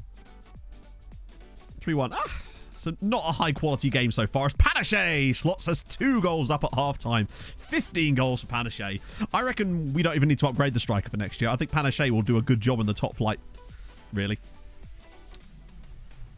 there's definitely areas to look at. We're going to need more wide players. And we're just going to need more players because we're going to get a lot of suspensions with the way we play. Stand fucking baby shark on the wall? How did that happen? Like, how did they end up with a baby shark But Italy and Sweden not in it. I forgot Sweden weren't in it, aren't they? It does feel weird Italy not being there. I keep forgetting, and then I'll be like, oh yeah, Italy will be on soon. And then I'm like, oh, they're just not here at all.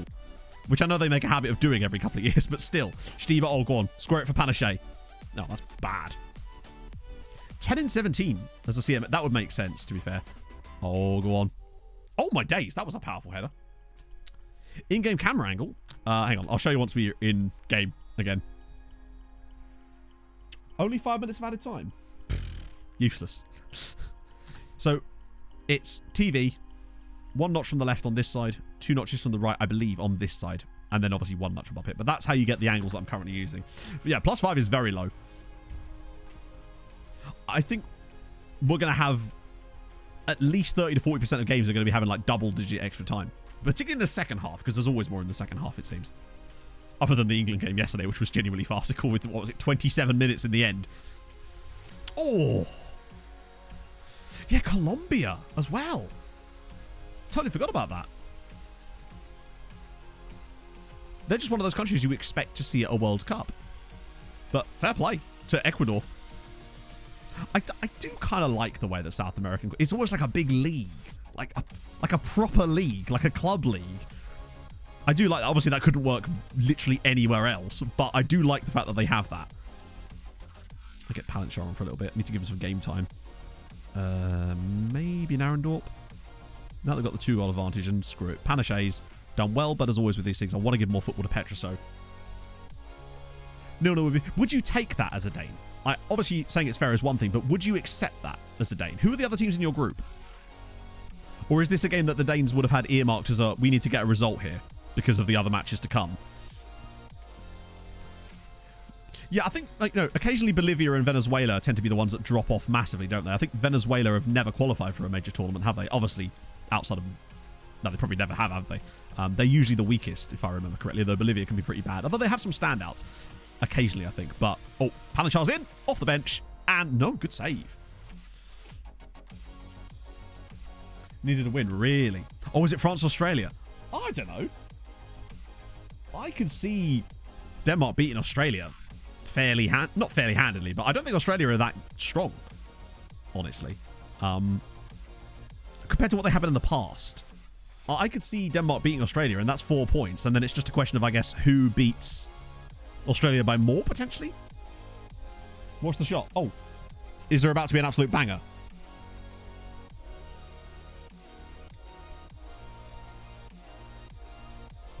I'll keep an eye out.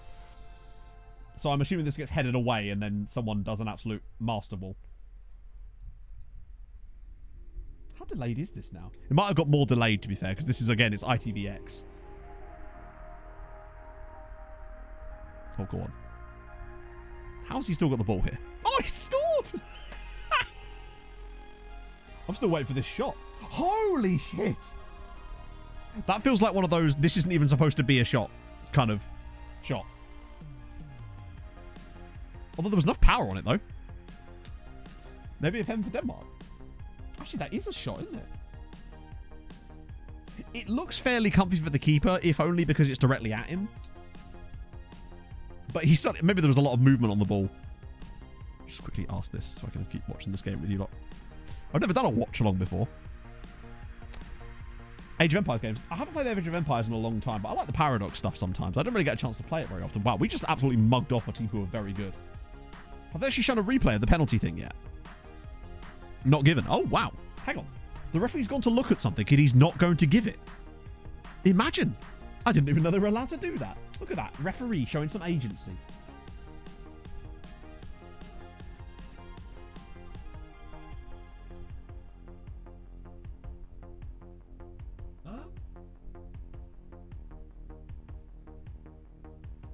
Ah, it looks like it hit him on the chest. I thought it hit him on the chest. Maybe it hits him, like, up here? I don't know. I can't see properly, to be fair. Might just been the angle. Is it because it hits his stomach first? And doesn't that then change the... Oh. If it hits him in the stomach first, what can they really do at that point, right? Stomach, chest. Oh, hang on. It's a better angle here. Yeah, I mean, his arm is... I don't know. It's so tough with ones like that. I wouldn't want to... Like... I wouldn't want to referee. All the way for a Danish foul. Oh, okay. Well, in that case, it doesn't matter if he's handballed it, does it? I didn't see a Danish foul either, though, to be fair. Presumably, that's going to be pretty much the last action of the entire game now. I don't think anyone does with handball. I think with handball, again, you kind of just need to make a binary decision. Like, if it hits your hand, it's handball. Or say, you just need some kind of, yeah. Do you think it was like they give it for a shove by Anderson as a sort of get out of jail clause? Just be like, well, it doesn't matter if it's handball or not. We don't need to make that decision. It's a foul type of thing.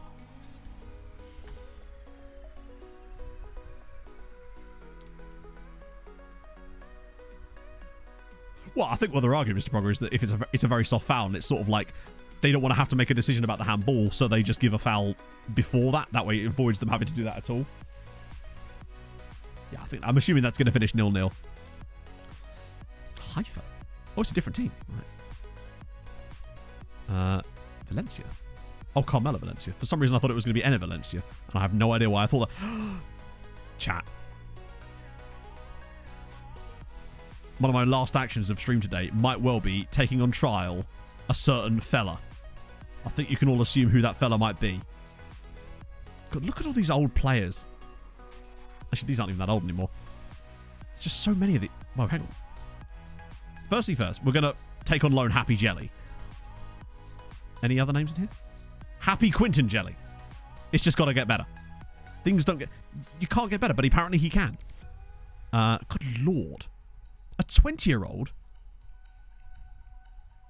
Look at the state of this chap here. Adrian Kapralik. Good on both feet. Consistent. 17 pace. Yeah, probably. Probably won't even talk to us.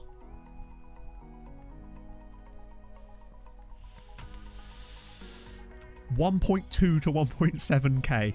My sweet giddy aunt. Please tell me I can get this down a little bit. Oh my god, his agent went for it. Now the question is whether we can afford him. I think we have to. Star player. Come on, we're obviously going to get that, right? He's even coming at a wage we can afford. We have to sign him. We have to sign him. How the fuck is... Where is... I know that's limited. Can I even up that? No, I can't. Do you know what? £1.1 million. I'll get rid of that. He must have caps. He'll get caps. He might actually get caps. I reckon I can still negotiate.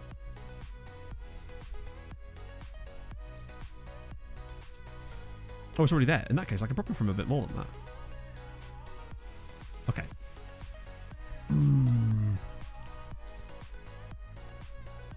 I just want a bit longer on the deal. His agent is very patient, so we can kind of... Alright, let's just give him like 5%. Give me that. Knock that up.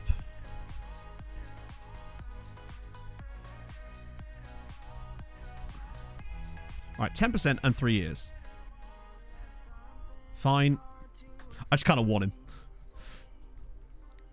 Oh. Was that only for clubs in a high division? Domestically? Yeah, look at that. 17 pace. Left foot fairly strong, right foot... He's the ultimate both side winger. That he can do wing and inside forward on. Finishing and composure aren't great, but like with that raw pace, he's going to create so much havoc in other teams. How on earth was he, 1, available, 2, at that price? I'm utterly blown away by that.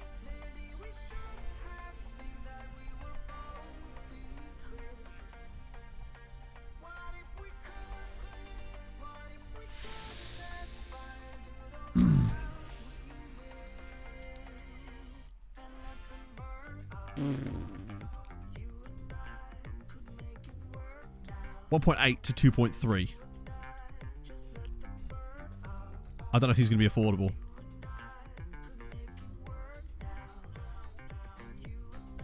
Oh, nearly.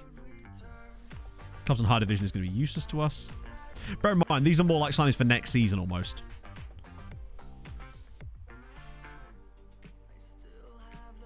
kind of want an extra year, but he's not very patient. I don't know if he's going to go for this. I might be able to swage this. There we go. He's too good to not do it. With these attributes are like top flight striker. Good. Just ridiculously good. They're very much for next year type of players. Strikers are so bad. It's not even that our strikers are that bad. He's just very, very good. Bear in mind, we've got Petrus, who's going to be great in the future as well. God damn. And Happy Jelly's coming on a low. Oh, the Danish strikers. Who even is the starting Danish striker? Hey, Smokier. So Happy Jelly's on the strike. Oh, wow. That's if we got both of those two, holy shit. And you're going to have to wait till Thursday to find out if we actually do get both of those two. Our strike force. Bobby is very good. But also, the Slovakian dude is ridiculous. That speed. That's insane. Love a bit of that. Right. Let us see. Who's streaming this afternoon? Streaming FM this afternoon, I should say. Well, if it... Who we got? Wow, it's not that many people, actually. Let's do... It's good you came in summer. Smoky, thank you for the follow. Cap has just started, but Alice was in here earlier. Dropped a resub. I'm an easy man. You resub to me, you get the raid. That's the rule, right? Oh, God, that was really fun, actually. So, Thursday stream, we'll be finishing off the league season, hopefully signing 2 absolute monsters that could set us up with a lot of our recruitment for the summer before we even start, and make loads of moolah for us, hopefully, even if it does cost us a little bit. That's exciting. So, I will see you guys on Thursday. We can go over to Alicia's stream now, and we get to watch her abuse real-life players. And, I don't know, maybe she's probably sold her entire team right now, and they've all left. So, I'll see you guys on Thursday. Enjoy the rest of your days. Enjoy the football later. Hold your gun, capybara, and a bye.